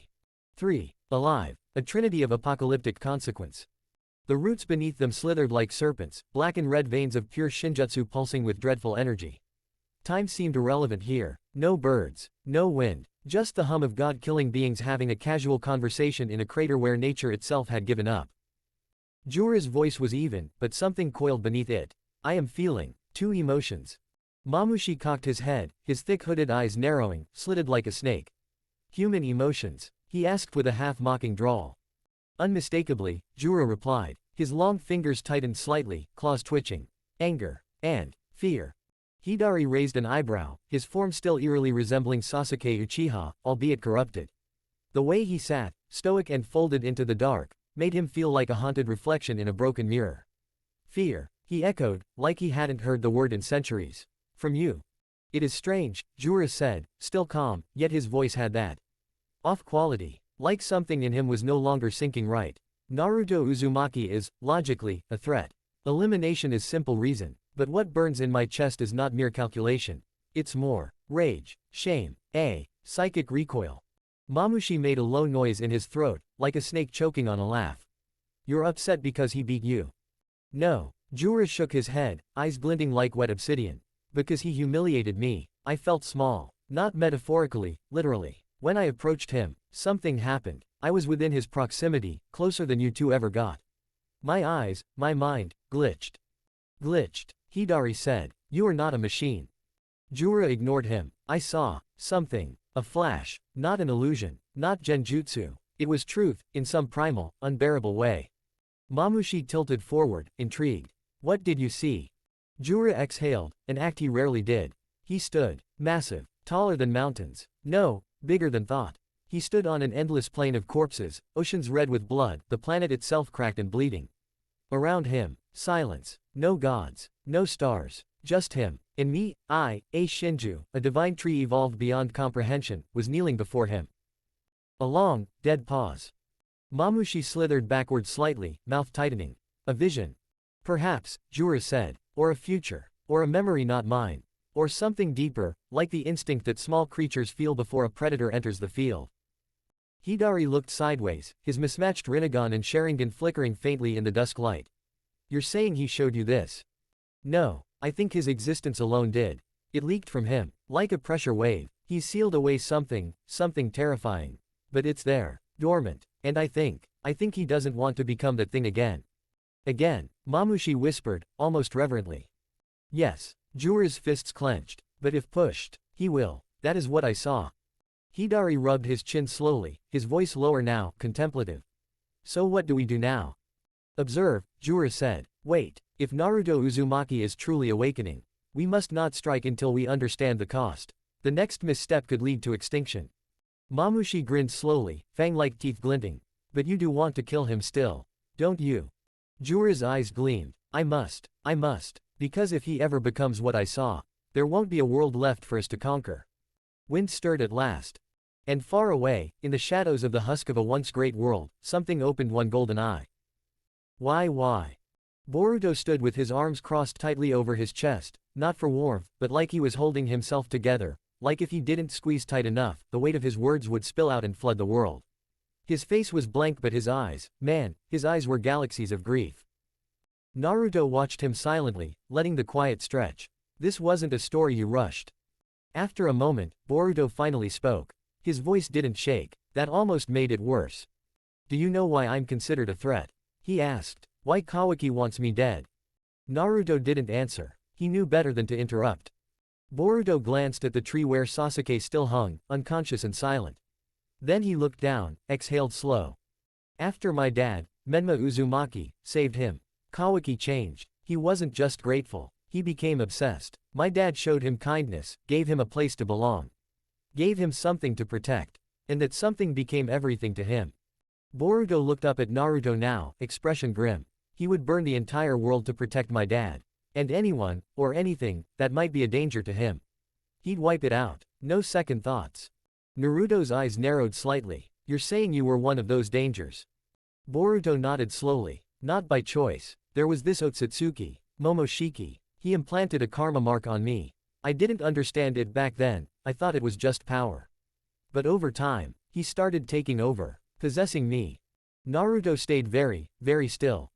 Boruto's hands were shaking now, even though his voice was level. I'd black out, and when I woke up, people were hurt, places were destroyed, sometimes, people were gone. It wasn't always me, it was him, but no one could tell the difference anymore. Boruto swallowed. And Kawaki, he couldn't risk it. Not with mom and dad around. So he made Ada, she's one of Amato's cyborgs, her eyes are called Senrigan, they let her see across space and time, he made her rewrite reality. Naruto's eyes widened just a little. She changed the world's memories, Boruto continued bitterly. Now everyone thinks I'm adopted. They think he's the real son. That I'm the traitor. The one who killed Menma Uzumaki and Hinata Hyuga. Naruto blinked hard. But, they're alive. Boruto nodded, more fiercely now. Yeah, they're alive. In Kawaki's dimension, he has a dojutsu he inherited from Ashiki Otsutsuki, it's called the Sukunahikona. It lets him shrink and store things in a separate space dimension. He didn't kill them, he just sealed them away, so no one could touch them. Not even me. There was silence again, the kind that hurt your ears. Naruto's mouth tightened. His knuckles turned pale from how hard he was gripping the katana still in his hand. Boruto stared at him, eyes burning. Kawaki thinks he's protecting dad. By making me the enemy of the world. And everyone bought it. Everyone. I'm a criminal now. Hunted. The entire planet wants me dead. He glanced over at Sasuke's still form, his voice softening. Master Sasuke. He didn't believe it. He took me in. Trained me. Helped me master Flying Thunder God, Uzuhiko. Everything. But the Shinju caught him off guard. They devoured him. And now. He didn't finish that sentence. Naruto finally broke his silence. So, how do you counter Ada's powers? Boruto met his gaze, and for the first time since the conversation started, there was fire in his voice. We make her undo it. Naruto's eyes narrowed slightly, brows drawn together in deep thought as he stared at the crystal-laced horizon, the weight of Boruto's story still fresh. Then he asked, almost offhandedly, but his tone carried a sharp edge of analysis. These techniques, the ones those Shinju use, they're not normal, are they? Kashin Koji's arms were folded across his chest, his posture relaxed, but his eyes tracked Naruto carefully. They're not. They're called Shinjutsu, divine techniques. Powers originally belonging to the Otsutsuki clan. But now, with these evolved divine trees, the Shinju have inherited them too. Naruto's gaze flicked to Boruto, who nodded. That means Ada's Senrigan, Naruto murmured, her omnipotence. That's a Shinjutsu. And her charm, Boruto added, folding his arms tightly. She can make anyone fall in love with her. Or at least be hopelessly devoted. Doesn't work on me, but I saw what it did to everyone else. And her little brother, Demon, Kashin Koji interjected with a frown. His ability is simple, reflect. Any attack directed at him is instantaneously bounced back to the attacker, lethal intent or not. Even subconscious aggression can trigger it. Physical, chakra-based, even conceptual strikes, everything gets mirrored. You don't hurt him, you hurt yourself. Naruto exhaled through his nose, impressed but disturbed. And you? Naruto asked, raising a brow at Kashin Koji. You said you had foresight. Koji gave a slight nod. It's not omniscience, but I can glimpse likely futures within a few seconds. Enough to predict danger. Just enough to survive. Naruto grunted thoughtfully. And this, karma, thing, he continued, glancing back at Boruto. Is it, like a DNA imprint? Boruto's face tensed, and he slowly lifted his palm, exposing the faint, spiraling mark etched into his skin. It's more than that, he said, voice low. Karma is a compressed backup of an Otsutsuki's genetic data. Their soul, their memories, their entire being. When they implant karma into someone, they begin rewriting the host's body at the cellular level. Eventually, the host becomes a perfect vessel, another body for them to reincarnate in. Naruto's eyes sharpened. So it's a resurrection seed. Exactly.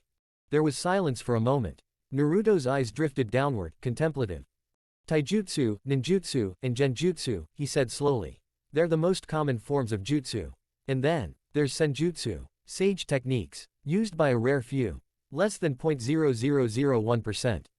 Boruto nodded. Normal senjutsu. But not what my dad, Menma, used. His six-path sage mode was something else entirely. Because above senjutsu, Kashin Koji added gravely, lies shinjutsu. Divine arts. The origin of all techniques. The domain of gods, the Otsutsuki, and now, the Shinju. That's the power level we're dealing with. That's what I use. That's what they use. Naruto's eyes narrowed further. And Fuinjutsu? Uncategorized, Koji said with a slight shrug. Depends entirely on the user. It can be devastating or completely pointless. Take the Flying Thunder God technique, for example, it's Fuinjutsu. And depending on who wields it, it's either a simple teleportation move or a battlefield dominator. Naruto smiled faintly at that, a nostalgic twitch at the corner of his mouth. Then he stood, suddenly alert. His gaze turned far off, toward the horizon. His voice was quiet but firm. Kaide is alone. Boruto's head jerked up. Wait. Naruto turned back to him, pausing. I have so many questions, Boruto said, almost blurting it out. Where have you been all this time? Why can't Kashin Koji see your future? Why doesn't Ada's omnipotence or charm work on you? Why are you so strong? And what's your? Naruto cut him off, gently but firmly. I hold some very bloody secrets, nephew, he said, his voice low and almost too calm. Secrets so soaked in blood they could flood nations. Boruto froze. For now, just know this, I was sealed, for over 30 years, but I'm here now, and if you ever need me, Boruto. He looked him dead in the eye. Just think of me, I'll be there. And with that, Naruto disappeared in a flash of red light. Why? I'd love to hear your thoughts, so, review. Chapter 35. Hey guys, not a new chapter. Sorry. He is talking about himself. Naruto landed in the ruins of Uzushiogakure in a blur of crimson, the heat of his teleportation still shimmering in the air for a second before fading into the cold silence of crumbled stone and wind-whipped salt. The smell of the sea, iron, and ash never left this place, like the blood of his ancestors was still embedded in the rocks. His boots crunched softly against the dirt as he made his way through the shattered remnants of the once great village of the Uzumaki. It wasn't nostalgia that pulled him here. It was duty. And maybe, guilt. He reached the hut nestled awkwardly into a half-broken wall that once belonged to an outpost or maybe a weapon station. It had been patched up with driftwood, scavenged cloth, and some creative fuinjutsu he carved into the doorframe to make it livable. Kaide was inside. She hadn't sensed him yet. He opened the door gently. Inside, Kaide was sitting cross-legged, slouched dangerously like she was trying to balance the act of dying and studying at the same time. Her forehead glistened with sweat as she stared murderously at a scroll with a very simple math equation on it. 11/7 equals. She looked like the scroll had personally insulted her lineage. Beside her, a Naruto shadow clone sat with a stick, tapping the scroll like a stern teacher. Again, it said with infinite patience, or at least the kind manufactured by shadow clones. If you have 11 dumplings, and someone gives you 7 more, I give them back. I don't take dumplings from strangers, Kaide said, dead serious. The clone sighed and rubbed his temples. Kaide. Fine, she squinted hard. 11/7. Carry the 2. She paused. No, wait. That's multiplication. The clone looked up and noticed real Naruto standing at the doorway, arms crossed, a barely there smile twitching his lips. She's improving, the clone muttered dryly before poofing out of existence.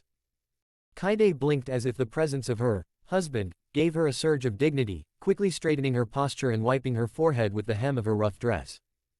"Milord," she said, standing with the sort of stiff formality that belonged more in a royal court than a ruined hut. Naruto winced. "Kaide, I told you. Just call me Naruto." "But that's your birth name," she said stubbornly, as if it were an insult. "You are my husband." He scratched the back of his neck. "Yeah, about that. I am your wife. I took the sacred vow beneath the moon altar of the third shrine during the festival of azure leaves. Before the ancestors. It is binding," she said matter-of-factly, as if reading a legal document. Naruto sat down slowly, brushing dust from a nearby stool. "That ritual was symbolic. And we didn't. You placed your forehead to mine. That is the sacred sealing," she cut in, her voice soft but firm. "You accepted me. You are mine, and I am yours. Until the moon forgets the tides." He looked at her, really looked, and saw how her fingers trembled just slightly as she clutched her dress. Her jaw was set, her back straight, her heart completely open. She meant it. Kaide Uzumaki, well, she called herself that now, was trying so hard to be a wife. To be worthy, loyal, obedient, but that was the issue, wasn't it? She was trying to be loyal to someone she didn't even know. Someone who she thought was a war hero, a lord, a guardian. She didn't know the truth. Didn't know the sins. Didn't know the blood on his hands so deep that even the Rinnegan wouldn't see through it. The children he couldn't save. The brother who died for his sake. The monsters he helped create just by being alive. Naruto lowered his gaze. She deserved better. So much better than a sinner with crystal blades and buried corpses. You don't know me, Kaide, he said quietly. I know you saved me from my village's execution. I know you protect me. I know you make sure I eat, that I sleep warm, that no beasts come near. He looked up. Her voice was shaking now. I know you didn't have to do any of that, she added. You could have left me. But you didn't. So, I don't care what you say about fake marriages or whatever, tradition, you don't believe in. I chose you, and in my faith, that is enough. He swallowed hard. Kaide, for all her lack of worldly knowledge, had faith. Not just in some old gods or village superstitions, but in him. Unshaken, pure. She had the IQ of 112. Not a genius, not a fool. Just someone unpolished. She didn't understand chakra yet, only barely knew what it was. Didn't grasp shinobi. Didn't know nations. Still thought, planets, was a lie made up by the priestesses to scare kids into staying home. Her brain had been packed with tradition and fear and half-truths. She thought paper money was witchcraft and once tried to wash a coin to free the trapped spirit inside. And yet here she was, standing with that same fire that his own mother once had. Naruto stood up. He didn't deserve her loyalty. But if she was going to give it, he would protect it with everything he had. Even if she hated him one day. Even if she saw the truth and turned away. Until then. Let's take a break from math, he said gently. I'll cook something. Her eyes widened. You know how to cook. Yes, today I'm cooking ramen. Is that the one with boiling water and spirals? He chuckled softly. You'll like it. As he turned toward the little makeshift stove, Kaide quietly sat back down, still watching him. Not as a student to a teacher. Not even as a servant to a lord. But as a wife. Naruto wasn't sure if that made things better or worse. He just knew one thing. He had to protect her. From the world. From Shinju. From the cage. And maybe, eventually, from himself. Why? The sunlight filtering through the trees was soft and honey-warm, dappling across the surface of the pond like flickers of fireflies trapped in daylight. Naruto sat cross-legged under a willow tree, flipping pages of an old, dusty history book he'd picked up from a market in the land of rivers. He'd gone in disguise, of course. Even with half the continent thinking he was either dead or a war criminal, his face was still way too famous to walk around without a transformation jutsu. He had gone with the face of a traveling potter named Murata, a guy with a bald patch, crooked teeth and absolutely no chance of being recognized. The book was dense, way too obsessed with dates. But Naruto read slowly, his blue eyes scanning every line, trying to relearn the world he'd once helped build, one that had clearly moved on without him. Not far off, Kaide was knee-deep in the pond, humming a little folk song off-key as she scrubbed a pair of black pants against a smooth rock. Her sleeves were rolled up to her elbows, her cheeks red and full of determination. The Haori floated nearby, tied to a stick she'd jabbed into the pond bed like a drying rack. His cloak shimmered in the sun, the red embroidery of the Uzumaki swirl stark against the soaked black fabric. I can handle the washing, milord, she had insisted earlier. Naruto had raised a brow. You don't need to call me that. You're my husband, she'd said firmly, as if that answered everything. It was a ceremonial marriage, Kaide. From a backwoods village. It's not. It counts. She had puffed her cheeks, her small hands curled into fists. I'm your wife. He didn't argue after that.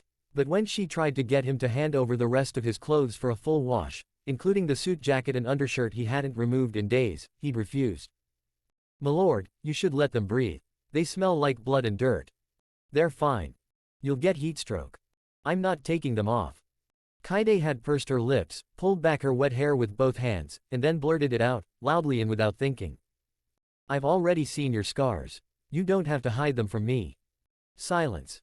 The pond kept rippling. Naruto slowly looked up from the book. Kaide froze. Her entire soul wanted to vanish into a pile of bubbles. Oh no, I said that out loud.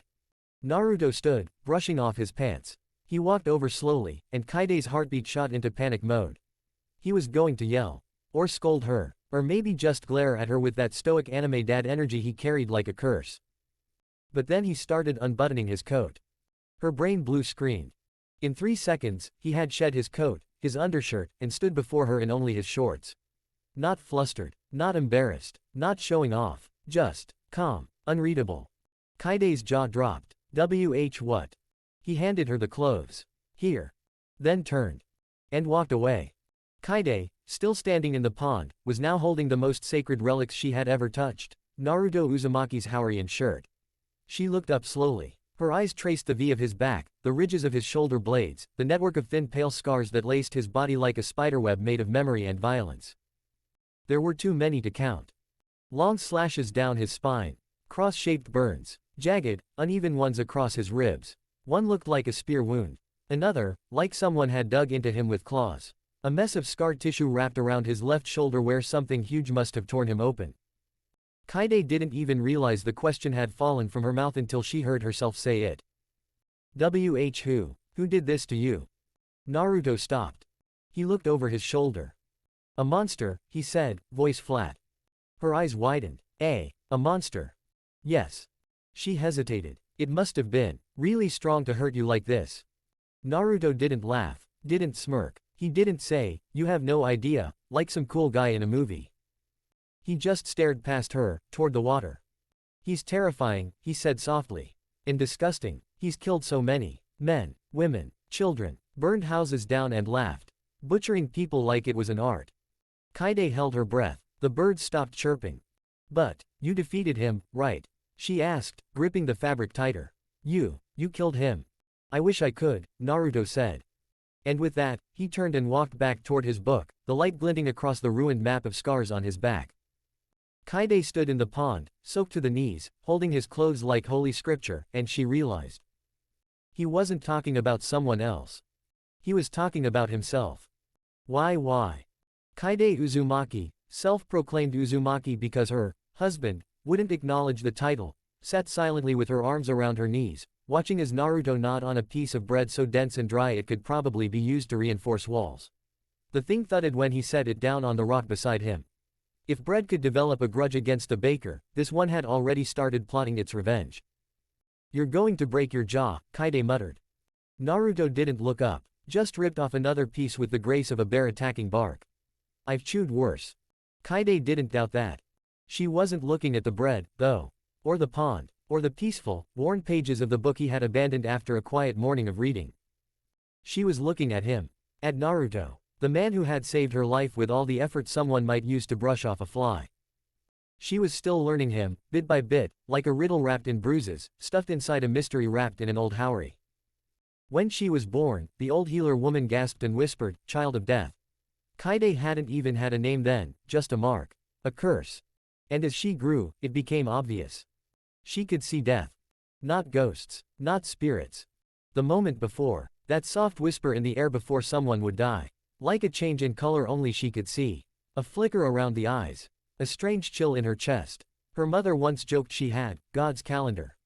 That calendar told her of her father's death when he smiled at her across the fire and she felt the breeze shift cold behind him.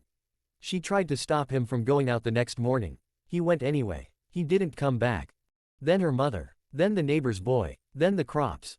By the time she was 16, the entire village avoided her like she was some sort of demon. She had no friends. Only stares, whispers, and cruel looks.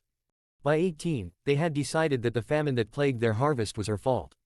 That the rain that hadn't come, the sickness, the dry rot in their wells, her fault. God's punishment.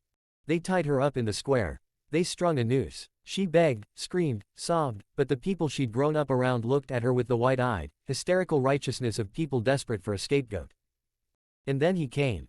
Out of nowhere. A man with hair like bleeding embers and eyes like the sky moments before a storm, blue and blinding. He didn't yell. He didn't even draw his sword. He just walked into the square, and within seconds, no one could move. It was like the wind had died. Like the world itself had paused to let him speak. I'll marry her. That's all he said. No one argued. He married her on the spot. In front of their dusty shrine, with burnt incense and the torn pages of old wedding prayers. She'd been in shock, trembling and shivering as he said the words for her, as if she were nothing more than a porcelain doll in a red ribbon. He didn't even seem to care. Like the act of saving her was mechanical. Like she was a broken tool he was obligated to fix. Still, he hadn't left her behind. Even when she begged him to bury her parents in the sacred ground, he gently sealed their graves into paper, fuinjutsu, she learned later, and tucked it into the folds of his robe like it was nothing. No complaint, no sigh, just carried them for her. Then came the travel. She'd seen him help strangers. Stopping bandits without even drawing a blade.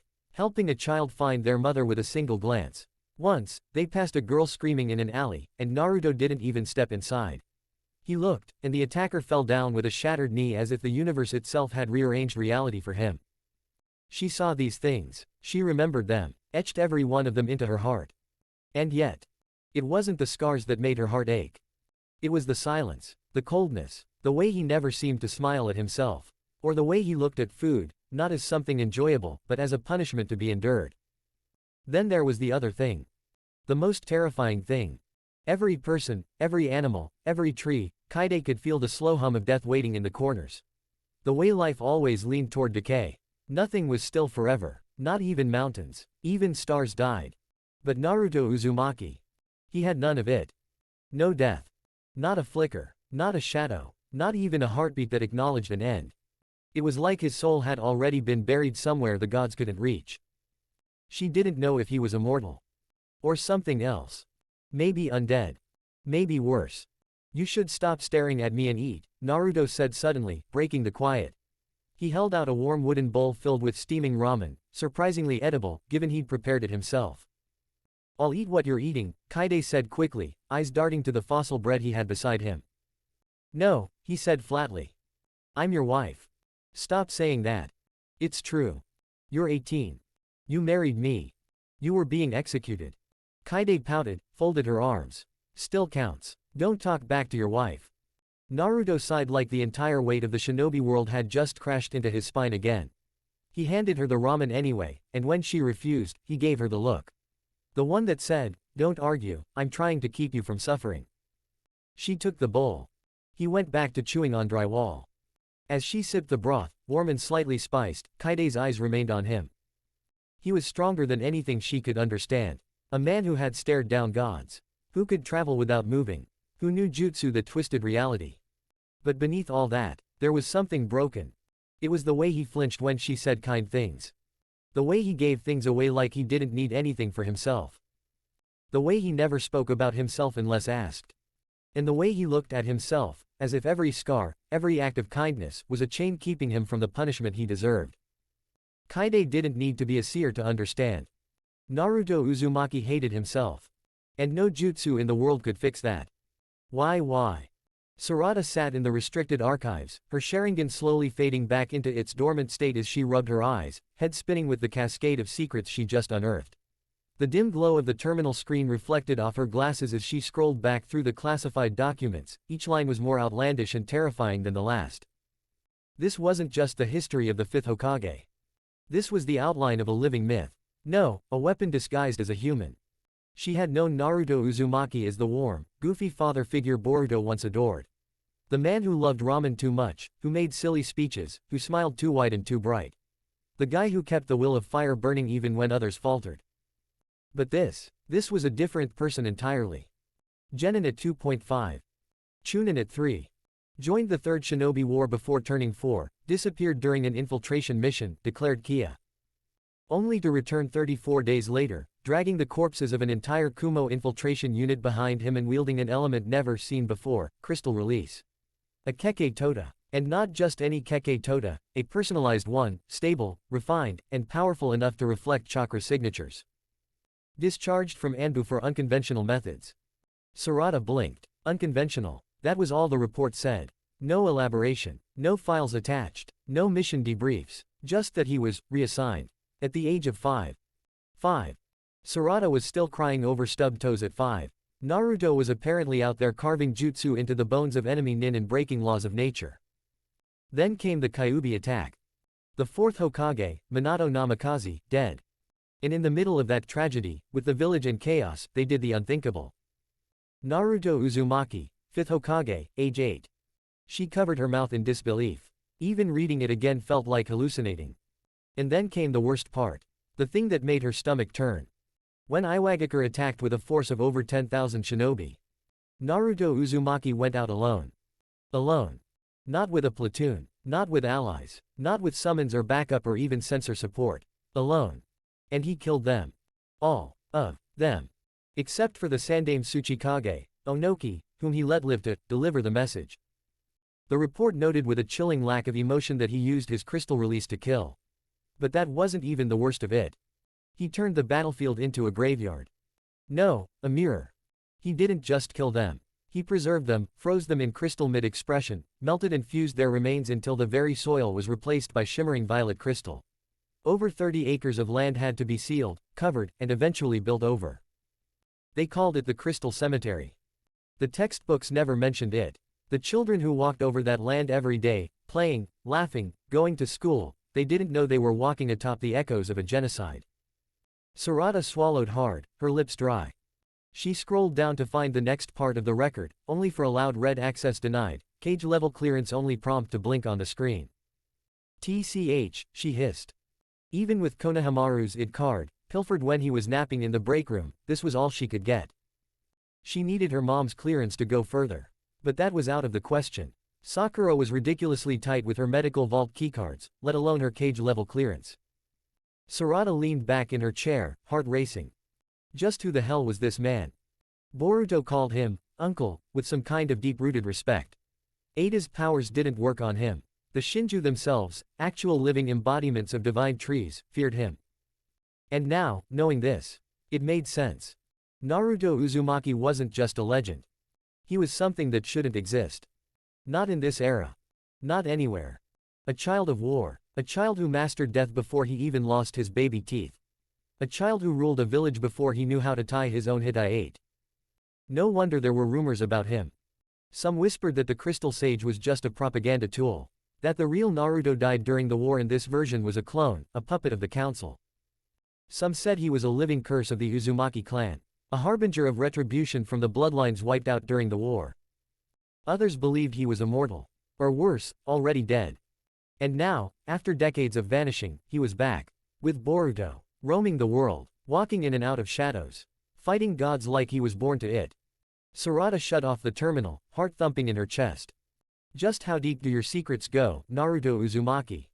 She whispered to no one. And she wasn't sure if she wanted the answer. Why? Kekkei scratched his head as he stood at the kitchen window, watching the old man in the backyard do what he did every single day, rain or shine, war or peace, delirium or clarity, stand still like a damn statue, hand resting on the hilt of his katana, eyes fixed on the same moss-covered boulder like it owed him child support. Dad's at it again, Kekkei muttered, grabbing the tea kettle and pouring the hot brew into 2 chipped porcelain cups. You're 112, Gigi. Let the grudge go, yeah. But deep down, he didn't really mean it. Because something about his old man's stubbornness was comforting, reliable, the same way the sun rose or how the Leafs dango shops overpriced their skewers. Still, he sighed, tucking the cups under his arm and sliding the shoji door open with his elbow. The warm afternoon breeze brushed against his weathered face as he made his way down the wooden ingawa, his eyes drifting for a moment to his own empty sleeve, his right arm cut off at the elbow, the remaining stub covered by an old crimson cloth. He remembered the moment like a lightning bolt, how the blood spurted from his arm, how he thought he was done for, just another casualty of a failed mission. And then he appeared, the 5th Hokage, the Crystal Sage. Naruto Uzumaki had looked at him, calm as a winter lake, then touched him. And just like that, Kekkei had a new hand, glimmering, sharp-edged, translucent like sapphire glass. He remembered flinching when he saw his own reflection inside it. Not because it was alien, but because it was beautiful. Lord Fifth said to him with a grin, "You're a Junin now, Hatsume Kekkei. I don't give out hands to slackers." He chuckled to himself, even as his chest tightened. Yeah, there's no way he's the monster they're saying he is. He stepped off the porch and crossed the backyard, stepping around the rice buckets and through the long grass. The air here was thick with the scent of old soil and crushed flowers. He approached the lone, unmoving figure of his father, Hatsume Seiki, who was standing precisely 2.5 feet from the boulder. Same distance, same stance, every day. Oi, Oyaji, tea's ready.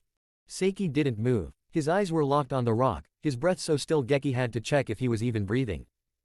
Don't tell me you're stuck in one of your, about to draw my sword, poses again, Kekkei said, more amused than annoyed. Baldur's still winning, old man. Not a boulder, Seiki muttered suddenly, voice dry and gravelly like old scroll parchment. It's the battlefield, the enemy. Kekkei sighed and crouched down, placing one cup beside him and the other next to his father's geta. The Daylord second passed me up, Seiki rasped, I swore I'd beat him. I just need to find the right draw. The perfect IAI.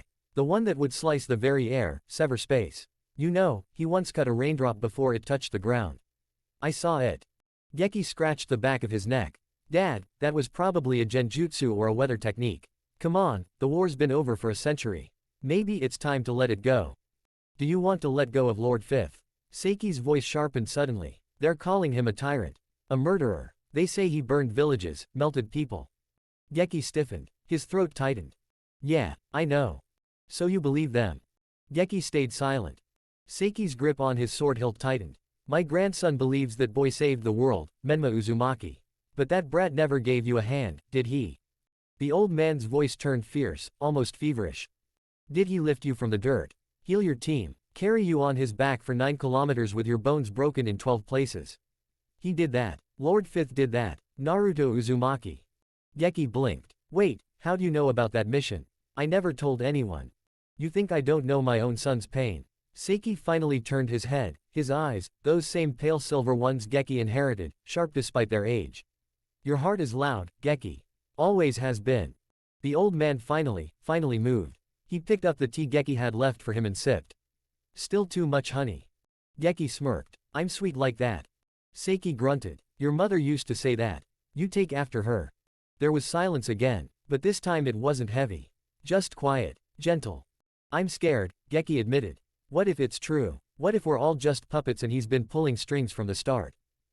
Seiki didn't answer right away. He placed his tea down, rose slowly, and finally, for the first time in 80 years, drew his sword.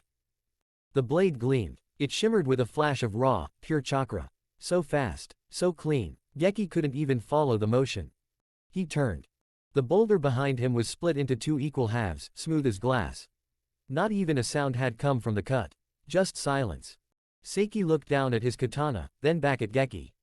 You don't believe in people by what they're called, Gekkei. You believe them by what they give you. He sheathed the blade slowly.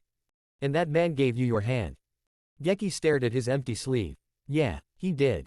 Then that's enough. Tea's good today.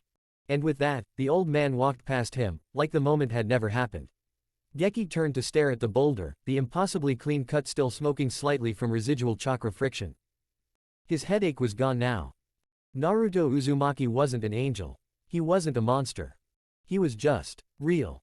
And that was scarier than any legend. Why? Author note. I own over 60 stories, but I swear this is my all-time favorite. Seiki will have a very important role in the final arc. We're approaching the climax, 3 more chapters before the semi-finale arc. Then, the final arc. I can already see the ending, vivid and crisp. I'm 100% positive you'll love it. Late updates. Don't worry, I will update it soon. I always update it. Next chapter, The Prophecy. Like my work? Then consider supporting me on my pet shop near the big tree and so on. Link. Bio. Chapter 36. The Prophecy. In the hollowed expanse of the Otsutsuki dimension, where space bent into silence and time dared not move, the council chamber glowed dimly beneath a dome of white void.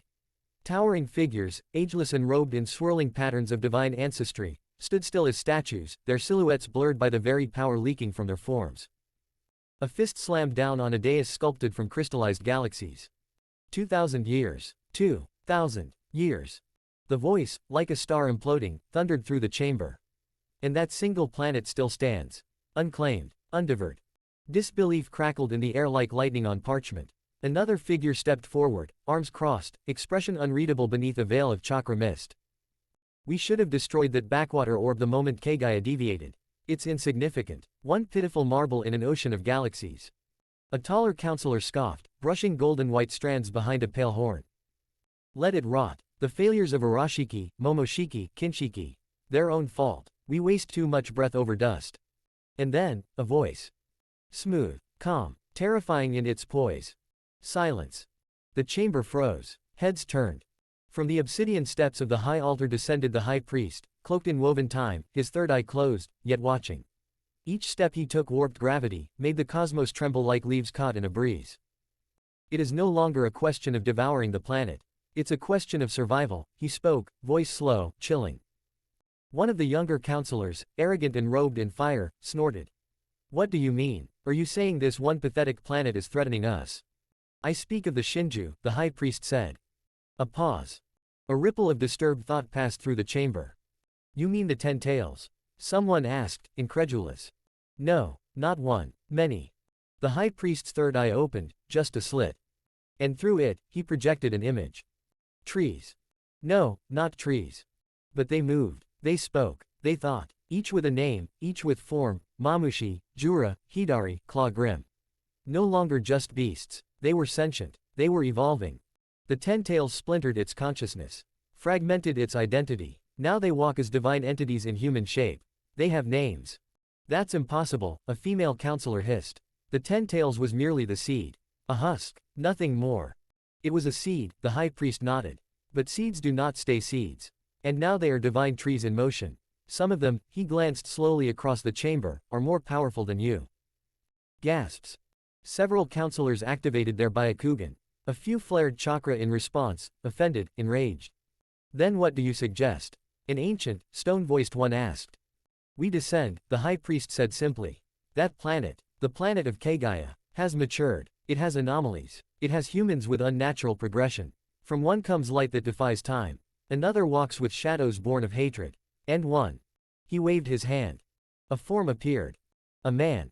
Hair redder than blood, eyes darker than thunder. His very breath distorted the image. At his feet were bodies uncountable. Around him, even the divine trees flinched.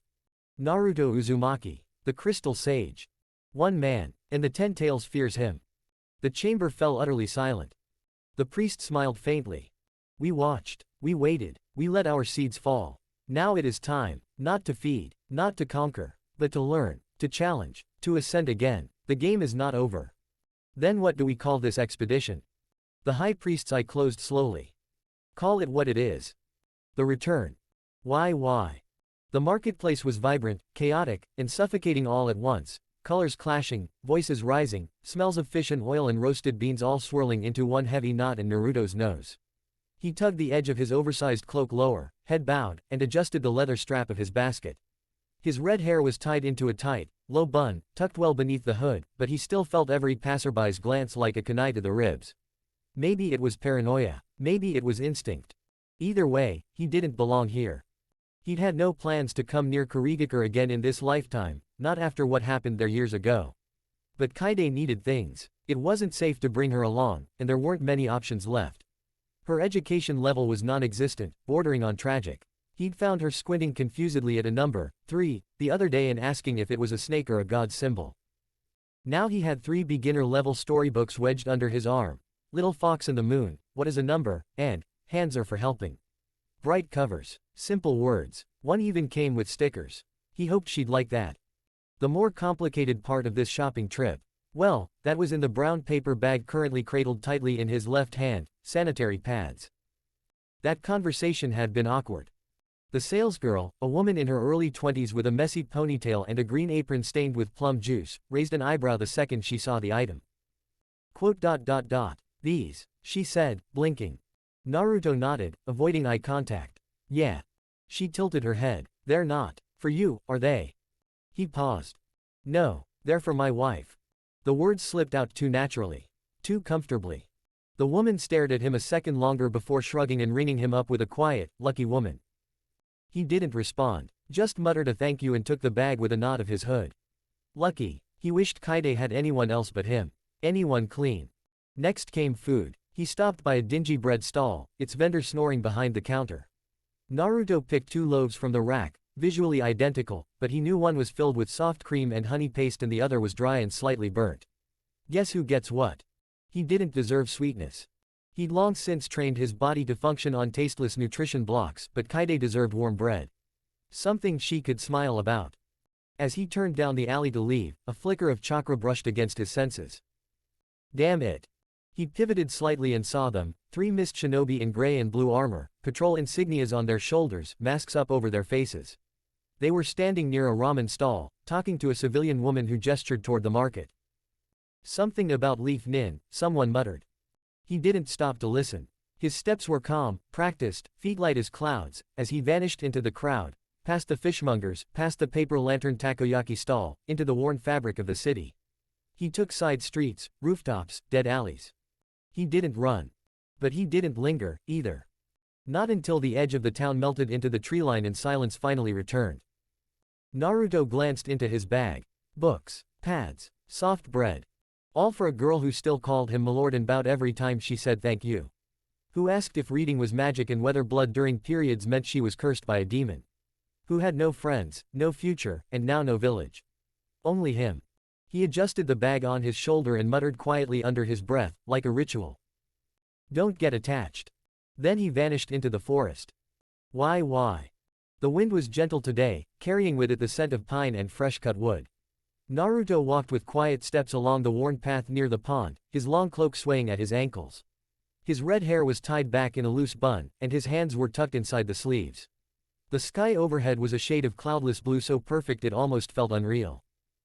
As he neared the water, he saw it, a small wooden house nestled beside the pond, its frame still half-finished but sturdy. Smoke curled lazily from the chimney. The rhythmic thok-thok of an axe echoed softly through the air. A young man, probably mid-20s, stood shirtless under the sun, muscles taut as he swung the axe with practiced ease. Sweat glistened on his brow, and the pile of split logs beside him was already impressively tall. Nearby, a woman with a swollen belly sat on a stump, waving her hands as she talked animatedly, clearly scolding someone but with an affectionate smile that ruined the seriousness of it. Her voice was bright, full of life. The target of her scolding, a boy, maybe 4, was running around barefoot in wild circles, laughing, his messy brown hair bouncing as he went. He had a stick in one hand and a makeshift paper headband tied loosely on his forehead like he was pretending to be a shinobi. Naruto's eyes lingered for a second too long on that scene. Something about it twisted in his chest. He would have walked right past them without a word. Should have. But then. A sharp scream tore through the air. The little boy, mid-spin, had tripped on a root hidden beneath the grass. His tiny body stumbled forward, and kept going, towards the edge of the pond. The pregnant woman's shout was almost animal. The woodcutter dropped his axe and bolted, too far, too slow. But Naruto had already moved. Flash. The world blurred for an instant. He was there, arms wrapped around the boy's tiny waist just inches before the water swallowed him. He landed soundlessly on the grass with the boy in his arms. The child blinked up at him, stunned. Mama, he cried, and burst into tears, clutching Naruto's cloak with trembling fingers. The woman was sobbing too as she waddled toward them, her hands fluttering uselessly around the boy's shoulders. The father arrived a second later, grabbing his son and pulling him close. I didn't see him go that far, oh God, thank you. The woman stammered, tears streaming down her cheeks. Naruto rose silently, brushing dirt off his cloak. It's nothing, he said calmly. Anybody would have done that. He was already turning to leave when he heard footsteps chasing behind him. Wait. He paused. The woodcutter was running after him, his son now balanced on one hip. In his free hand, he held out an apple, round, red, and slightly bruised at the top. Naruto blinked at it. I would have invited you to lunch, honestly, the man said, slightly breathless. But with the way things are, the war talk, the Kirit patrols, everything, we're not exactly, stable, so I don't have much to offer. But please, take this. Naruto opened his mouth. I don't need. Take it, the man insisted, pushing the apple forward. We'd feel good. Naruto stared at the apple. Then slowly, he reached out and took it with one gloved hand. He gave the man a small, polite nod. All right, thank you. He turned again, the apple tucked into the pocket of his cloak. The family stood behind him, watching in quiet reverence. As he walked away, the little boy's voice echoed in the distance, still clinging to his father's shirt. Daddy, he was fast. Like a real ninja. Naruto didn't smile. But he did hold the apple a little tighter. Why? Kaede tried her best to stifle a wince as her weight shifted again, sending a little jolt of pain up her ankle. She muttered a soft curse, well, more like a, gosh darn it, because she was trying to be more ladylike these days, and hobbled along the uneven path of rubble and weeds. The ruins of Uzu were both haunting and oddly beautiful. Nature had started to reclaim the once grand village, roots crawling up walls and flowers blooming through cracks like they were trying to say sorry for your loss. Milord had told her specifically not to touch anything, or go anywhere, or even breathe too curiously in a direction. His words had been, "This place was made by Uzumaki. You are not one. One wrong step and you might end up sealed inside a teacup for the next 10 centuries. Which sounded like an exaggeration, but knowing him, probably wasn't. But, in her defense, she wasn't trying to snoop. She was just chasing a hen that escaped from the little makeshift co-op they'd found. It was such a plump, round little thing with feathers like dandelions, and Kaede had really wanted to impress Milord with a proper meal. One that didn't come out of a ration pouch or sound like chewing on sadness and cardboard. The hen, however, had other plans and absolutely no self-preservation instincts. Kaide had slipped on some moss trying to catch it, and down she went. Her ankle now throbbed like it had its own heartbeat. She kept limping forward, determined not to cry. That's when she saw it, a small, oddly pristine path. Clear of rubble, cleanly lined, almost like it had just been swept. Which was suspicious, sure, but she was desperate. And there, lying right in the middle of the path, as if placed by the universe itself, was a stick. But not just any stick. This one was the perfect size, the perfect shape, with a bit of curve at the top. Almost like a makeshift cane. Kaide looked around. Milord did say not to touch anything, but he probably meant important things. This is a stick, she nodded sagely, convincing herself, and hobbled over to pick it up. The moment her fingers wrapped around the wood, a cool breeze passed behind her. She ignored it. Until she looked up and realized she was now standing in front of something. A massive sealed wall, or maybe a cave entrance. Its shape was wide like a giant's open mouth sealed shut. Moss, vines, even seaweed clung to it like time itself was trying to hide it. The edges were choked by years of saltwater and weather, but the strange spirals and elegant Uzumaki symbols were still carved cleanly into the surface. She stared at it, a shiver going down her spine. And then she heard the voice. That voice. Kaide, what are you doing here? She yelped, nearly dropping the stick. Naruto stood atop a crumbled structure, the afternoon sun blazing behind him like some judgmental deity. His red hair, now loose from the bun, caught the light like fire. His cloak fluttered behind him, long and regal. Kaide turned red, flustered and fumbling for words. I was just, chasing a chicken and, I wasn't trying to be nosy, I promise, and then I slipped in, and the stick was just there. There was a pause. Naruto sighed, long and heavy, as he jumped down from the rubble, landing without a sound. He approached her, brushing past her to glance at the sealed cavern. He stared for a long moment. Of all places, he muttered, mostly to himself. Kaide bowed quickly, holding the stick with both hands like she was presenting an offering. I didn't blow anything up. You came very close, he said, not unkindly, just exasperated. I'm sorry, milord, she mumbled. He looked her over. You're not hurt. Well, just a little sprain, but it's nothing. Naruto crouched without a word, and Kaide nearly squeaked when he gently placed his hands around her ankle. A faint, serene green glow began to hum from his palms. She gasped, not from pain, but from the odd sensation. Like warmth spreading inside her bones, dissolving the ache. What is that? She asked, eyes wide. Medical ninjutsu, he said calmly. A basic healing technique. Takes a bit of control, but useful. The glow faded. Naruto stood up again, dusting off his cloak.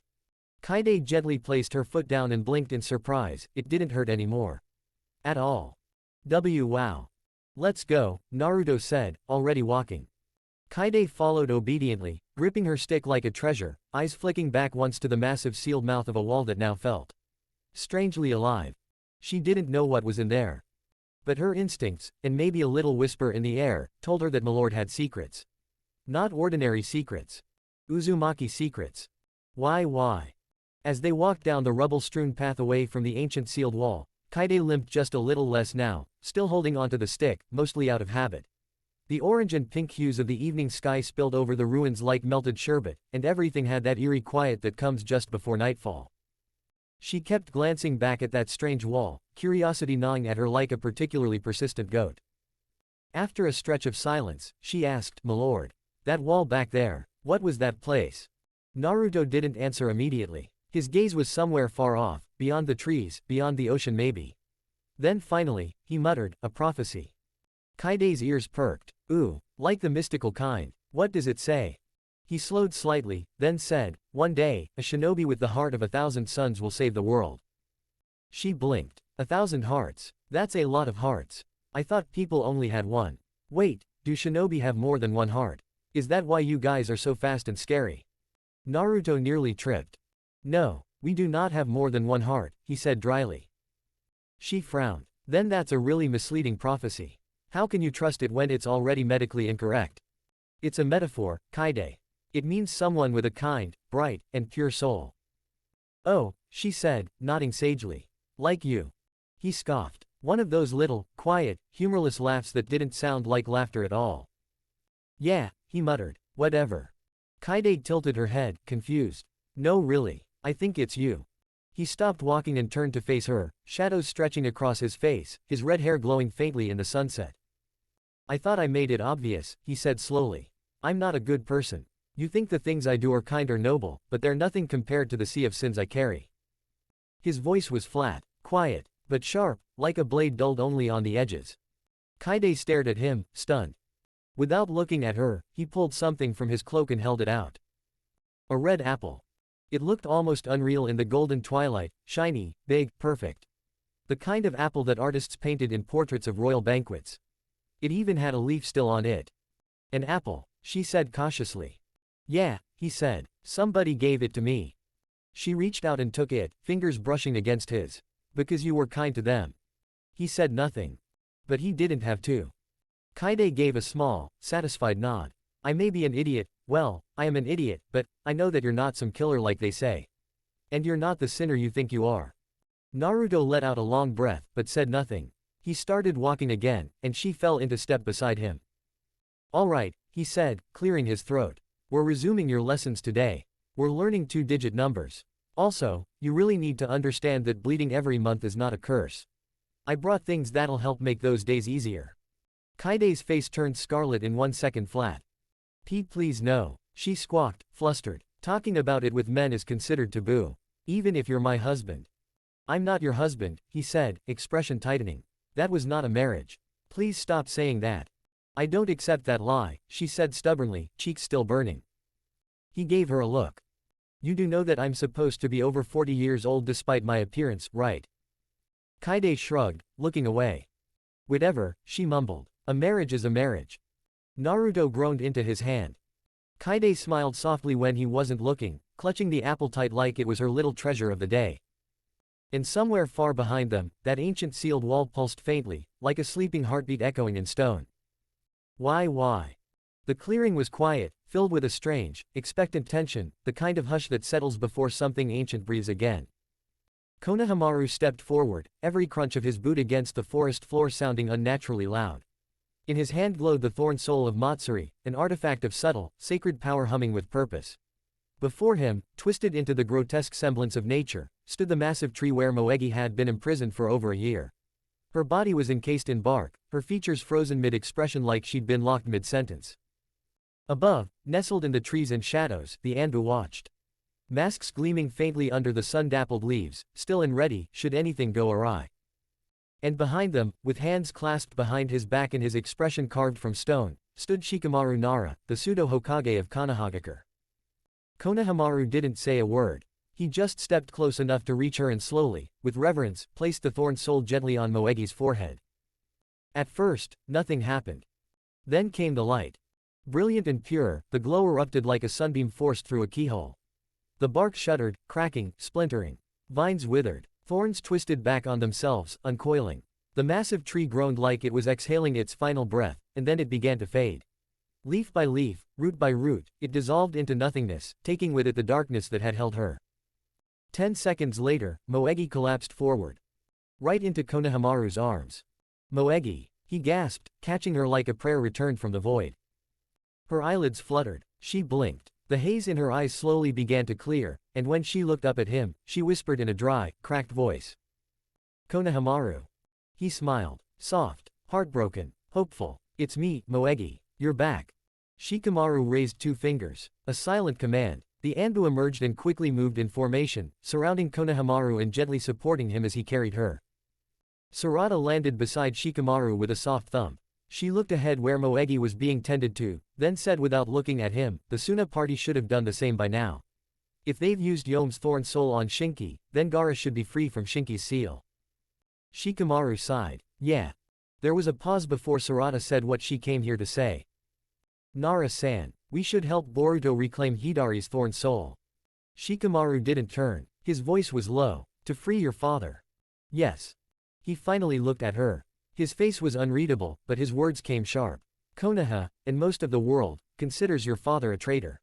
Aiding the murderer Boruto, who's been charged with killing Rokudaime Hokage Menma. That's not something we can spin. If you do this, if you help them, you'll be branded too.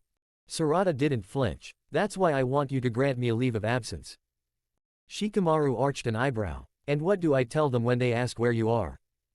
She scratched the back of her head awkwardly. I dunno. Tell them I went to a cave. Shaved my head. Became a monk.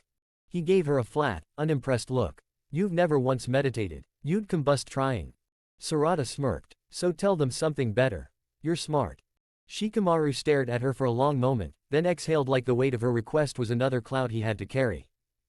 The moment you're seen in anything tied to Naruto or Boruto, he said, I cut all aid. No excuses. I don't know you, I don't back you. That's the deal. I won't be seen. Fine. He looked away. Good luck, kid. Sarada nodded, her Sharingan flickering for just a moment as she vanished into the wind. Behind her, Moegi breathed steadily in Konohamaru's arms. Ahead of her, the future creaked, shifting again. Chapter 37.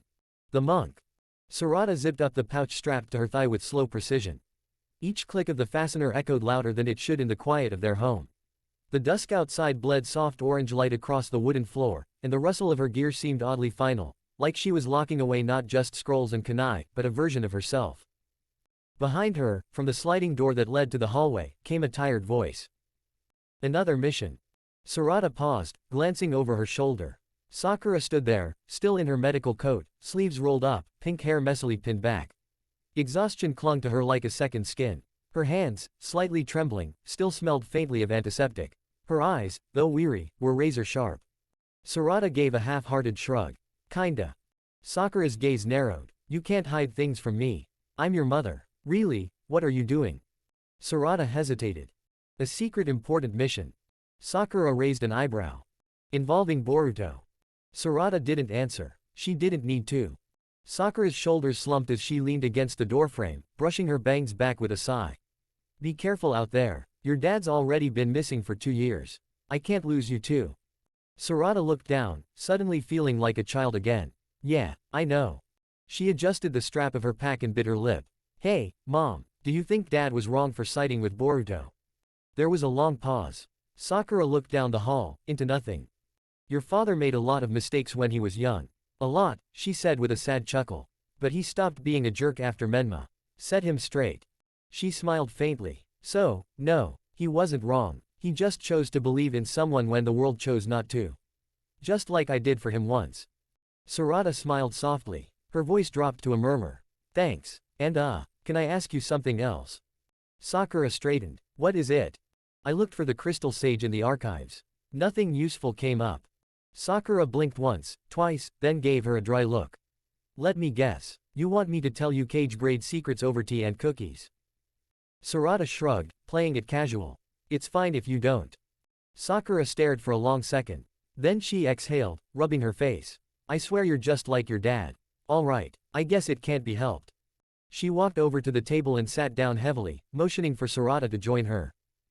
Here's the only thing that matters. The only true Hokage-grade secret about the 5th Hokage, she began.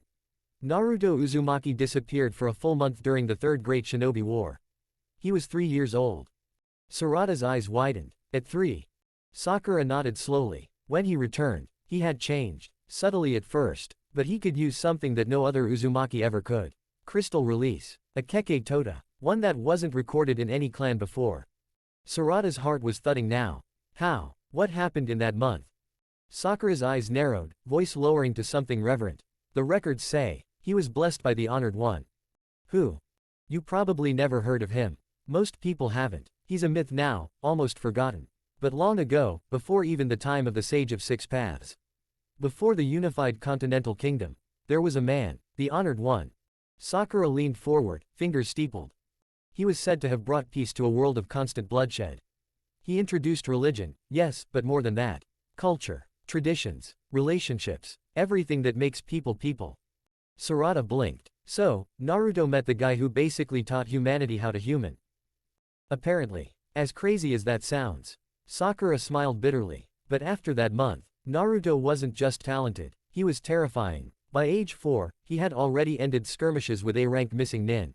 His jutsu were like nothing we'd ever seen. He became the 7th most dangerous shinobi of the war, at 3 years old. Sarada let out a long breath. That's messed up. Sakura laughed softly. Yeah, it is. But that's your legacy, kid. That's the man who raised Boruto. And the one your father risked everything to protect. Sarada stepped forward and pulled her mother into a hug. Thanks, Mom, really. Sakura hugged her back tighter than necessary. Be safe, she whispered, burying her face in Sarada's shoulder. If you ever see something you can't handle, run. Don't play the hero. Just run. Sarada nodded. I trust your judgment, Sakura murmured. Just come back home. I will, Sarada promised. Even if home might not be where it used to be. Why? Sarada adjusted the collar of her brown travel coat as she slipped into the bustling market square of the Fire Country's capital. It was loud, chaotic, and smelled overwhelmingly like pickled vegetables and cheap oil. People pushed past each other, desperate for supplies, for work, for something to hold onto. Her eyes darted through the crowd, scanning every red-haired man, every black-haired girl, every flash of yellow eyes that might point to Kaide. No luck. She'd been doing this for days now. Every village, every passing caravan, every crowded inn. Looking for one man and one girl in a sea of millions. Looking for a needle in a haystack would have been a mercy. This was more like trying to catch a single snowflake in a storm and keep it from melting. With a quiet sigh, she sank onto a chipped stone bench near a bulletin post. Her legs ached, her head throbbed, her patience was walking the fine edge of a kunai. She opened her bag, pulled out a bottle of water, and took a long swig before glancing toward a discarded newspaper caught in the breeze. It slapped against her boot, fluttered a bit, then died against the cobblestone. She reached down and picked it up, brushing off the grime. Economy collapses across 5 nations, famine looms. The headline screamed, right under a grainy photo of half-empty granaries and deserted markets. Sarada's stomach twisted. Famine. Not drought. Not bad harvest. Famine. She exhaled slowly, her throat tight. It had been more than 40 years since that word meant anything real. The last time, people had eaten tree bark. Leather. Then, when that ran out, each other.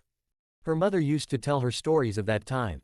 Not often, not in detail, but once, just once, after a long shift at the hospital, Sakura had sat on the porch in silence for a long while before whispering, "War is hell, Sarada." But famine is the devil smiling while you suffer. Sarada shivered, even in the heat of the Fire Country sun. The threat of the Otsutsuki, of the Shinju, of the divine monsters who warped nature and reality, that was cosmic horror. But this was old horror, human horror, the kind that crept into homes, stole babies from cradles, and never stopped smiling. She folded the paper and shoved it under her thigh, her mind racing. She had to find Boruto. Or Naruto. Preferably both. Fast. Before this world broke past the point of saving. She clenched her jaw. But how? She couldn't make open inquiries, Konoha would know. Shikamaru had made that clear. The moment she was spotted in anything tied to Boruto or her father, all of his subtle aid would vanish like smoke. She couldn't trust any shinobi. Couldn't use official channels. Couldn't send a crow. And still, she had nothing. No trails. No chakra signatures. Just rumors. Whispers of a red-haired man and a girl with strange golden eyes who wandered through markets buying things like children's books, feminine hygiene products, and hard bread. She massaged her temple. Naruto was moving carefully, erasing his tracks. He didn't want to be found. But she would. She had to. Sarada stood, tossing the paper into the waste bin and hoisting her pack onto her shoulder again. The sooner she found a way out of the capital without being seen, the better. The Shinju weren't waiting, and soon, neither would the starving people of this world. Why? The front door creaked open with a reluctant groan as Kawaki stepped in, shoulders stiff and footsteps heavy. The house was quiet, too quiet. It never felt right to be here. This wasn't his home, even if everyone insisted otherwise. It was a borrowed dream. One he forced himself into. And Boruto's old home. He hadn't stepped foot in that place since the shift. Since he had been given everything that belonged to the boy he once saw as a brother. It tasted like ash in his mouth. He had barely crossed the threshold when Himawari bounded out from the living room, wiping her hands on her apron, hair tied up in a neat bun. Her eyes lit up like lanterns. "Kawaki, you're home early, should I prepare the bath?" she asked cheerfully, already half turned toward the hall. "No," he muttered, walking past her with an expression as closed off as ever. "I'm fine." She paused, blinking, then followed after him with an almost puppy-like loyalty. He slumped onto the couch with a quiet grunt, arms crossed, gaze fixed somewhere far off. Himawari, undeterred, placed a glass of cool water on the table and slid a plate of dango toward him with practiced grace. "Do you want something else? I can cook. I made egg rice today and it didn't come out like rubber this time." "I said I'm fine," Kawaki repeated, a little sharper. She laughed it off, plopping down on the adjacent couch with a smile that looked way too bright for the weight in her eyes. Okay, no need to go grump grump. Silence passed between them. He leaned back into the cushions, jaw clenched. She tucked her legs beneath her. Then, softly, did they find anything? About Boruto, or Uncle Naruto? Kawaki's eyes narrowed. Uncle. The word dug into his brain like glass. He almost spoke, almost barked something cruel, but bit his tongue. What was the point? No, he said flatly. But I'll get him. Himawari's smile dropped. She fiddled with the hem of her sleeve for a moment before asking, do you think you can try talking to him first? Before you fight. Even if he did something wrong, he's still, well, family, right? Kawaki's eyes were like voids. Dark and unreadable. He didn't look at her. Couldn't. Instead, he stared at the floor, at the grain in the wood, like it held answers. Family. That word had lost all meaning since Ada's omnipotence tore reality apart. Since the entire world was rewritten like a bad novel and Kawaki's role had been corrected to the hero. The good son, the true heir, and Naruto Uzumaki, the man who once smiled like the sun, was recast as a tyrant monarch whose name children feared. Kawaki hadn't asked for that. But he hadn't stopped it either. He exhaled through his nose, jaw tight. You shouldn't trust people so easily, he said quietly. Naruto Uzumaki is dangerous. Himawari's eyes widened, lips parting slightly. And don't forget, he added, turning to her with a look she couldn't decipher, Boruto killed our parents. Her breath hitched. For a moment, all the joy, the warmth she always carried like a second heartbeat, shrank away. But I don't believe that, she whispered.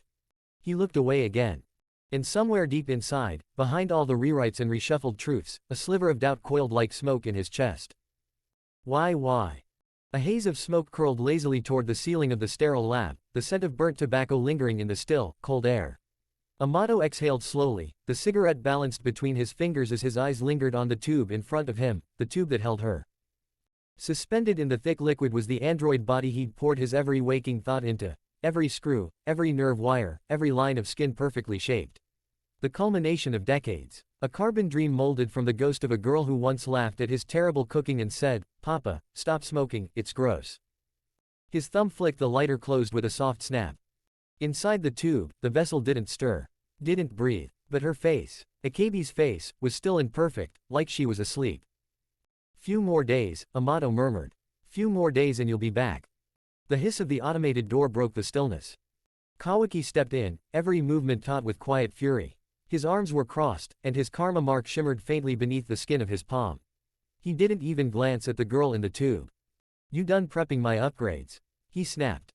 Amato didn't look away from Akabe. Yes, he said coolly. As per our agreement, your karma's offensive potential will increase by 30%. But don't forget, Kawaki, our true objective here is bringing Akabe back. Kawaki scoffed, lips curled in a sneer. That's your goal, freak, he spat. I'm just going along with this because you're forcing my damn hand, you manipulative bastard. Amato chuckled, a flat, humorless sound as he finally turned to face him. I wonder how long that righteous anger will last once she opens her eyes. He tapped ash into the tray beside him. What's next on your bloody to-do list, oh great usurper?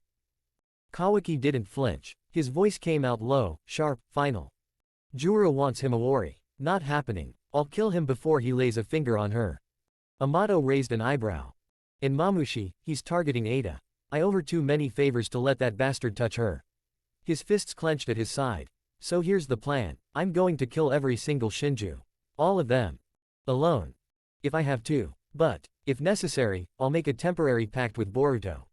Amato's eyes flickered with interest. Boruto. The boy you've spent the last 2 years trying to bury. I didn't say I'd trust him. But the enemy of my enemy is useful for now. His tone was like steel dipped in venom. Just finish what you promised, and enhance the karma. Amato sighed, stubbing out his cigarette. As you wish. But make no mistake, you need to stay alive. You're the only one who can interface with the karma imprint that carries Akabe's DNA. If you die, she dies. Kawaki turned without responding, walking toward the calibration chamber. Behind him, Amato muttered softly to the still form in the tube, voice barely audible over the hum of machines. Don't worry, my daughter. You'll come back, and this time, I'll make sure the world doesn't take you from me again. Why? Leaves whispered softly overhead, the wind threading through the high trees like the breath of something ancient. The forest floor was dappled with dying light, soft golds fading into cool blue, and the crunch of Sarada's boots over twigs and grass had finally gone quiet as she settled down under a crooked tree, one knee drawn up. She leaned back, exhaling through her nose, brushing stray strands of hair off her forehead. Her cloak was damp with sweat and dust from walking all day. The town she'd just passed through had yielded nothing but false leads, until she overheard two peddlers whispering about a boy in a black cloak, blonde hair, one eye closed like he'd seen too much. Spotted just 2 towns over, 2 days ago. Her stomach growled. With a sigh, she dug through her bag and pulled out a wrapped rice ball and a small canteen of cold tea. Not the best meal, but it beat ration pills. As she ate, her eyes wandered up at the canopy, clouds turning darker by the minute. Another night on the road, another night wondering if she was chasing ghosts. When the food was gone, she unfastened a pouch on her hip and took out a small glass vial. The eye drops. Sakura's warning echoed clearly in her head. Sarada, the Mangekyo Sharingan is a cursed gift. Beautiful, powerful, but the more you use it, the closer you get to blindness. She tilted her head back, applying 2 precise drops in each eye. The liquid was cool, stinging only slightly. She blinked a few times as her vision cleared, sharpened, bright, alive again. The Mangekyo, a fire in her eyes, a burden on her soul. And Boruto. She clenched the empty wrapper in her hand. It was madness. Unforgivable, insane madness. The whole world looked at Boruto as the murderer of Menma Uzumaki, their beloved 8th Hokage, and of Hinata Hyuga. The very thought of it made her teeth grit. He didn't do it. She knew it. Boruto couldn't have, wouldn't. And yet, thanks to Ada's warped omnipotence, ability, the whole world remembered things wrong. They thought Kawaki was Hinata and Menma's biological son. That Boruto was just some outsider, a surrogate, a replacement, a villain. But Sarada remembered the truth. Her mother had helped protect her mind. Sumair too, through sheer will and scientific countermeasures. Sumair, who trusted Boruto more than anyone. Maybe a little too much. The girl definitely didn't love that Sarada had feelings for Boruto, but they were on the same side. Before she left, Sumair told her something important. I've seen Kawaki and Amato argue behind locked doors. Kawaki yells like a ticking bomb. And Amato, he's hiding something big, maybe even what started all this. That was enough. Enough to decide that the only path forward was to find Boruto. Or, maybe Naruto Uzumaki himself. The 5th. Lord Naruto. She didn't particularly like the man. He was cold, remote, strangely emotionless when it came to his so-called family. Maybe because of all that weird mystery behind his past, something about him going missing during the Third Great Shinobi War and returning with powers that turned him into a walking legend. The Crystal Sage. The monster of Jutsu. The man who shook the world before anyone knew his name. But if there was one thing she'd noticed about him, it was that he did care about his family.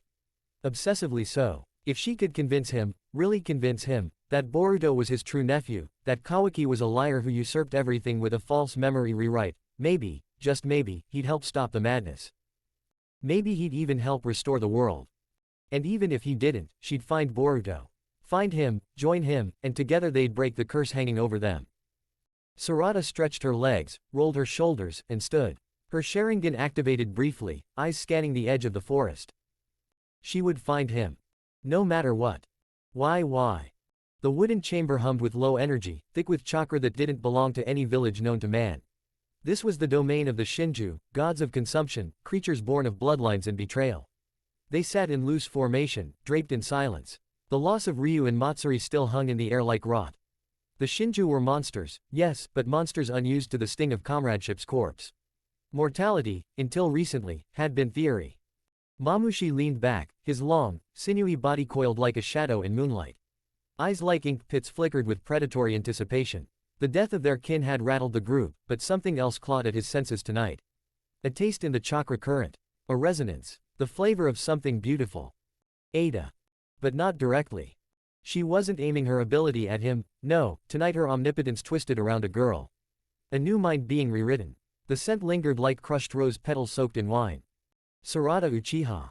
A smile, thin and hungry, cracked across Mamushi's lips. The girl Hidari desired. Hidari, who had been born of Sasuke Uchiha's consumed essence, Sarada's father. His blood ran through her. His will, his hatred, his pride. And thus, Hidari viewed her with a mix of obsession and appetite.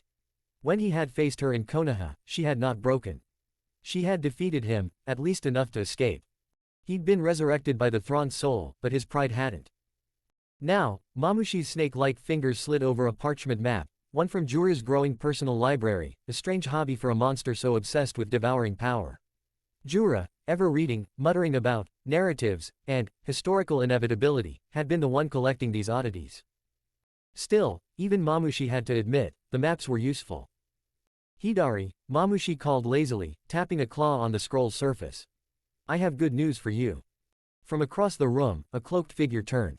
Hidari stood motionless in the corner, half-shadowed by the eerie luminescence of glowing veins on the walls. His hood masked most of his face, but the glint of the Rinnegan peeked through, calm, cold, calculated. Mamushi smiled wider. I've found her. Sarada Uchiha. She's in the forest near the land of rice. Near the old ruins of the Sound Village. His finger tapped once on the exact point. Here. Hidari said nothing. Instead, chakra flared beneath his feet. Claw-like markings spiraled outward, a distortion in the space itself. Teleportation. He was already sinking into the jutsu when Jura, who hadn't looked up from the heavy tome in his lap, finally spoke. His voice was deep, scholarly, uncaring and deliberate. Hidari. The figure froze, half merged with the claw markings, the jutsu swirling around him. If you encounter Naruto Uzumaki or Boruto Otsutsuki, retreat immediately. Jura didn't lift his gaze. The page he turned echoed like thunder. Hidari's mouth twitched, barely. A hint of displeasure. Understood, he said coldly. And then he vanished, like a whisper lost to the wind. Mamushi chuckled, low and venom-slick. Let the hunt begin. Ooh. Author note. The story is approaching its climax, and spoiler, there will be a war. A big one. I believe you will love it. To all of you who have been with this journey, I'm really grateful.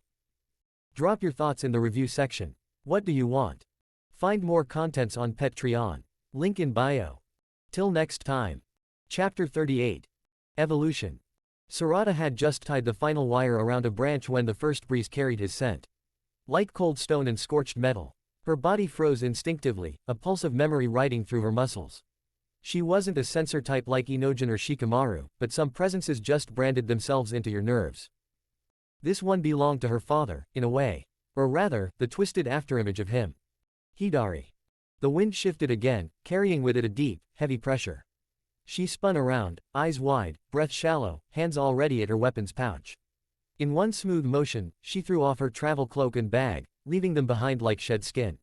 She had no intention of running. That was suicide. No, she would fight. Her fingers worked quickly, wires, chakra tags, shuriken, and explosive notes tucked into the brush. They probably wouldn't even itch Hidari, but slowing him down even for a second was better than nothing. The underbrush rustled. She turned, back straight, knees bent slightly in a practiced stance, two kunai drawn. The leaves parted. A shadow emerged from the green like a bad dream given legs. Hooded, tall, his cloak brushing the moss with eerie grace. Then the eyes. Rinnegan. Two orbs of unfathomable power stared at her with a familiarity that made her stomach twist. She could see traces of her father in the way he stood, the angle of his jaw, the slant of his nose. It was like looking at a cursed reflection. Hidari tilted his head slightly. We meet again, Sarada Uchiha. I see that you are traveling. Sarada raised an eyebrow, deadpan. No shit, Detective Conan. A beat of silence. Then Hidari blinked slowly. I think you have mistaken me for someone else. I am Hidari the Shinju. Not Detective Conan. She didn't sigh. She didn't need to. Her face said it all, the eternal struggle of the girl trying to survive in a world full of literal monsters and idiots. So, why are you here? She asked, even though she already knew. She could feel the answer looming in the air like a storm cloud with teeth. Hidari took another step forward, hands still at his sides, like he didn't even need to try. We Shinju, he began, voice calm and almost gentle, like a librarian explaining genocide. In order for us to move on to the next stage, we must devour the person we feel a powerful attraction toward. His gaze sharpened, locked to her with eerie stillness. For me, that is you. Sarada snorted sharply through her nose, not fear. Not surprise. Pure, raw, bone-deep annoyance. Wow, she deadpanned. Creepy cannibal confessions. Exactly what I needed to round off my peaceful forest stroll. Thanks. I just confessed my feelings for devouring you, he said in complete earnestness. Why are you thanking me? It's called sarcasm, idiot. A slow blink. You humans have many strange customs. By devouring you, I might gain them too. He stepped forward again, closer now. The edge of his chakra grazed her skin like a cold wire tightening around her throat. It is time I devoured you. Sarada's Mangekyo flickered to life, blood-red pupils gleaming like twin curses. You want a meal, she muttered, chakra sparking along her kunai. Fine, let's make sure you choke on it. Sarada didn't wait. The moment Hidari's foot crossed the tree line, she hurled the small black sphere from her pouch, a homemade, smoke bomb, though in reality it was anything but. He caught it with effortless calm, closing his palm around it like one might catch a paper ball midair. It exploded in his hand with a crackling surge of electricity.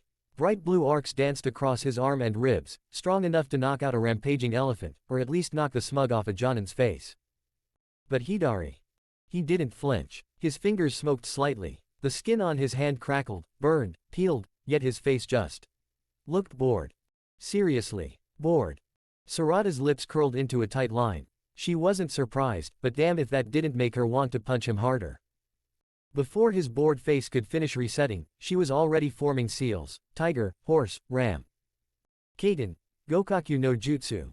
She shouted, and with a sharp exhale, unleashed a roaring fireball directly at him. But Hidari vanished with a blur, that same inhuman speed like a flicker of bad memory, and his counterpunch came faster than thought. Sarada barely ducked under it, the force of the swing splitting the bark behind her like butter. Then she burst into crows. Dozens of black feathered illusions scattered through the trees, fluttering madly, cawing as they circled the forest clearing. Hidari didn't even pause. You rely too much on your father's techniques, he said, almost to himself. His Rinnegan flared. One eye glowed, pulse after pulse of perceptive power, and with casual detachment, he spotted her crouched on a thick branch overhead. Got you, he muttered. As he lunged upward like a bullet of shadow, a barely visible twang rang through the air. The wire. His body shot directly into it, and with a clean shhkt, the razor wire sliced through his right arm, severing it at the elbow. The rest of the trap flared, a jagged, chakra-etched kunai curved in midair, slashing across his chest in a single sweeping line. Blood sprayed, vivid and sudden, before he dropped softly into the grass below. Sarada perched on the next branch, eyes glowing. Felt that one, I bet, she said coolly, though her muscles remained taut, every nerve braced. No celebrating early. Below her, Hidari examined the empty stump where his arm had once been. He didn't scream, didn't groan, didn't react. His face barely twitched as the wound slowly pulsed and began to knit itself back together, pale muscle and bone winding like vines in reverse bloom. Annoying, he said flatly. Sarada didn't wait for his body to finish. She leapt. She sprinted through the trees, dodging and weaving, trying to gain space, to regroup. But she knew he was faster. And she was right. Pale, gnarled tree branches erupted from the ground behind her, growing unnaturally fast, twisting like arms. One whipped forward and latched around her ankle. Damn it, she hissed, and slashed it away with a kunai mid-stride, barely keeping her momentum. She knew he was closing in, could feel his killing intent crash toward her like a wave. And there he was. Hidari burst out of the tree line in front of her, hands extended, face still expressionless. A white phantom. She didn't stop. She threw herself into a replacement jutsu, her body puffed into a wooden log that cracked and splintered in Hidari's grasp. He looked up. Too late. Sarada dropped from above, a piercing battle cry on her lips, the thunder of Chidori in her hand screaming like a banshee. Hidari twisted unnaturally in the air, catching her arm, but not fast enough. The Chidori struck true, piercing his shoulder with a crunch of bone and a flash of sparks. He was thrown back, body flipping and crashing through a tree trunk with a violent thud. Sarada landed on her feet in a skidding crouch, breath short, but she didn't waste a second. She slapped her hand to the seal trigger. The traps ignited. Dozens, hundreds of kunai and shuriken burst from the foliage, raining down from every direction. Wires snapped and chakra tags detonated, turning the clearing into a metal storm. And then, Hidari opened his mouth, just slightly. Kaiten, Dai Enden. A colossal fireball surged from his lips, a wall of molten destruction that consumed the incoming projectiles midair, reducing them to ash in a blinding blaze. The heatwave knocked leaves from the trees and sent birds screaming from the canopy. Smoke and fire hissed across the clearing. Sarada gritted her teeth, watching from above, sweat clinging to her temple. This wasn't going to be easy. And she was just getting started. The moment the fireball cleared, Hidari was gone. No sound.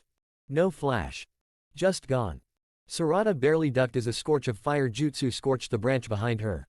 The wood exploded, splinters flying like shrapnel. She twisted midair, flipping to land on the trunk of another tree sideways like a true Uchiha ballerina, but Hidari was already there. He came at her like a phantom of nightmares, silent, face blank, one hand glowing with a janky imitation of Chidori that crackled with unstable chakra.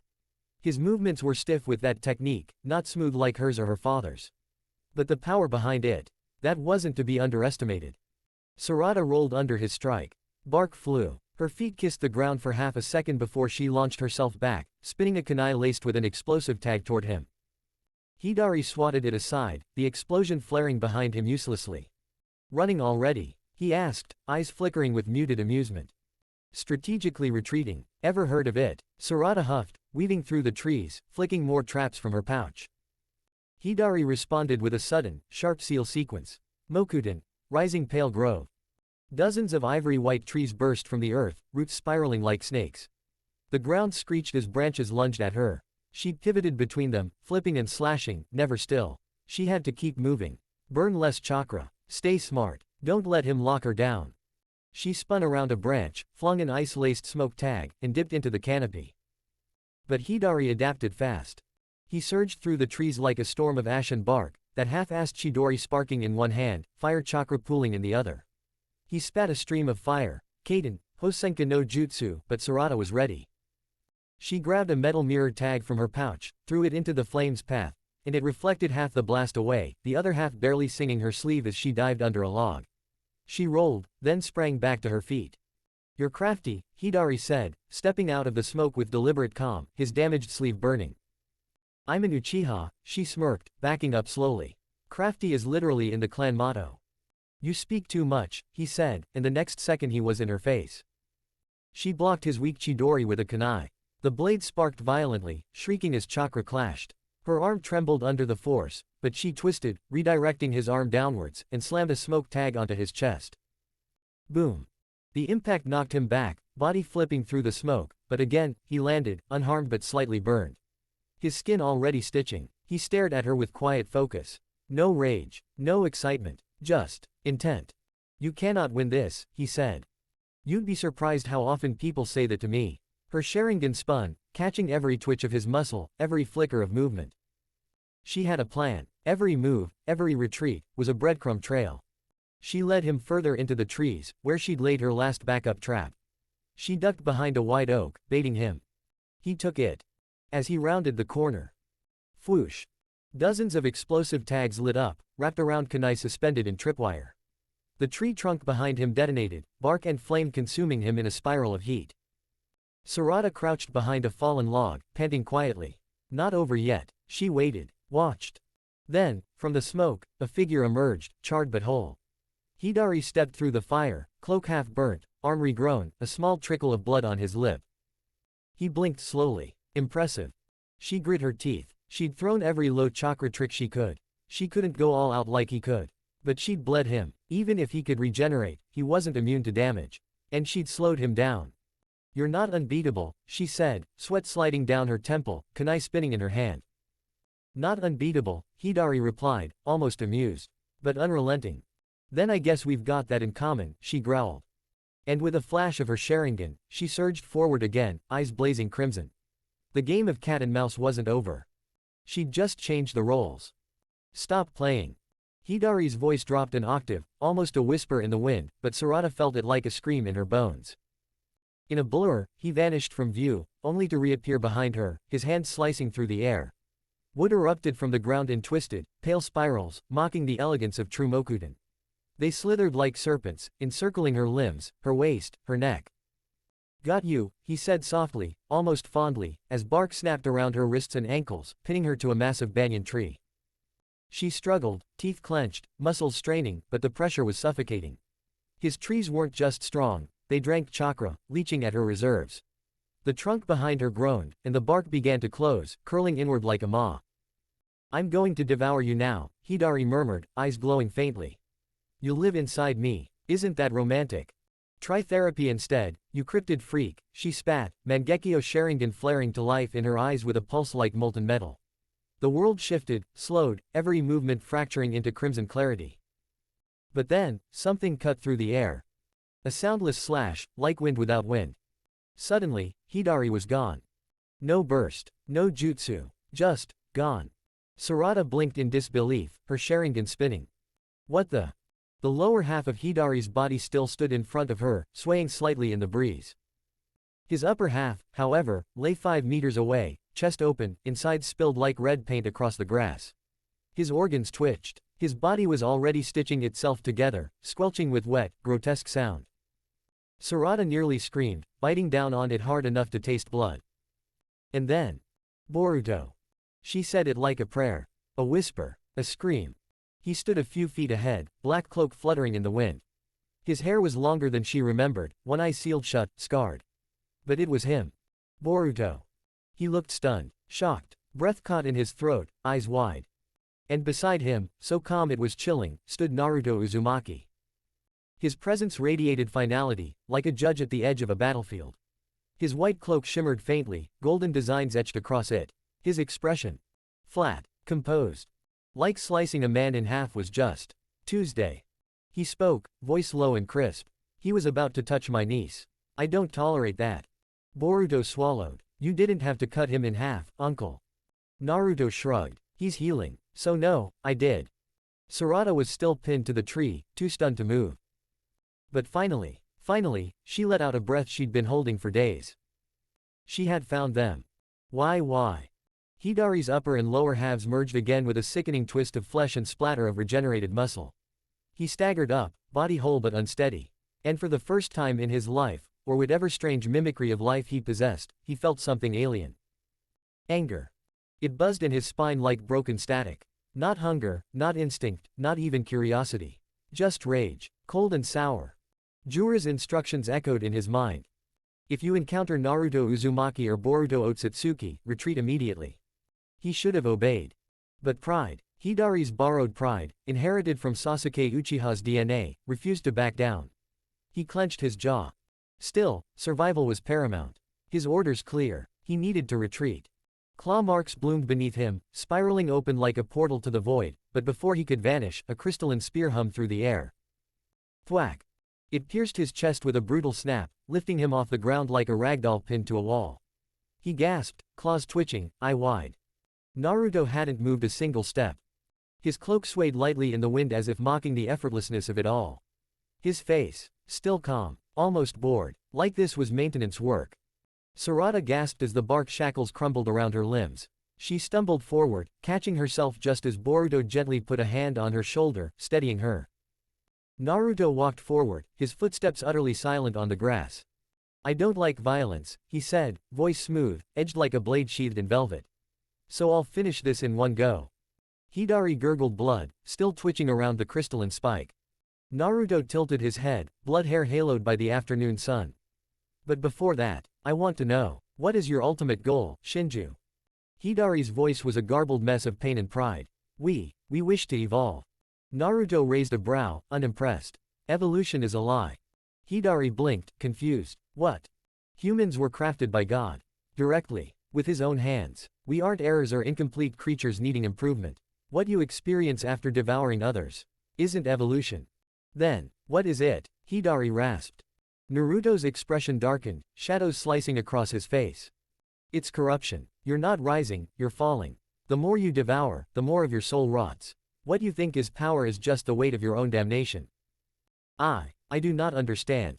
No, Naruto said softly. Because you weren't made to understand. You were made to imitate. A copy doesn't gain humanity by killing the original, it only becomes more hollow. You mean to say, devouring doesn't make us better. It makes you less. A cheap counterfeit. A creature stitched from sins and bad science. You are not becoming gods. You're just sinking faster into hell. Hidari's fingers twitched. Enough. With a final gasp of defiance, he flung his arm forward, lightning surging. A Chidori sparked to life, wild and unstable, a poor replica of the real thing. Naruto's eyes didn't flinch. With a blink, a crystal katana materialized in his hand. One step forward, a single slash. Shing. Hidari's arm spun off, severed at the elbow. The Chidori vanished in a pathetic crackle. His face barely had time to register shock before. SHHHK. Naruto's blade cut clean through his neck. Silence. Hidari's head hit the ground with a soft thud, his body collapsing beside it like a puppet with strings cut. A second later, the air shimmered above the remains, and a thorned fruit emerged, black, pulsing, oozing a strange light. The Thrawn soul. Sarada stared grimly. That's his core. Perhaps, Naruto murmured, staring at the fruit coldly. That's what's left of it. Sarada exhaled shakily, gripping Boruto's sleeve. Are they all like that? Naruto answered, some are worse. Boruto turned toward his uncle. What do we do with it? Naruto looked down at the Thrawn soul. As they made their way through the woods, the silence slowly gave way to casual footsteps and faint crackling of leaves underfoot. Boruto adjusted the black scarf around his neck, a relieved grin tugging at his lips despite the adrenaline still buzzing in his limbs. That was a close call, he said, glancing at Sarada. Kashin Koji told me Hidari was gonna make a move on you here. So I hit up Uncle Naruto real fast and, bam, we showed up for the dramatic entrance. He held up Hidari's Thrawn soul like it was a prized trophy, its black vines twitching eerily in the light. And look what we scored. With this, we can finally free Master Sasuke from that freakin' tree. Sarada gave a quiet, reluctant nod, brushing some dirt from her sleeve. Her pride still ached, and her lip was chewed raw from trying to hold in frustration. Thanks, she muttered, eyes darting toward Naruto. Naruto looked back at her, unbothered and calm as ever. You're the granddaughter of Makoto Uchiha and the niece of Itachi Uchiha. I wouldn't let you die that easily. Sarada's boot stopped mid-step. She turned, brows pinching. Wait, you knew my grandmother. And my uncle. Naruto didn't pause. He just kept walking, voice flat as stone. I knew everyone in your family. Itachi was one of my elite Anbu. Your grandfather Fugaku was a key figure in the village during my time. And Makoto, his tone softened just slightly. She was a mother figure to me. Boruto tilted his head toward Sarada, as if to say, yeah, it's true. Sarada blinked, throat catching. There was something too casual, too matter-of-fact in the way Naruto said all that. Like the memories weren't nostalgia, they were still right there, sitting in his chest. Can you tell me more about them? She asked, her voice quieter now, carrying that glimmer of longing only orphans and children of war knew. Naruto's eyes narrowed slightly, not unkind, but distant, like someone who'd seen too many ghosts. Let's free your dad first, he said. He's got stories too. Boruto smirked. He definitely does. Most of them end with, and then I glared the guy into submission. Sounds about right, Naruto added dryly.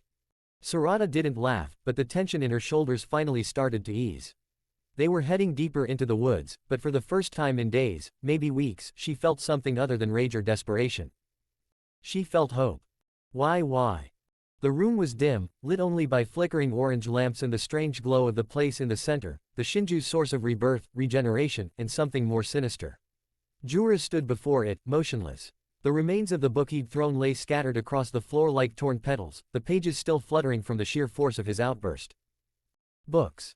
His sacred path to knowledge. The only teacher that didn't fear him, didn't judge, didn't run.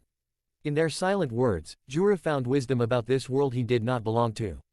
And yet, in a moment of fury, even that had been defiled. Mamushi stood at a respectful distance, half shrouded in shadows. His long coat fluttered slightly from the heat of the glowing bloom, his tongue flicking in and out with unease. What do we do now, Jura? He asked at last, careful not to sound too eager or too fearful. Jura didn't look at him. His eyes, one a swirling galaxy of borrowed dojutsu and the other cold and hollow, were fixed on the bloom's core. Inside it pulsed the last shreds of Hidari's chakra. A broken rhythm, dead but not gone. Hidari, Jura began, voice even but heavy, was foolish but not weak. He disobeyed a direct order. And he paid the price. Mamushi didn't speak. He knew Hidari's pride would be the end of him. But even he didn't expect him to be split in half like meat under a butcher's knife. By Naruto Uzumaki, no less. That wasn't just defeat. That was dominion. It wasn't even a fight, Jura continued, voice sharpening. It was an execution. The Crystal Sage's technique. It broke him. Not just the body. The soul.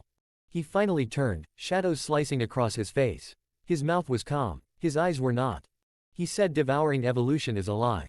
That we're not rising, but falling. Each devoured soul is rot, not nourishment. And for a moment, I felt doubt.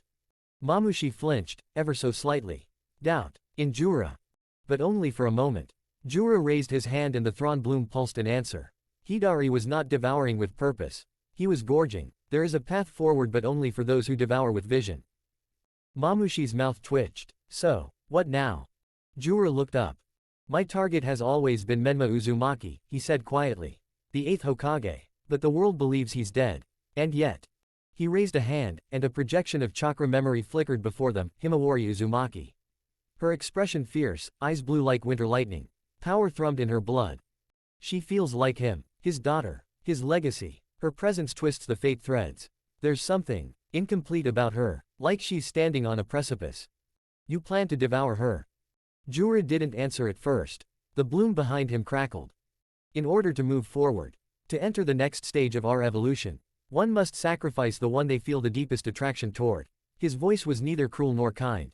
It was factual. And to stand against Naruto Uzumaki, I need that strength. I must devour her, otherwise. He turned fully, his gaze like cold steel. We'll all be next. Mamushi nodded lowly. Not from fear, from anticipation. The devouring of Himawari Uzumaki would change the future.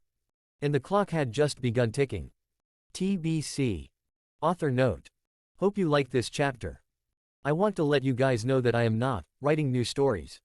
I think I have said this many times before, but I guess I'll say it again. I have stored up contents in my Google Docs. I'm simply releasing what I have in stock. I'm not writing at the moment. It's also not easy to update when last chapter had no comments and it's been weeks. My exam is less than 30 days away, so sorry, I'm going to be a little selfish and take a break from the internet. I'll come back as soon as possible, just pray for me. Anyways, drop your thoughts in the review section. Your words inspire me to write faster, better and with more depth. Till next time. Chapter 39. Siren of Emergence. Naruto, Sarada, and Boruto made their way into the shadowy grove where the air felt different, heavier, almost as if the very trees knew what was hidden here. It wasn't just a secret place, it was a sanctuary, veiled from the eyes of most. Even the faintest whisper of the wind seemed to hush itself as they walked deeper. The thick canopy above blocked out most of the moonlight, leaving faint silvery streaks crawling across the ground like ghostly fingers. Sarada's eyes darted everywhere, her Sharingan flickering on instinct, but it wasn't the darkness that caught her, it was what stood at the center. Her breath froze in her throat. Her eyes widened so much it almost hurt as she stumbled forward. There, embedded in the grotesque tree like some twisted mockery of life, was her father. Sasuke Uchiha, trapped the same way she had seen Moegi-sensei, wrapped in bark and tendrils like he was nothing but a prisoner of nature. His face was slack, his body limp, as if life was being stolen from him piece by piece. Sarada's heart punched her chest. Dad, her voice cracked, the word barely audible. Her legs moved on their own, sprinting toward him, every fiber of her being screaming to tear him free with her own hands if she had to. He can't hear you yet, a voice said coolly from the shadows. Sarada stopped dead in her tracks, whipping around to find the source. A man stood just a few feet away, wrapped in a cloak that seemed to belong to another era, his face concealed behind a mask. He stood with such stillness, like he'd been waiting for this moment forever. You're, Sarada's tone sharpened, suspicion cutting through her grief. Yeah, Boruto interrupted, stepping forward with an air of casual confidence, though his eyes betrayed the tension of the moment. He's the one who's been aiding me. He jabbed his thumb at the masked figure. Looks suspicious as hell, probably has his own agenda, but he's an ally at the moment. Sarada narrowed her eyes at the stranger, her Sharingan spinning, searching for even the smallest twitch of betrayal. The man, Kashin Koji, didn't move. He simply tilted his head slightly, almost as if amused by her suspicion. Keep glaring like that, little Uchiha, Koji said calmly, voice muffled but deep. Maybe one day it'll save your life. Sarada clenched her fists, but before she could retort, Naruto stepped in. His voice was steady, carrying the authority of someone who had seen and endured more than any of them. Boruto, do it. Boruto nodded immediately. He didn't waste time, he reached into his pouch and pulled out the thorn soul, the grotesque, gleaming fruit born from Hidari's death. It pulsed faintly, as though it contained a heart still beating. The thing gave off an aura that made Sarada's stomach churn, but Boruto held it without flinching. The three of them stepped back as Boruto approached the tree. He hesitated for a moment, his eyes flickering toward his uncle Naruto, then toward Sarada, who was staring at him with a mixture of fear and desperate hope. He took a deep breath and pressed the thorn soul against the rough bark. The world erupted. Blinding light burst forth from the tree, searing white that swallowed everything in the grove. Sarada gasped, instinctively shielding her eyes with her arm, feeling her skin prickle with the sheer force radiating from it. The trees groaned, the air shook, and for a second it felt like the ground itself might give way. And then, silence. Sarada lowered her arm cautiously. Her heart thudded against her ribs as she blinked away the afterimages of the light. The tree was no longer pulsing. It was silent, dead, hollow.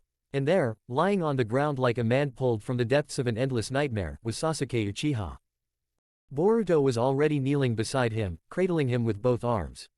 "So, you finally did it." Sasuke's voice was ragged, weak but steady enough to sting Sarada's heart with relief. His single visible eye, dark and piercing as ever, shifted to Boruto. "Obviously." Boruto grinned, though there was the faintest tremor in his lips, betraying just how much weight he'd been carrying until now. Naruto remained standing at the edge of the grove, watching quietly.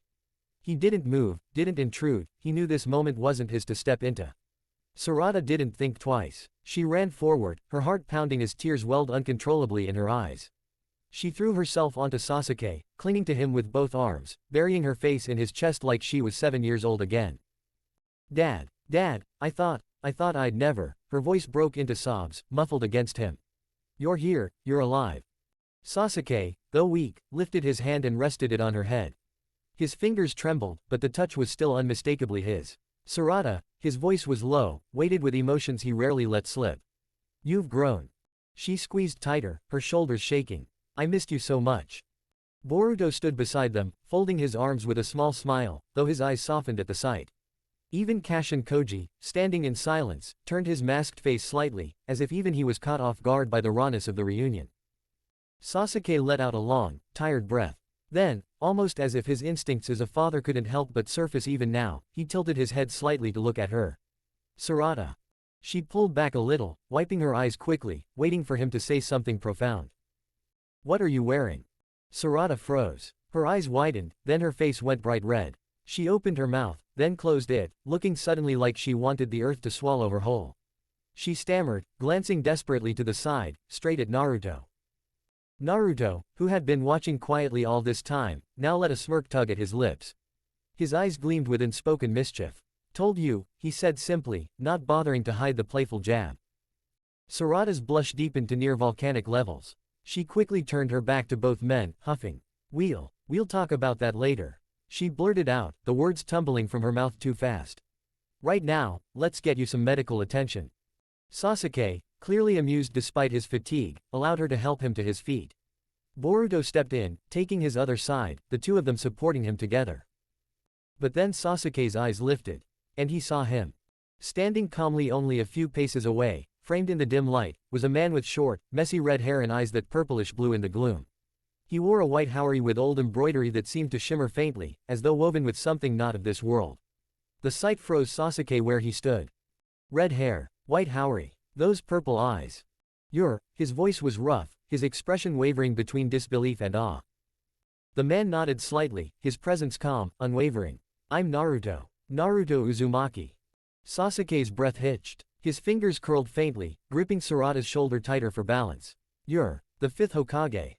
"Yes," Naruto said, his voice flat, calm, but carrying the weight of endless battles, countless scars, and truths heavier than stone. "I was." Why?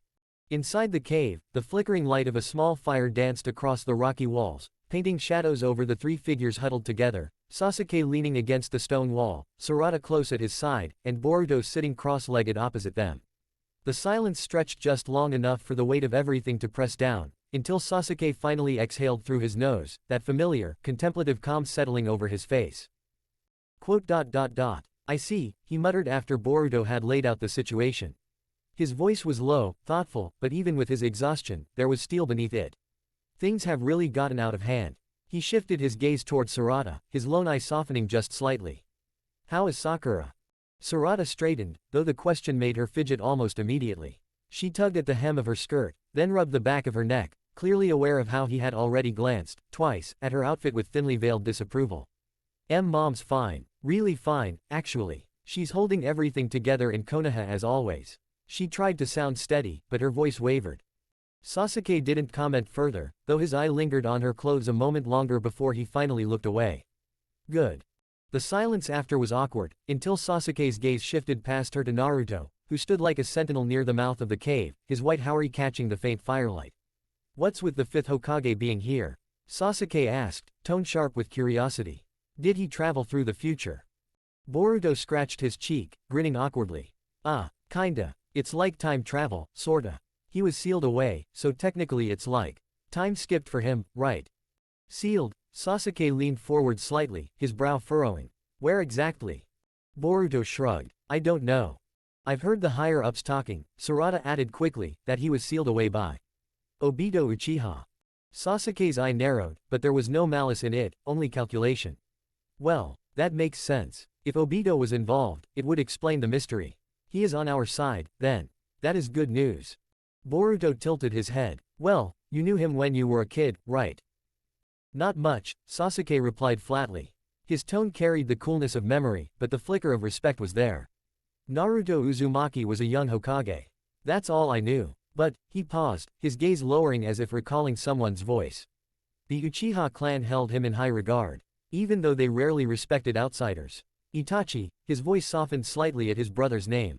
Itachi said he respected him more than anyone else. That's enough for me to believe he isn't our enemy. Boruto smirked faintly, though his eyes betrayed relief at hearing Sasuke's assessment. Fair enough.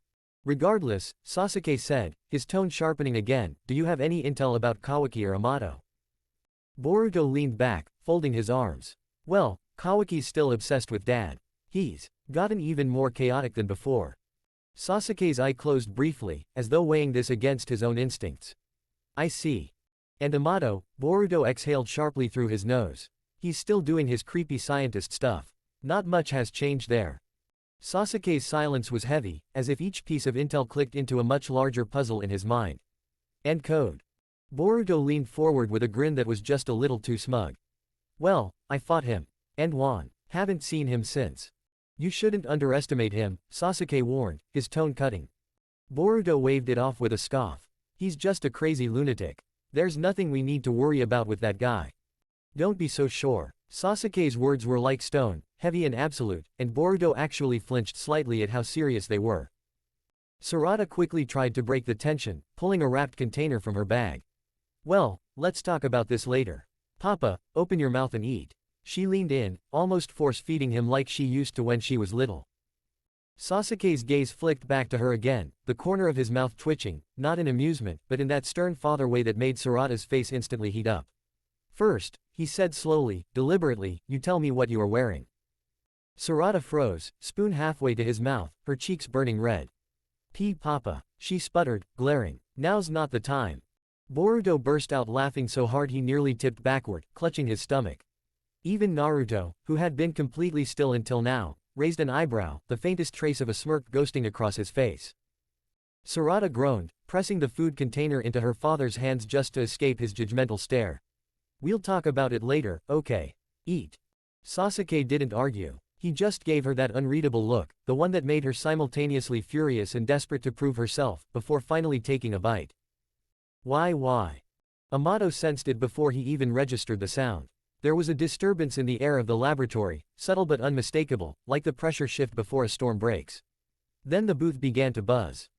It was not a loud alarm. It did not shriek or flash crimson lights in dramatic warning. The device was designed with precision, not theatrics. A low vibration first, humming through the metal frame bolted into the reinforced floor. Then a sharp pulse of light from the chakra spectrum monitor, a narrow band spiking violently into a range that only one category of existence could occupy. Alien chakra. Amato's fingers paused over the console. The stylus he had been using to annotate a neural feedback chart hovered in the air. His eyes flicked to the readout. It was not Kawaki. The booth was calibrated to recognize his signature instantly. Nor was it Boruto. The pattern would have carried that familiar dual fluctuation, human and alien interwoven like twisted threads. This signature was different, denser, broader. It did not flicker or waver. It surged. He adjusted his glasses, leaning closer to the holographic projection. Lines of light bent and folded across the screen, reconstructing a three-dimensional map of chakra density and trajectory. The source was approaching, moving steadily, without any attempt at concealment. Jura, Amato murmured under his breath. The name tasted metallic. Why now? He straightened slowly, the chair scraping faintly against the polished concrete. The laboratory lights cast sterile reflections across rows of glass cylinders and suspended cables. Everything here had purpose. Every wire was placed with intent. Every machine was an extension of his will. And yet something had stepped onto the board without his permission. This is bad. He turned from the booth and walked toward the far end of the laboratory where the temperature dropped several degrees. A reinforced chamber stood there, cylindrical, sealed with layered barrier scripts etched into the transparent alloy surface. Inside, bathed in pale suspension fluid, floated a body. She looked asleep. Akebi. Her hair drifted gently in the liquid, strands moving like they were stirred by an invisible current. Her face was serene, almost untouched by the years that had passed since illness hollowed her from within. Amato had rebuilt her cell by cell. Every strand of DNA reconstructed, corrected, strengthened. Not just restored but perfected. His hand came to rest against the cool surface of the pod. "I am close," he said quietly, his voice stripped of its usual clinical edge. The consciousness blueprint was the final piece. Her essence, preserved and encoded within Kawaki's karma, locked behind layers of Otsutsuki data architecture. Amato had maneuvered carefully, threading obligation and manipulation together until Kawaki had no choice but to cooperate. "Comply with me, or I do not make you stronger." It had been a simple equation. Kawaki's obsession with power, with protection, with reshaping the world to suit his rigid sense of security, made him predictable. Amato did not need loyalty. He needed leverage. He studied the pod again. Neural pathways were mapped and ready to receive signal. The artificial nervous system had already been tested through simulations thousands of times. The transfer protocol existed only in his mind and in encrypted drives that no one else could decipher. Just a little more. If Jura interfered now, everything could collapse. The Otsutsuki were variables he could not fully calculate. Their motives operated on scales beyond ordinary human ambition. If Jura detected what Amato was constructing here, it would not take long for conclusions to form. He exhaled slowly, then turned back toward the main console. His fingers moved rapidly across the interface, isolating Jura's trajectory. The chakra reading was closing in. Not erratic, not exploratory. Direct. Troublesome, he muttered. He activated a compact communication device embedded into his wrist. The signal bypassed conventional networks, linking directly to Kawaki's modified neural receiver. There was a faint crackle before the connection stabilized. "Kawaki, get to my lab." There was a pause on the other end, followed by a scoff thick with irritation. "What? I am not your servant, you piece of shit." Amato's eyes narrowed slightly, though his voice did not rise. "Now." Silence answered him, not compliance, not refusal. Just a void of sound as Kawaki processed the tone. Amato knew him well enough to understand that tone carried more weight than any insult could erode. Kawaki might resent him, might despise the chains wrapped around his autonomy, but he would not ignore the implications. Strength. Information. Control. Those were currencies Kawaki valued. And Amato held them. The connection cut without another word. Amato lowered his arm, gaze drifting once more to the pod. He allowed himself a moment to observe her face without calculation intruding. In the faint glow of containment lights, she looked almost like she might open her eyes at any second and scold him for hovering. "Soon," he whispered. He had already overridden ethical boundaries long ago. There had been a time when such acts would have felt monstrous. Extracting consciousness data from an Otsutsuki system, reconstructing it inside a synthetic body, forcing a vessel like Kawaki into unwilling partnership. All of it crossed lines that society would call unforgivable. But society had not watched their daughter wither. Society had not listened to labored breathing echo through a hospital room while doctors offered apologies disguised as statistics. He adjusted the containment field's stability parameters. The fluid within the pod rippled faintly. The body remained suspended, perfect and unfinished. Jura's signal pulsed again on the booth's display. Closer. Amato returned to the central station, pulling up defensive protocols. Automated turrets concealed in the ceiling rotated silently into readiness. Chakra dampening grids hummed beneath the floor panels. He did not rely on brute force, but he did not leave himself exposed either. His mind ran through scenarios. If Jura came searching for Kawaki, that could be redirected. If Jura sensed the karma blueprint extraction, that was more problematic.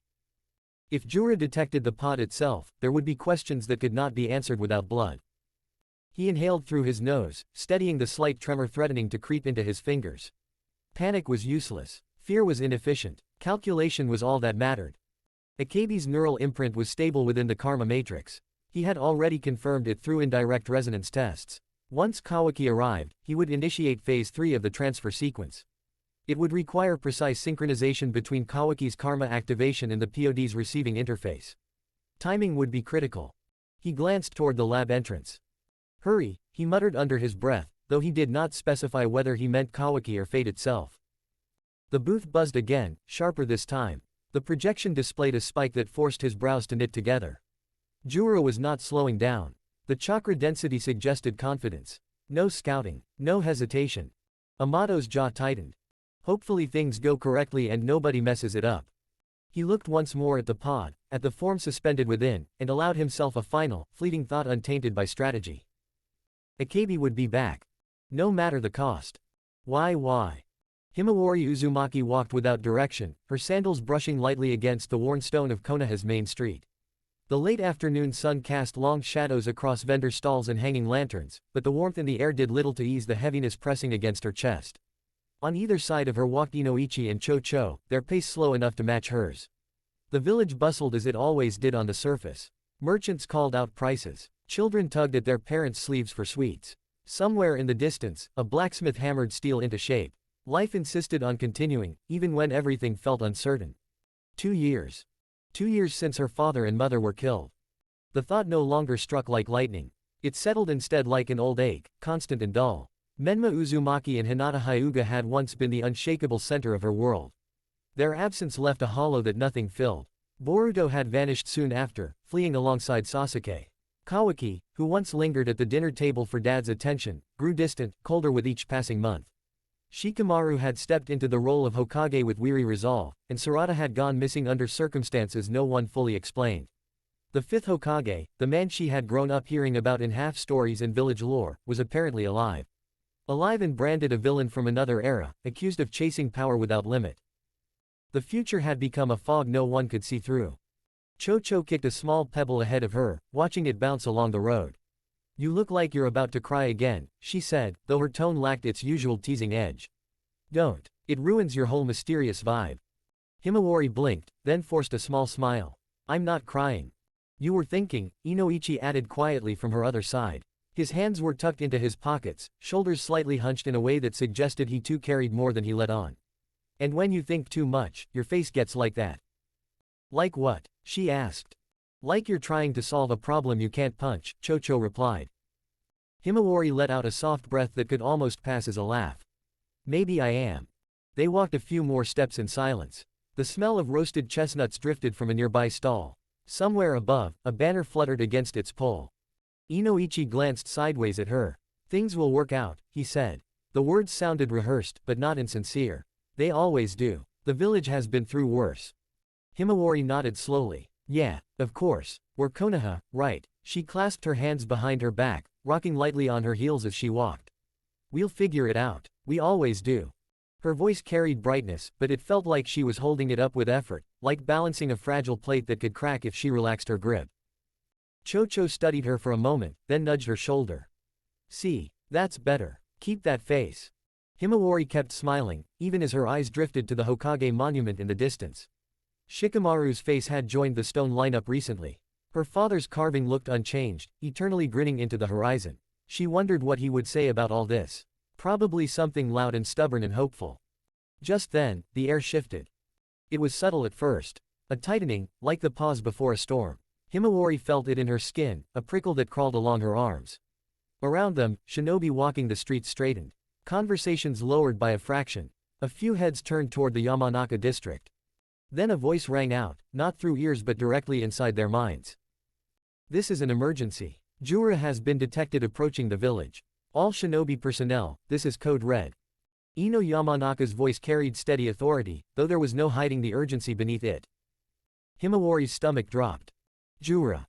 The name alone brought back flashes she tried not to revisit. The first time he had come, his presence had crushed the air out of the village.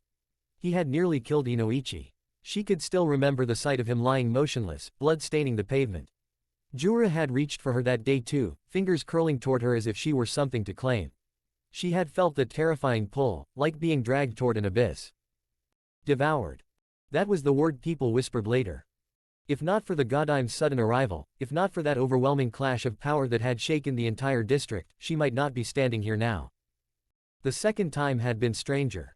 Jura had walked through the gates calmly, purchased books from a shop as if he were an ordinary customer, and left without incident.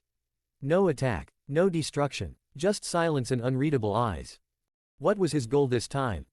Around them, Junin began moving into position with disciplined efficiency. No shouting, no panic. A perimeter formed near the main avenues. Some took to rooftops, crouching low, hands resting lightly near weapon pouches. Others blended into the crowd, maintaining distance from the bookshop district but clearly prepared to respond. Everyone, do not look his way and stay calm, came the next mental broadcast. Do not flare your chakra. The instruction spread like a ripple. Civilians lowered their gazes. Shopkeepers resumed slow, deliberate movements. Shinobi suppressed their energy, compressing it inward until the village felt strangely hollow. Inoichi's hand brushed lightly against Himawari's shoulder. Stay with us. She nodded, swallowing. Cho-Cho's expression had hardened, all trace of casual attitude gone. The village gates stood open as they always did during daylight hours. Guards positioned there stiffened but did not draw weapons. And then he entered. Juro walked through the gates as if stepping into a quiet garden. His expression was blank, pale features composed and distant. His eyes moved over buildings and rooftops, taking in the environment with detached curiosity. There was no rush in his stride.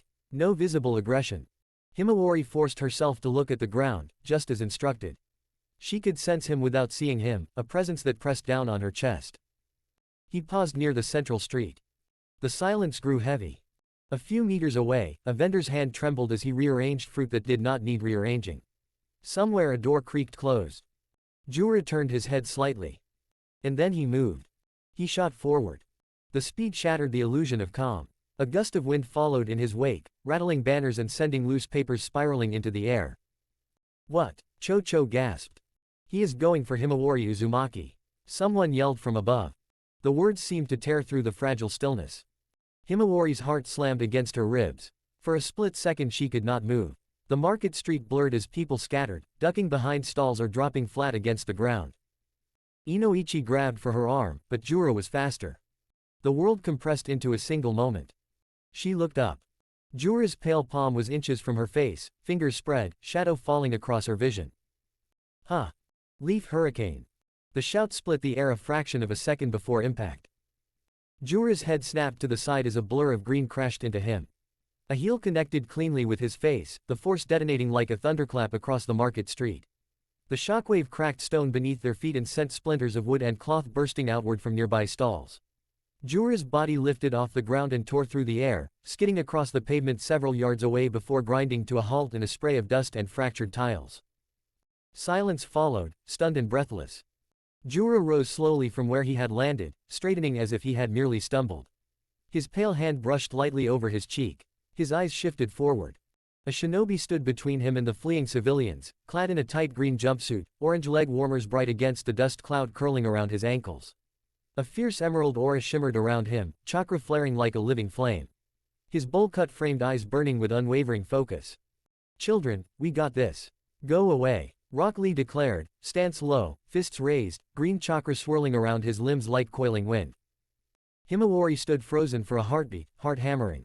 But Lee-san. Before she could finish, a voice echoed inside her mind, deep and resonant, layered with ancient power. Kid, get away from here. Whatever happens now, we have no control over it. Kurama's tone left no room for argument. It carried neither fear nor reassurance, only grim certainty. Himawari's gaze flickered between Lee's blazing form and Juro's composed figure. The difference in presence was staggering. One burned like a wildfire refusing to die. The other felt like a silent abyss. Inoichi's grip tightened around her wrist. Move. He pulled her back, Cho-Cho stumbling into motion beside them. They ran, weaving through overturned carts and panicked civilians, the sound of stone cracking under pressure erupting behind them. Juro's expression had not changed. That was a splendid move, he said calmly, rolling his neck until it gave a faint crack. I almost did not see it coming. Lee stepped forward, knuckles popping as he tightened his fists. The emerald aura intensified, licking at the air around him. Why are you after the youthful girl? Do you have no shame? His voice carried both fury and conviction, the kind that came from a man who had decided long ago what he would protect. Juro regarded him with mild interest. You are an interesting one, he replied. Your physical output exceeds most of the shinobi here. However, I am in a hurry. Without another word, Juro's body lifted from the ground. He did not leap. He simply rose, gravity bending to accommodate him. Lee's eyes sharpened. You will not pass. He vanished in a burst of green light, the pavement exploding where he had stood. In an instant he was airborne, intercepting Juro mid-ascent. His leg whipped around in a vicious arc aimed at Juro's ribs. Juro caught it. His pale hand clamped around Lee's ankle with effortless precision. For a heartbeat they hung suspended above the village street, one radiating ferocious chakra, the other disturbingly calm. Lee twisted sharply, using the captured leg as pivot. His body spun in midair, the rotation generating centrifugal force. His free leg came crashing down toward Jura's temple. Jura tilted his head just enough that the kick grazed rather than crushed. The impact still rang like steel striking steel. Below them, Junin on rooftop stared in disbelief. He changed direction mid-spin, one muttered. Lee's speed, another breathed. Choji, standing alert near a barricade, clenched his fists. He's gotten stronger, he said under his breath. Ever since Ashiki defeated all of us so easily 2 years ago. Lee hasn't stopped training, not for a single day. Above, Lee wrenched his trapped leg free with a violent twist, chakra flaring brighter as he propelled himself backward. Jura followed instantly, palm slicing forward in a precise thrust aimed at Lee's chest. Lee crossed his forearms, absorbing the strike. The collision detonated another shockwave that rippled across the rooftops, tiles rattling loose and shattering below. They separated only to collide again. Lee lunged, fists blurring into a rapid barrage that left afterimages trailing through the air. Each strike cracked like thunder, driving Jura backward meter by meter across open sky. Jura parried with economical movements, deflecting punches with the back of his hand, twisting aside from kicks by fractions of inches. The air itself seemed to tear under the speed of their exchange. Lee feinted high, then dropped low mid-air, delivering a spinning back kick that connected squarely with Jura's abdomen. This time Jura's body bent slightly around the impact before righting itself. Persistent, Jura observed, tone still level. Lee did not answer. He accelerated. The green aura around him intensified further, chakra spiraling up his limbs in visible streams. His muscles strained, veins standing out beneath his skin as he pushed beyond ordinary limits. He shot forward, grabbed Jura by the arm, and flipped over him in one fluid motion, dragging him downward. They plummeted. Just before hitting the ground, Lee released and twisted, driving both heels downward. The twin impact cratered the street as Jura struck first, debris exploding outward like shrapnel. Smoke billowed. For a brief second, the onlookers dared to hope. Then a pulse of violet light pierced through the haze. Lee's eyes widened. Jura rose from the center of the crater, dust falling from his shoulders. One of his eyes had glowed, concentric rings rippling outward in a pattern that seemed to distort the very space around it.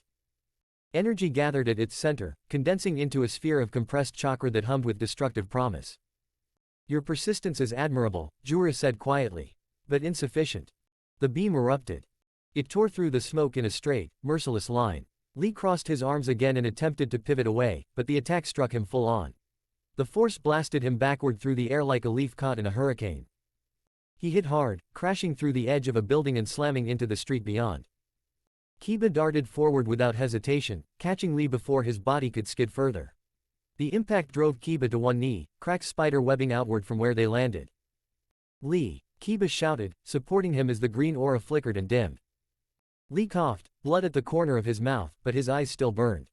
I am not done. Yet his limbs trembled. Above them, Jura lowered his hand. The Rinnegan's glow faded, returning his expression to its previous blankness. He turned his head in the direction Himawari had fled. Without another glance at the wounded shinobi or the stunned Junin lining the rooftops, Jura lifted into the air once more. And flew toward where Himawari had gone. Lee clenched his fists. You will not harm a soul as long as I am here. Lee, you're hurt. Sixth gate, open. Why? Naruto stood outside the cave, quiet and still. The wind moved softly through the trees, but it did not shake him. His red hair swayed a little, shining under the pale light of the sky. He kept his eyes on the horizon. His face looked calm, almost empty, as if nothing in the world could move him. Inside the cave, Sasuke's voice echoed in a cold, sharp tone. Sarada, I asked you a question. Sarada groaned. Papa, this is not the time. It is always the time to correct mistakes, Sasuke replied. Boruto leaned against the cave wall with his arms crossed, grinning. You're in trouble. I am not. Sarada shot back, her face red. This is normal fashion. It is not, Sasuke said flatly. Boruto chuckled. You should have listened. Sarada glared at him. Stay out of this. Naruto did not turn around. He could hear them clearly, but he did not interrupt. For a moment, the normal sound of family arguing filled the air. It almost felt peaceful. Then something changed. Naruto's body went still. A cold feeling ran down his spine. It was not fear. It was something deeper. A warning. The air felt heavier. The world felt wrong. He slowly turned his head. Kashin Koji was sitting a short distance away, watching the trees. His masked face did not move much, but his eyes shifted slightly. Their gazes met. They did not speak. They did not need to. Boruto noticed first. He blinked and straightened up. Ah, Uncle Naruto. Koji. What's up? Anything wrong? Sasuke stopped talking. Sarada looked between them, confused. Kashin Koji was the one who answered. Jura has attacked the Leaf Village. The words felt like a stone dropping into deep water. Boruto's eyes widened. What? He grabbed his sword and pouch quickly. Shit, he's after Hima. Sasuke pushed himself to his feet at once, even though he was still weak. His legs shook a little, but he did not care. I'm going, he said. Sarada grabbed his arm. No, you can barely stand. That does not matter. It does matter, she argued. You just got out of that tree. Boruto was already moving. We don't have time to argue. It's not just Jura. Naruto's voice cut through them. They all turned to him. His face had changed. It was no longer calm. His eyes were sharp. There was emotion there now. Not anger. Not fear. Something serious. What do you mean? Boruto asked slowly. Naruto looked at the sky. Someone has ascended. The cave went quiet. Sasuke frowned. Ascended. Naruto did not answer right away. Boruto took a step closer. Uncle Naruto, what does that mean? Naruto's jaw tightened. A new power has awakened. It is not normal. Kashin Koji stood up slowly. The chakra shift is unstable. Sarada looked lost. I don't understand. Naruto finally spoke again. I must eliminate it before something worse happens. Wait, Uncle Naruto, Boruto started. But Naruto was already moving. A loud crack of thunder filled the air. Red light fell from above like lightning. The ground shook. Wind exploded outward from where he had stood. And he was gone. The trees swayed wildly for a few seconds. Then everything became still again. Boruto stared at the empty space. What was he talking about? Sasuke's eye narrowed. Don't tell me. He looked at Kashin Koji. Koji's voice was low. If the ascension destabilizes the balance between human and Otsutsuki data, it could trigger a cascade. Sarada blinked. A cascade of what? Of collapse, Koji replied calmly. Boruto frowned. Speak clearly. Koji looked toward the horizon where Naruto had vanished. There is a thin line between human chakra and Otsutsuki data. It is already unstable. Sasuke's expression darkened. You think someone merged the two? It appears so. Sarada's breath caught. Who would do that? Koji did not answer right away. Boruto's mind raced. Wait, Amato. Koji's silence was enough. Sasuke's voice dropped. He was working on something. Yes, Koji said. A resurrection. Sarada looked confused. Resurrection? Of who? Koji's eyes were unreadable. His daughter. Boruto's grip tightened on his sword. So he did it. Not fully, Koji replied. That is the problem. Sasuke understood first. Half success is worse than failure. Koji nodded once. If the process was incomplete, the data would not align properly. Sarada swallowed. What happens then? Koji looked back at her. It creates something unstable. Something that does not belong fully to either side. Boruto felt a chill. And that's what Naruto meant by ascension. Yes. Sasuke's mind moved quickly. If the balance shifts too much toward Otsutsuki data, it could affect every karma. And every vessel, Koji added. Boruto's thoughts jumped to Kawaki. Then Kawaki is at risk, Koji finished. Sarada shook her head. But why would Naruto say he needs to eliminate it? Koji's tone stayed calm. Because if the instability spreads, it will not stop at one person. Boruto looked toward the direction of the Leaf Village. Smoke was faintly visible in the distance. Hima, he muttered. Sasuke took a step forward despite Sarada's grip. We cannot stay here. You can barely walk, Sarada said again. Sasuke ignored her. If this is tied to Amato, then the village is in more danger than we thought. Boruto nodded. Uncle Naruto went alone. He can handle himself, Sasuke said. Koji finally spoke again. It looks like Amato has been unsuccessfully successful. Chapter 40. Shibai Otsutsuki. Jura cut through the air like a silent arrow, his body gliding forward without effort, eyes fixed on the distant figure of Himawari fleeing through the broken market street. A ripple of movement flashed at the edge of his vision. He tilted his head. A kick tore through the space where his skull had been a split second before. The wind behind it exploded in a sharp crack. Rock Lee had returned. This time the green chakra around him was not a flicker. It was a storm. It wrapped around his body in violent waves, pushing dust outward in spirals. The ground beneath him fractured as he landed, not pausing even for breath. You will not touch her. Lee roared. He vanished. The pavement shattered where he had stood. Jura barely turned before Lee's heel smashed into his ribs. The impact detonated like a cannon blast. Jura's body launched upward, slicing through layers of air in a streak of pale motion. Lee chased him instantly. They soared high above Konoha's rooftops, climbing past smoke and broken tiles, past startled birds that scattered from the shockwaves below. Wind screamed against Lee's face as he caught up mid-flight and drove another kick into Jura's spine. Jura twisted unnaturally in the air, body bending at impossible angles, absorbing the strike with minimal recoil. His eyes narrowed. Without warning, his form flickered. He vanished. Lee's eyes widened for only a fraction of a second. A cold presence materialized behind him. Jura reappeared mid-air, palm aimed straight for the back of Lee's skull. Lee did not hesitate. He did not think. He felt it. He twisted his torso violently, spinning in empty sky. His leg whipped around in a full arc, faster than his own mind could follow. The movement ripped through the air. A sonic boom burst outward. The kick connected. For a brief, surreal second, everything slowed. Jura's arm lifted to block. Lee's heel struck it with catastrophic force. The sound barrier shattered. A shockwave rolled across the sky like thunder splitting open the heavens. Jura's forearm disintegrated from the impact. Flesh, bone, and chakra scattered into the air in fragments that evaporated into light. Jura stared at the empty space where his hand had been. Surprise flickered across his otherwise blank face. Lee dropped slightly as gravity pulled him down, but he struck again before the fall could claim him. His fist hammered into Jura's chest, driving him back across open sky. Jura's severed limb regenerated instantly. Bone grew from nothing, muscle wrapped around it, skin sealed smooth. He raised his restored hand and a deep glow ignited within his Rinnegan. Chakra beams burst forth. They streaked toward Lee in a storm of violet light, cutting through the air in perfect lines meant to erase whatever they touched. Lee did not retreat. He punched. The first beam met his fist. The air bent. The force of his punch distorted the space around it. The beam warped, twisted like light passing through water, and shattered into fragments of fading energy. He punched again. Another beam bent and snapped apart. The sky trembled under the impact of raw physical power meeting divine energy. Lee's arms blurred as he hammered through wave after wave of attacks, each strike sending ripples through the clouds. But gravity was relentless. His body began to fall. Unlike Jura, he could not float. He had no control over the air beneath his feet. Jura hovered calmly, unleashing another barrage, waiting for the inevitable moment when Lee would drop helplessly. Lee gritted his teeth. Below, on the shattered street of Konoha, Tenten's eyes tracked the fight without blinking. Lee, she shouted. Her hands flashed through seals. From a scroll strapped across her back, a massive shuriken burst forth. It spun upward, blades gleaming, cutting through smoke and debris as it soared toward the sky. Lee saw it.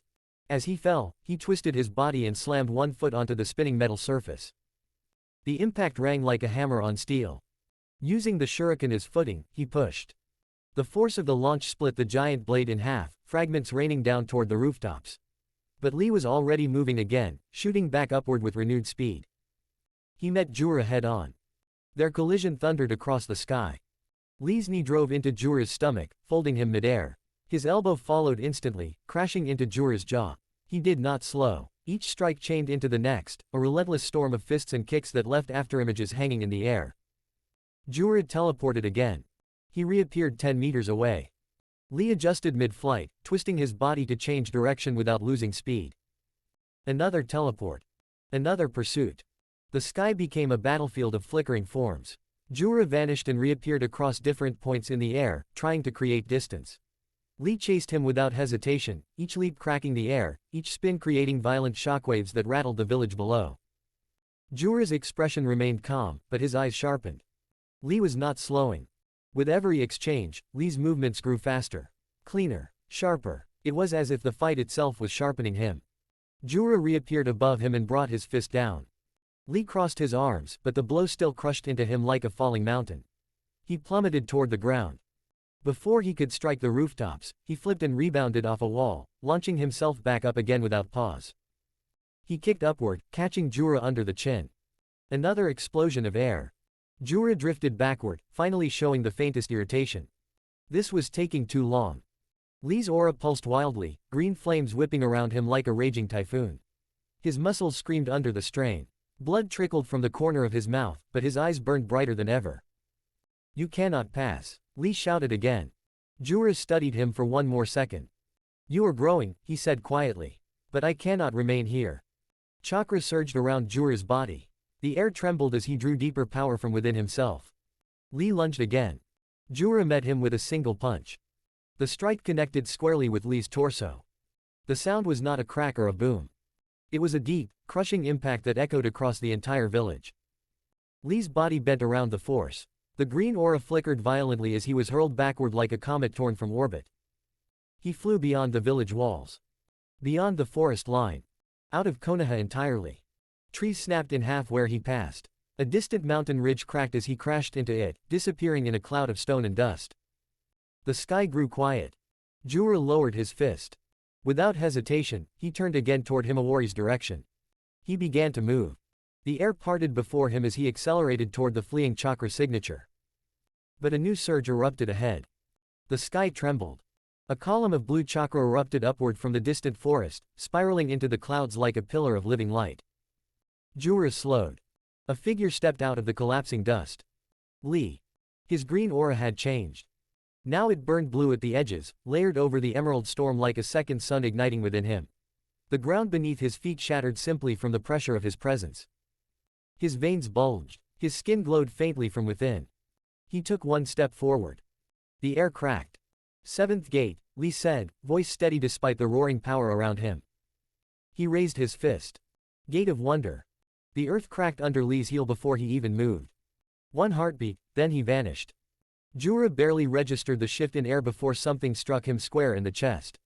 The impact didn't feel like a kick. It felt like a mountain collapsing. The sky fractured into white streaks as his body was hurled away from the village, past rooftops, past the outer wall, tearing through trees in a straight line of devastation. They crashed near the crystal cemetery, the silent field of pale stone spires that glittered like frozen tears beneath the sun. Jura hit first. The ground erupted. Crystals shattered. A crater bloomed like a wound in the earth. Before the dust could settle, Lee descended. His body was wrapped in blazing blue and green chakra, the air around him warping from the heat of his gates. Veins bulged across his arms and neck. His eyes burned with fierce clarity. He didn't speak. He struck. A downward kick split the smoke in half. Jura rolled aside at the last instant, the blow carving a canyon through crystal pillars behind him. Shards rained like knives. Jura rose slowly, wiping blood from his mouth. His expression was no longer blank. His voice carried something new, irritation. Lee's foot slid back into stance. His breathing was ragged but steady. Jura lifted his hand. Wood erupted from the earth. Massive trunks spiraled upward, twisting, multiplying, forming a cage of jagged spears that lunged toward Lee from every direction. Lee stepped forward. The moment the wood entered the radius of his aura, it exploded. Not cut, not kicked. Exploded. The pressure alone shredded the forest constructs into splinters before they could touch him. The shockwave flattened the surrounding trees, leaves blasting outward in a violent ring. Jura's eyes narrowed. From his Rinnegan-like eye, chakra condensed, dense, black, swirling. A tailed beast bomb. But not large. Small. Compressed. Its size deceptive. The energy inside screamed. He fired. The beam tore across the cemetery, annihilating crystal spires in its path. The ground vaporized. The air itself seemed to burn. Lee was gone. A sonic boom cracked through the sky as he sidestepped at impossible speed. The beam chased him, carving the land into molten ruin. Lee twisted midair, driving forward through the beam's edge. The chakra licked at his skin, burning, but he forced through it. He appeared in front of Jura. A punch. The sound barrier shattered. The impact blasted Jura backward through 3 crystal monuments before he caught himself, feet digging trenches through stone. Blood ran down Jura's temple. He touched it. Looked at it. Then at Lee. Why? Jura demanded, voice sharp now, are you so persistent? Lee's grin was feral. This, he said, chakra flaring brighter, is the will of fire. He launched again. Their fists met. Boom. The shockwave flattened the forest beyond the cemetery. Again. Boom. The sound cracked like artillery. Every clash broke the sound barrier, ripples of pressure tearing through the sky. Clouds split. Birds fell from the air. Lee spun low, sweeping Jura's legs. Jura flipped, countered with a palm strike that would have caved in a mountain. Lee blocked. The force blasted him through crystal shards, but he rebounded instantly, elbow crashing into Jura's ribs. Ribs cracked. Jura responded with a kick to Lee's shoulder. Bone snapped. Lee didn't slow. He roared, driving forward with a flurry of blows so fast they blurred into streaks of light. Jura's body jerked under the barrage, each hit detonating like a bomb. The forest beyond began to rumble violently. Trees uprooted from sheer pressure. The ground split into fault lines. Jura's breathing grew heavier. He had underestimated this human. Again. A clash. Again. A blast. Lee's aura surged hotter, brighter, blue overtaking green as the seventh gate consumed his body. Blood seeped from his pores, evaporating instantly. Jura stepped back. Enough. His eyes sharpened. Lee lunged. Jura did not block. Instead, he slipped inside Lee's guard. 2 fingers. Precise. Brutal. They struck Lee's shoulder, then chest. A crack like snapping wires echoed. Lee froze mid-strike. His chakra sputtered. Jura's palm slammed into his abdomen, directly over a tenketsu point. A surge of alien chakra flooded through Lee's system, then shut it down. Like extinguishing torches one by one. The gates flickered. Collapsed. Lee's aura died. He fell to one knee. The cemetery went quiet except for the sound of Jura's breathing. Heavy. Uneven. His body was shredded, bones visible in places, skin torn, chakra leaking, but already the wounds were knitting closed, flesh reforming with unnatural speed. He approached slowly. You were stronger, Jura admitted, voice steadying as regeneration restored him. Physically superior. Lee coughed blood, laughing softly despite it. But not smart enough. You should have gone all out from the beginning. Lee raised his head. Even without chakra, his eyes still burned. Jura, he rasped, voice thick with blood and defiance, you know nothing about the bottomless malice of the human heart. Jura paused. What? Lee pushed himself up on shaking arms. Let me show you, he whispered, smiling through cracked lips, the power of youth. His right hand lifted. 2 fingers extended. He brought them close to his chest. Chakra did not surge. But something deeper stirred. A final technique. A forbidden one. His body trembled violently as life force itself began to ignite. Die with me, Lee breathed. Here and now. Jura's eyes widened slightly. He tried to move. But his body still wasn't fully restored. The earlier damage had cost him. Teleportation required stability, precision. He couldn't. Lee's fingers trembled closer to his heart. Old man's rose. A hand seized his wrist. Firm. Unyielding. The pressure was calm, controlled, absolute. That's enough, a quiet voice said. Lee blinked, vision blurring. Before him stood a figure in black. Karma markings crawling across his skin like living script. Cold blue eye glowing. I'll take it from here. Jura's gaze shifted. Recognition flickered. Kawaki Otsutsuki. The moment his name left Jura's lips, the air changed. Kawaki did not answer. He stepped forward. Jura's regeneration had nearly completed. Torn flesh sealed. Broken bone fused. His breathing steadied, expression returning to that eerie, emotionless calm. Then he moved. No warning. No build-up. He vanished in a blink of displaced air and reappeared in front of Kawaki, palm aimed straight for his heart. The strike could have pierced mountains. Kawaki did not block. He did not flinch. His right eye flared, the karma markings crawling across his body like living ink igniting under his skin. A black portal flickered open behind him for a split second. From it. Rods. Dozens. Black chakra receivers shot forward like a storm of spears. Jura's palm never reached Kawaki. The rods impaled his arm mid-thrust, pinning it in place, drilling through flesh and bone with a metallic shriek. More rods slammed into his torso, shoulders, thighs, anchoring him in a lattice of black steel. The ground beneath Jura cracked as the force carried him backward. Kawaki raised his hand. The rods expanded. They grew thicker, longer, forcing Jura further back until his body slammed into the shattered crystal pillars of the cemetery. The impact detonated the remaining stone. Dust exploded outward in a violent plume. For a breath, there was silence. Then. The rod snapped. Jura stepped forward from the smoke, fragments of black metal falling from his body as regeneration closed the wounds around them. His gaze sharpened, no longer curious, now measuring. You've grown, he observed. Kawaki's voice was cold. I have no limiters on me now. His kama spread further, covering half his face. I am the strongest now. The ground beneath Kawaki's feet disintegrated as he launched. He did not teleport. He accelerated. The sheer force of his movement tore a trench behind him, the air splitting with a thunderclap. Jura raised his arm. Too slow. Kawaki's fist collided with his jaw, the shockwave rippling through the cemetery like a bomb had detonated underground. Cracks shot through the earth in jagged patterns. Jura's head snapped sideways. Before momentum could carry him away, Kawaki was already above him. A downward axe kick. It drove Jura into the ground, forming a crater so deep that stone liquefied at its edges.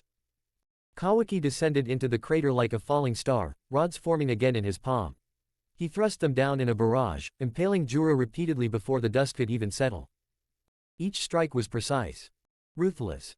Calculated. Jura's body jerked under the assault. But he endured. From the rubble, wood erupted again, massive, twisting branches exploding upward in a spiral meant to crush Kawaki between them. Kawaki's eye flashed. The wood shrank. Instantly. Reduced to splinters as he absorbed and nullified the chakra fueling it. He twisted midair, landing lightly atop one broken trunk. Jura emerged from below, launching upward with a palm strike infused with condensed chakra. Kawaki tilted his head slightly. The strike passed inches from his cheek. He caught Jura's wrist. For a heartbeat, they locked eyes at arm's length. Then Kawaki's knee drove into Jura's abdomen. A concussive blast erupted from the impact, trees flattening in a perfect circle. Jura staggered back, but only a step. His hand glowed. From his Rinnegan-like eye, multiple condensed chakra beams fired in rapid succession, each one precise, lethal. Kawaki did not retreat. He ran forward. The beams struck him. And vanished. Absorbed. The Kama flared brighter with each impact, drinking in the energy. "You're wasting your time," Kawaki muttered. He thrust his hand forward. A massive cube materialized in the sky, a dark, compressed construct, and plummeted downward toward Jura. Jura leapt aside as it smashed into the earth, sending debris flying like shrapnel. Before Jura landed, Kawaki was already there. A spinning backfist. Jura blocked. The collision cracked the sky with another sonic boom. Jura countered with a barrage of strikes, palms, elbows, knees, each movement economical, refined. Kawaki matched him. Faster. Sharper. Rod after rod materialized and shot from impossible angles, forcing Jura to constantly divert attention to deflect or regenerate. Kawaki never stopped advancing. Never gave him space. Never gave him breath. Every time Jura prepared a technique, Kawaki was already inside his guard, breaking stance, driving him backward. Jura skidded across shattered stone, boots carving furrows. "You fight like a beast," Jura remarked, blocking another rod aimed for his eye. Kawaki's expression did not change. "I fight to erase you." He vanished. Reappeared behind Jura. A kick to the spine. Jura twisted at the last second, grabbing Kawaki's ankle mid-strike. The two froze in midair, suspended in a split second of tension. Jura tightened his grip. Chakra surged through his arm, attempting to overload Kawaki's system. Kawaki's Kama pulsed. The surge dissolved harmlessly. He bent forward unnaturally, using Jura's grip as leverage, and drove his free heel into Jura's face. The blow split skin. Blood sprayed. Kawaki flipped free and, without landing, extended both arms. Hundreds of rods manifested. They descended like black rain. Jura roared, wood and chakra exploding outward in a defensive sphere. The rods pierced through it regardless, embedding into his flesh, pinning him again. Kawaki closed the distance instantly. He grabbed Jura by the throat and lifted him from the ground. Their eyes met inches apart. "You keep regenerating," Kawaki said quietly. "Then I'll just destroy you faster." He slammed Jura into the ground. Once. Twice. 3 times. Each impact cratered deeper than the last. But Jura's hand moved again. He caught Kawaki's wrist. And smiled faintly. "Impressive," he admitted. A surge of raw force exploded from Jura's body, blasting the rods outward and throwing Kawaki back across the cemetery. Kawaki flipped mid-air, skidding across stone before stopping himself with a rod embedded into the ground. Jura rose slowly. His regeneration was working overtime now. But so was Kawaki's relentless pressure. "You are strong," Jura acknowledged. "Perhaps the strongest among them." Kawaki wiped a smear of dust from his cheek. "I told you." The Kama spread fully across his torso now, pulsing like a living engine. "I have no limiters." He lifted his hand. Space distorted around Jura, shrinking, compressing, warping the battlefield itself as massive constructs blinked in and out of existence around him. Jura deflected one. Another appeared behind him. A third from above. Each impact drove him lower, forcing him into constant motion.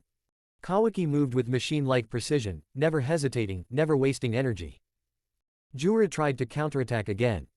Kawaki was already there. A punch to the ribs. An elbow to the jaw. A rod through the thigh. Another through the shoulder. The rhythm was merciless. Jura was taking everything Kawaki threw at him. Every strike. Every impalement. Every crushing blow. And yet, he did not fall. But neither did Kawaki slow. He pressed harder. Faster. Stronger. Each movement more vicious than the last. The cemetery was no longer recognizable, reduced to a wasteland of shattered crystal and burning earth. Kawaki hovered above the destruction, chest rising steadily, eyes blazing. Jura stood below, body riddled with wounds that were already beginning to close. Their gazes locked again. The storm had only just begun. The battlefield had already been reduced to ruin. Crystal monuments lay shattered like broken teeth. The forest beyond had been flattened into a wasteland of splintered trunks and scorched earth. Dust swirled in thick spirals, unable to settle because every second another shockwave tore through it. Kawaki did not slow. He descended from above like a falling blade, kama markings blazing across his body, rods forming and dissolving with surgical precision around him. Each time Jura attempted to stabilize, Kawaki was already there, striking ribs, tearing muscle, driving black receivers deep into regenerating flesh. Jura retaliated with raw force. Wood style erupted again, thicker and denser than before, towering trunks laced with razor-edged branches that spiraled inward like a living prison. Kawaki twisted mid-air, shrinking portions of the wood, absorbing the chakra that fueled it, letting the rest crash harmlessly around him. He reappeared in front of Jura and slammed his forehead into him. The crack rang like iron colliding. Jura staggered. Kawaki's hand shot forward, gripping Jura's face. A cube materialized point-blank and detonated against him, blasting him across the battlefield. Before Jura's body finished skidding across the earth, Kawaki was already overhead, driving a rod straight down. Jura caught it inches from his throat. Their eyes locked. The ground beneath them shattered again as their opposing forces collided, alien chakra grinding against alien chakra. "You are relentless," Jura said evenly, though his breathing had grown heavier. "You're still standing," Kawaki replied coldly. "That's your only achievement." He twisted his wrist, forcing the rod downward. Jura released it and ducked low, sweeping Kawaki's legs. Kawaki flipped, landing in a crouch, immediately thrusting both palms forward. A barrage of rods shot outward in a wide arc, impaling Jura's limbs and pinning him again. Jura roared. The sound was not anger, it was pressure released.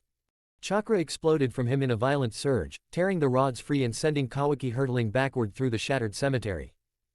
Kawaki flipped mid-air and landed on a broken crystal slab, sliding back only a few feet. He smiled faintly. Good. He stepped forward again. But before either could move, the sky split. Red lightning struck the battlefield with a deafening crack. Both of them instinctively turned. He stood there as if he had always been there. White Haori flowing in the violent wind born from their clash. Red hair drifting calmly despite the chaos. The air around him felt heavy, like gravity itself had thickened. Naruto Uzumaki. Neither Kawaki nor Jura had sensed him approaching. He had simply arrived. "You," Jura murmured. "You," Kawaki echoed, voice darker. Kawaki's jaw tightened. "You fucking piece of shit. Are you here to interfere in my fight again?" Naruto did not even glance at him. He was looking past them. Toward the distant silhouette of the village. Toward Konoha. The sight alone seemed to command all his attention. That dismissal burned hotter than any insult. Kawaki's expression twisted. Without another word, he summoned a chakra receiver and hurled it straight at Naruto's skull. The rod screamed through the air. Naruto's hand lifted casually. He caught it. Without turning. Without looking. The rod stopped dead between his fingers as if it had struck an invisible wall. He flicked his wrist. The receiver shattered into fragments that clattered harmlessly to the ground. "I have no interest," Naruto said quietly, voice calm but edged with something colder, "in whatever you two are doing." Kawaki's eyes narrowed. "Then why are you here?" Naruto's gaze remained fixed on the village. "I'm here for something far more important." Kawaki let out a dry laugh. "Oh, and what's that?" His tone dripped mockery. trying to take over the village again. Naruto finally shifted his eyes toward him. There was no anger in them. Only resolve. Your friend's genjutsu won't last long. The wind seemed to stall. Either she undoes it herself, Naruto continued evenly, or I pluck out her eyes and do it myself. Kawaki's expression darkened instantly. You think you can. But Jura had grown tired of words. While their attention shifted, his body had already healed enough. He stepped backward, then launched upward into the air, aiming toward Konoha. Toward Himawari. His form cut through the sky like a spear. Kawaki reacted first. He twisted, preparing to pursue. Naruto moved. Both of them froze at the same time. They felt it. That presence. It wasn't chakra in the normal sense. It wasn't Otsutsuki. It wasn't human. It was something else. Old. Cold. Awakening. Jura's body jerked mid-flight. He stopped. Suspended. His limbs convulsed violently as if invisible chains had wrapped around him. Veins bulged across his skin. His regeneration flickered erratically. What? Kawaki muttered. Naruto's eyes narrowed. Near Jura, space itself seemed to bend slightly. Then she appeared. No dramatic arrival. No explosion. She simply stood there, as if stepping out from behind an unseen curtain. A woman. Blonde hair wild and untamed, falling around her shoulders like a storm frozen in motion.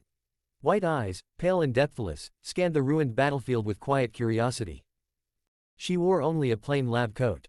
Nothing beneath it. The fabric fluttered in the disturbed air, but she showed no discomfort, no embarrassment, no reaction to the devastation around her. Jura convulsed harder, suspended inches from her. His body twitched under an invisible pressure. Naruto felt it clearly now. Kawaki felt it too. Neither moved. The woman tilted her head slightly, examining the shattered cemetery, the flattened forest, the distant village. Her expression remained flat. Unbothered. To think this place has changed so much, she said softly, almost to herself. Her pale gaze drifted across the horizon. How unexpected. Jura never finished his ascent. The convulsions intensified. His body trembled violently in midair, suspended like a puppet whose strings were being pulled by unseen hands. Black veins pulsed beneath his skin. Chakra bled from him in erratic surges, flaring and collapsing as if his very existence were glitching. The woman did not look at him. She simply took a step forward. Jura's scream never fully formed. His body began to unravel. Not burn. Not tear. Dissolve. From the edges inward, his flesh fragmented into luminous particles of chakra that peeled away like ash in a silent wind. The rods still embedded in the battlefield rattled faintly as the energy dispersing from him interfered with the air itself. Within seconds, his arm disintegrated. Then his torso. His face twisted, not in fear, but in confusion. As if he could not comprehend what was happening to him. The woman's pale white eyes drifted lazily toward the horizon. Jura vanished. No explosion. No corpse. Just a final shimmer of residual chakra that evaporated into nothing. Silence settled heavily over the shattered cemetery. She walked forward barefoot. Each step was gentle. Unhurried. And yet, wherever her foot touched the crystal-strewn ground, the surface beneath it softened. The fractured crystal melted like ice beneath warm water, liquefying and rippling outward in concentric waves before solidifying again behind her. The battlefield reshaped itself under her casual steps. Naruto watched carefully. Kawaki, halfway through pulling himself from the wreckage of a splintered tree, stared in disbelief. She paused mid-step. Looked down. Her bare foot hovered above the liquefied crystal.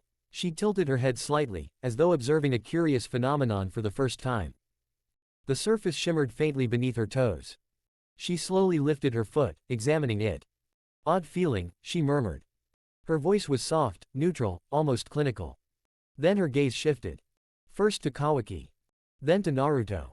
Tell me, she asked calmly, how many have you seen? Kawaki pushed himself upright, wiping blood from his lip. Rage simmered across his features. Are you another freak Amato created? He snarled. I should have known that bastard was up to no good and. She did not blink. I was not talking to you. The words were neither loud nor sharp. They simply were. Kawaki's body jerked violently. The air around him twisted, no visible force, no chakra flare, and he was suddenly launched backward as if struck by an invisible titan. His body ragdolled through the air, crashing through two thick trees before slamming into a third with enough force to crater the trunk. The forest shuddered. Kawaki slid down the bark, stunned. The woman's gaze never followed him. She continued walking. Each step melting the earth beneath her, reshaping the battlefield into smooth, glass-like ripples. She stopped a few paces from Naruto. Close enough to see the faint shift in his eyes. Close enough for him to feel the absence of weight around her presence. She looked up at him. Her white eyes reflected his bluish-purple gaze. "Tell me," she said again, studying him like an anomaly under a microscope, "what are you?" Naruto did not react outwardly. No widened eyes. No shift in posture. But his senses were fully extended. "I'm a human," he replied evenly. A pause. "But what are you?" She hummed softly, as if savoring the answer. "Human," she repeated. "How interesting." Her gaze lingered on him, tracing something unseen beneath the surface. "And yet, you do not possess a pure physical body." Naruto's expression remained composed. The wind moved through his red hair, but the air around her remained unnaturally still. "Oh," she continued lightly, "and what am I?" She tilted her head again, as if testing the weight of language. "I used to be a king of land far away from this world." The words carried no pride. Only statement. "I gained so much power that it created great imbalance in this world. So much that remaining here would have shattered the structure of existence itself." Her eyes drifted upward toward the sky, though there was nothing there. "I had to leave."